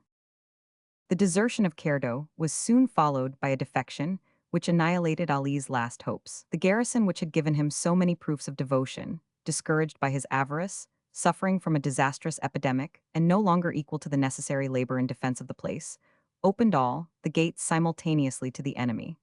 But the besiegers, fearing a trap, advanced very slowly, so that Ali, who had long prepared against very sort of surprise, had time to gain a place which he called his refuge. It was a sort of fortified enclosure, of solid masonry, bristling with cannon, which surrounded the private apartments of his seraglio, called the Women's Tower. He had taken care to demolish everything which could be set on fire, reserving only a mosque and the tomb of his wife Emine, whose phantom, after announcing an eternal repose, had ceased to haunt him. Beneath was an immense natural cave, in which he had stored ammunition, precious articles, provisions, and the treasures which had not been sunk in the lake. In this cave an apartment had been made for Basilissa and his harem, also a shelter in which he retired to sleep when exhausted with fatigue. This place was his last resort, a kind of mausoleum, and he did not seem distressed at beholding the castle in the hands of his enemies. He calmly allowed them to occupy the entrance, deliver their hostages, overrun the ramparts, count the cannon which were on the platforms, crumbling from the hostile shells. But when they came within hearing, he demanded by one of his servants that Khurshid should send him an envoy of distinction. Meanwhile, he forbade anyone to pass beyond a certain place which he pointed out. Khurshid, imagining that, being in the last extremity, he would capitulate, sent out Tahir Abbas and Hagi Besiris. Ali listened without reproaching them for their treachery, but simply observed that he wished to meet some of the chief officers. The Seraskier then deputed his keeper of the wardrobe, accompanied by his keeper of the seals and other persons of quality. Ali received them with all ceremony, and, after the usual compliments had been exchanged, invited them to descend with him into the cavern. There he showed them more than 2,000 barrels of powder carefully arranged beneath his treasures, his remaining provisions, and a number of valuable objects which adorned this slumbering volcano. He showed them also his bedroom, a sort of cell richly furnished and close to the powder. It could be reached only by means of 3 doors, the secret of which was known to no one but himself. Alongside of this was the harem, and in the neighboring mosque was quartered his garrison, consisting of 50 men, all ready to bury themselves under the ruins of this fortification, the only spot remaining to him of all Greece, which had formerly bent beneath his authority. After this exhibition, Ali presented one of his most devoted followers to the envoys. Selim, who watched over the fire, was a youth in appearance as gentle as his heart was intrepid, and his special duty was to be in readiness to blow up the whole place at any moment. The Pacha gave him his hand to kiss, inquiring if he were ready to die, to which he only responded by pressing his master's hand fervently to his lips. He never took his eyes off Ali, and the lantern, near which a match was constantly smoking, was entrusted only to him and to Ali, who took turns with him in watching it. Ali drew a pistol from his belt, making as if to turn it towards the powder magazine, and the envoys fell at his feet, uttering involuntary cries of terror. He smiled at their fears and assured them that, being wearied of the weight of his weapons, he had only intended to relieve himself of some of them. He then begged them to seat themselves, and added that he should like even a more terrible funeral than that which they had just ascribed to him.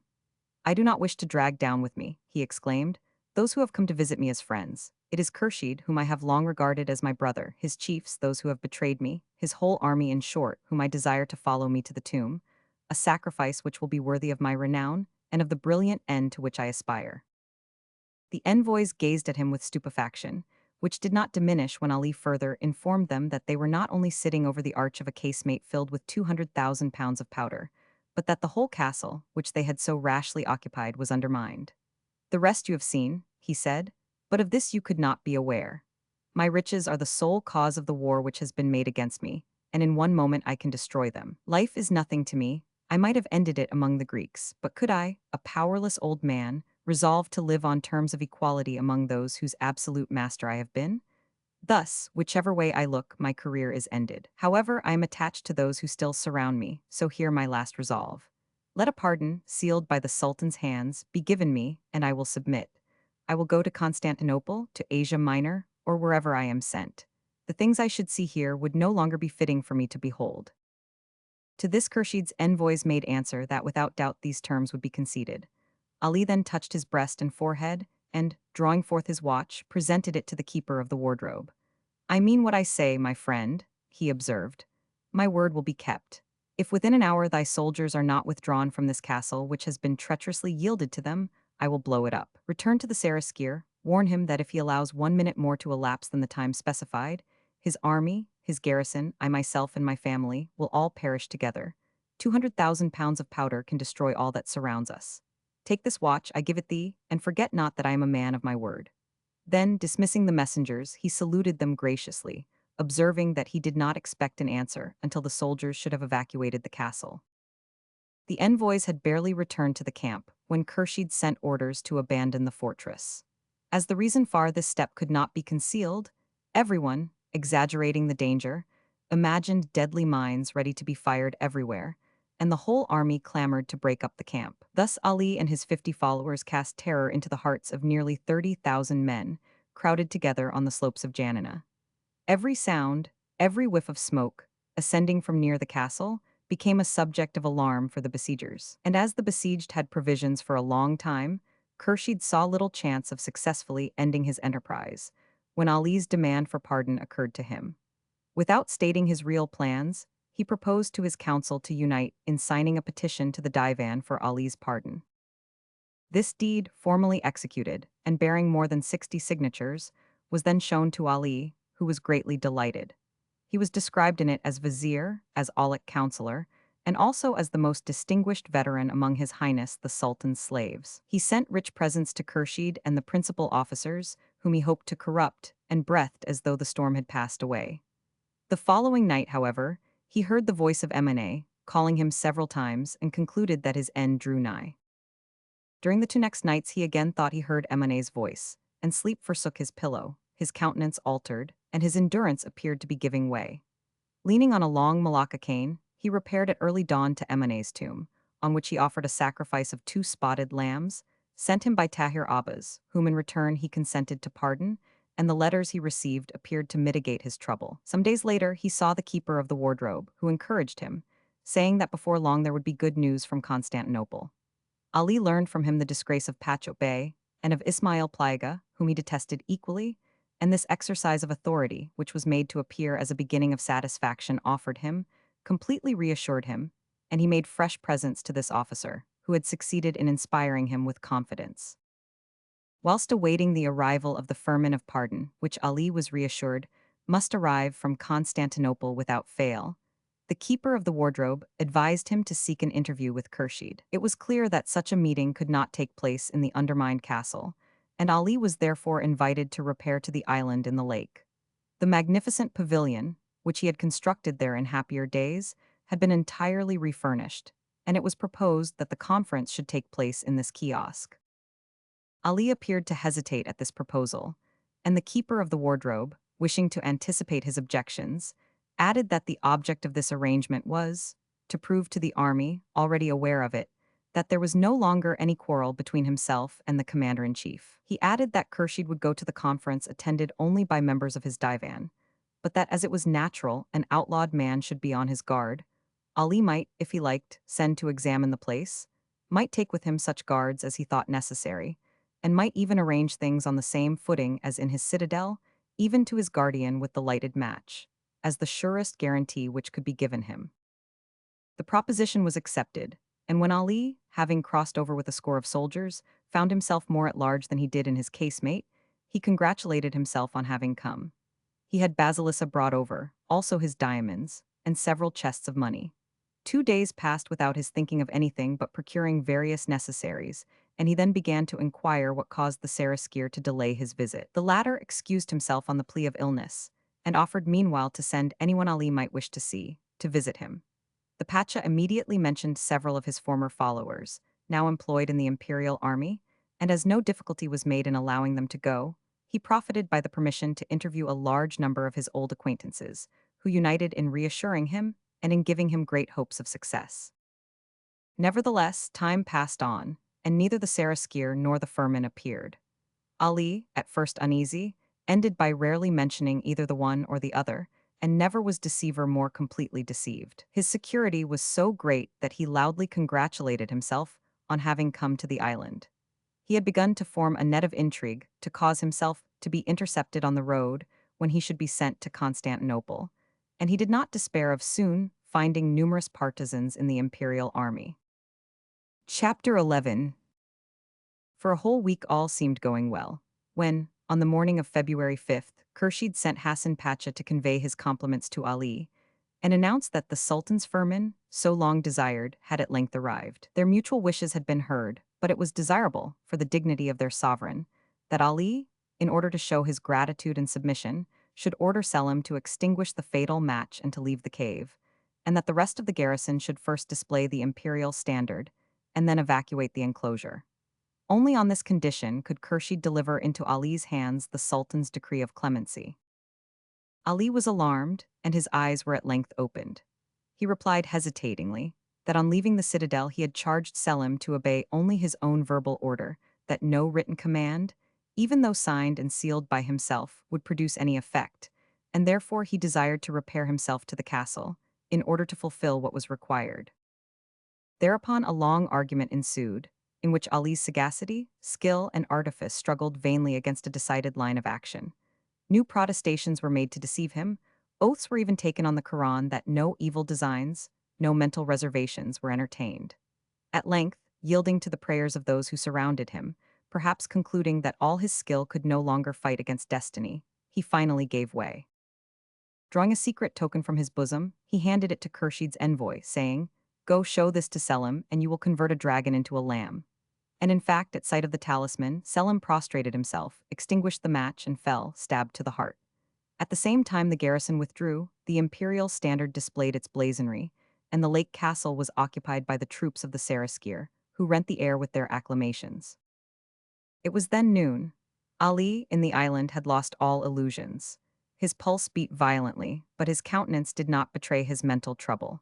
It was noticed that he appeared at intervals to be lost in profound thought, that he yawned frequently, and continually drew his fingers through his beard. He drank coffee and iced water several times, incessantly looked at his watch, and taking his field glass, surveyed by turns the camp, the castles of Janina, the Pindus range, and the peaceful waters of the lake. Occasionally he glanced at his weapons, and then his eyes sparkled with the fire of youth and of courage. Stationed beside him, his guards prepared their cartridges, their eyes fixed on the landing place.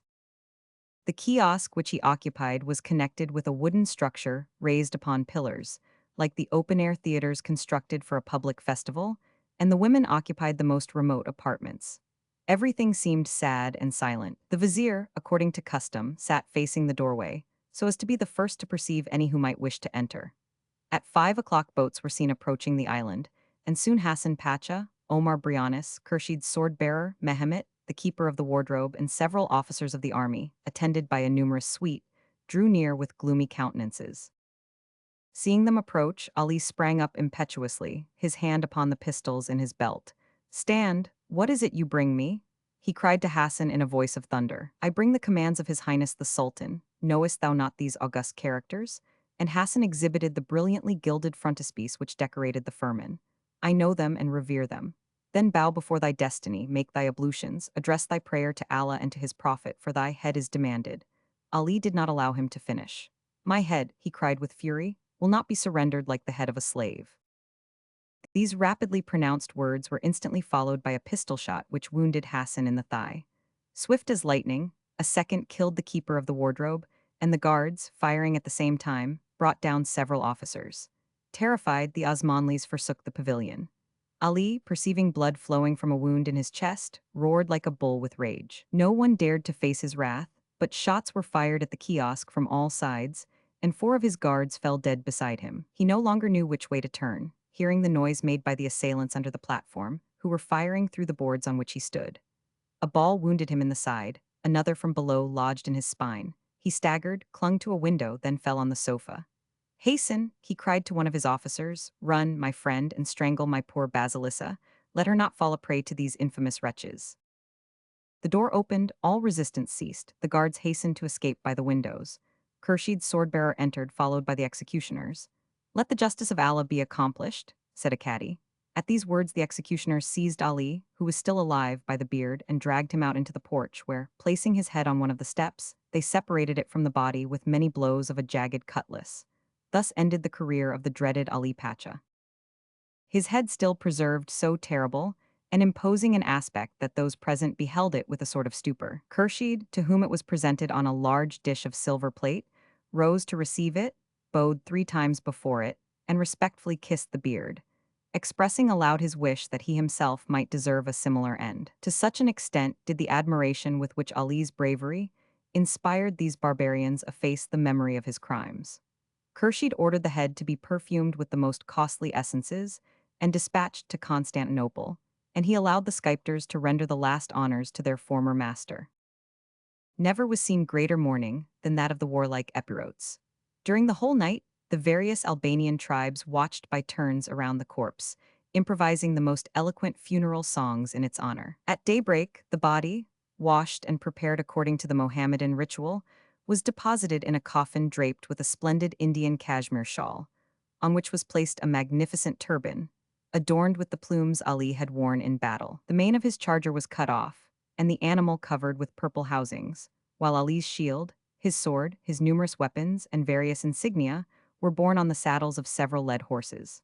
The cortege proceeded towards the castle, accompanied by hearty imprecations uttered by the soldiers against the son of a slave, the epithet bestowed on their sultan by the Turks in seasons of popular excitement. The Selian Aga, an officer appointed to render the proper salutes, acted as chief mourner, surrounded by weeping mourners, who made the ruins of Janina echo with their lamentations. The guns were fired at long intervals. The portcullis was raised to admit the procession, and the whole garrison, drawn up to receive it, rendered a military salute. The body, covered with matting, was laid in a grave beside that of Amina. When the grave had been filled in, a priest approached to listen to the supposed conflict between the good and bad angels, who dispute the possession of the soul of the deceased. When he at length announced that Ali Tepelanzade would repose in peace amid celestial houris, the sculptors, murmuring like the waves of the sea after a tempest, dispersed to their quarters. Khurshid, profiting by the night spent by the Epirotes in mourning, caused Ali's head to be enclosed in a silver casket and dispatched it secretly to Constantinople. His sword-bearer Mehmet, who, having presided at the execution, was entrusted with the further duty of presenting it to the Sultan, was escorted by 300 Turkish soldiers.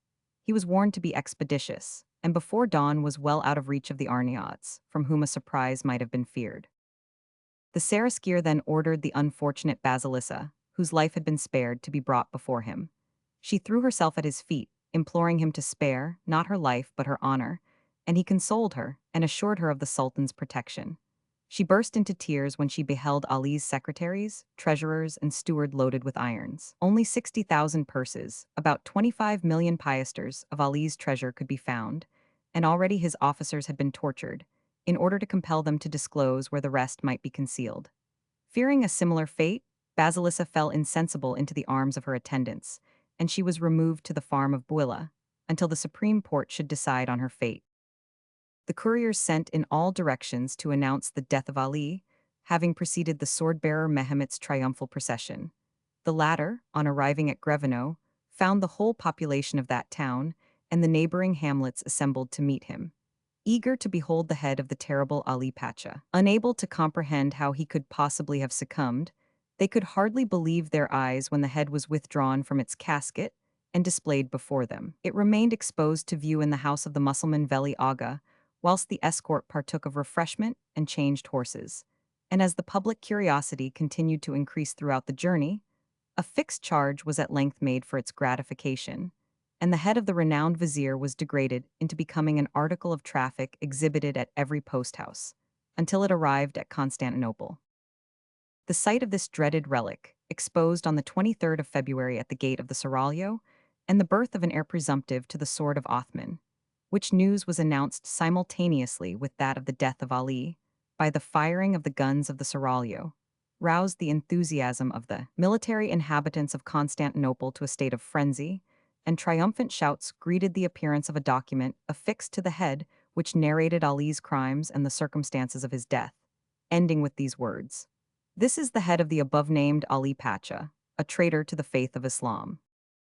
Having sent magnificent presents to Khurshid and a hyperbolical dispatch to his army, Mahmud Roman II turned his attention to Asia Minor, where Ali's sons would probably have been forgotten in their banishment, had it not been supposed that their riches were great. A sultan does not condescend to mince matters with his slaves when he can despoil them with impunity. His Supreme Highness simply sent them his commands to die. Veli Pacha, a greater coward than a woman slave born in the harem, heard his sentence kneeling. The wretch who had, in his palace at Arta, danced to the strains of a lively orchestra, while innocent victims were being tortured around him, received the due reward of his crimes. He vainly embraced the knees of his executioners, imploring at least the favor of dying in privacy. And he must have endured the full bitterness of death in seeing his sons strangled before his eyes. Mehemet the Elder, remarkable for his beauty, and the gentle Selim, whose merits might have procured the pardon of his family had not fate ordained otherwise. After next beholding the execution of his brother, Salik Pacha, Ali's best-loved son, whom a Georgian slave had borne to him in his old age, Veli, weeping, yielded his guilty head to the executioners. His women were then seized, and the unhappy Zobeide, whose scandalous story had even reached Constantinople, sewn up in a leather sack, was flung into the Persak, a river whose waters mingle with those of the Sagaris. Catherine, Veli's other wife, and his daughters by various mothers, were dragged to the bazaar and sold ignominiously to Turcoman shepherds, after which the executioners at once proceeded to make an inventory of the spoils of their victims. But the inheritance of Maukter Pacha was not quite such an easy prey. The Kapiji who dared to present him with the bowstring was instantly laid dead at his feet by a pistol shot. "Wretch," cried Maukter, roaring like a bull escaped from the butcher, "dost thou think an Arnaut dies like an eunuch? I also am a Tepelenian. To arms, comrades, they would slay us." As he spoke, he rushed, sword in hand, upon the Turks, and driving them back, succeeded in barricading himself in his apartments. Presently a troop of janissaries from Chaldea, ordered to be in readiness, advanced, hauling up cannon, and a stubborn combat began. Maukter's frail defenses were soon in splinters. The venerable Mechbono, father of Elmas Bey, faithful to the end, was killed by a bullet, and Maukter, having slain a host of enemies with his own hand and seen all his friends perish, himself riddled with wounds, set fire to the powder magazine, and died, leaving as inheritance for the Sultan only a heap of smoking ruins. An enviable fate if compared with that of his father and brothers, who died by the hand of the executioner. The heads of Ali's children, sent to Constantinople and exposed at the gate of the Seraglio, astonished the gaping multitude. The Sultan himself, struck with the beauty of Mehemet and Selim, whose long eyelashes and closed eyelids gave them the appearance of beautiful youths sunk in peaceful slumber, experienced a feeling of emotion. I had imagined them, he said stupidly, to be quite as old as their father, and he expressed sorrow for the fate to which he had condemned them.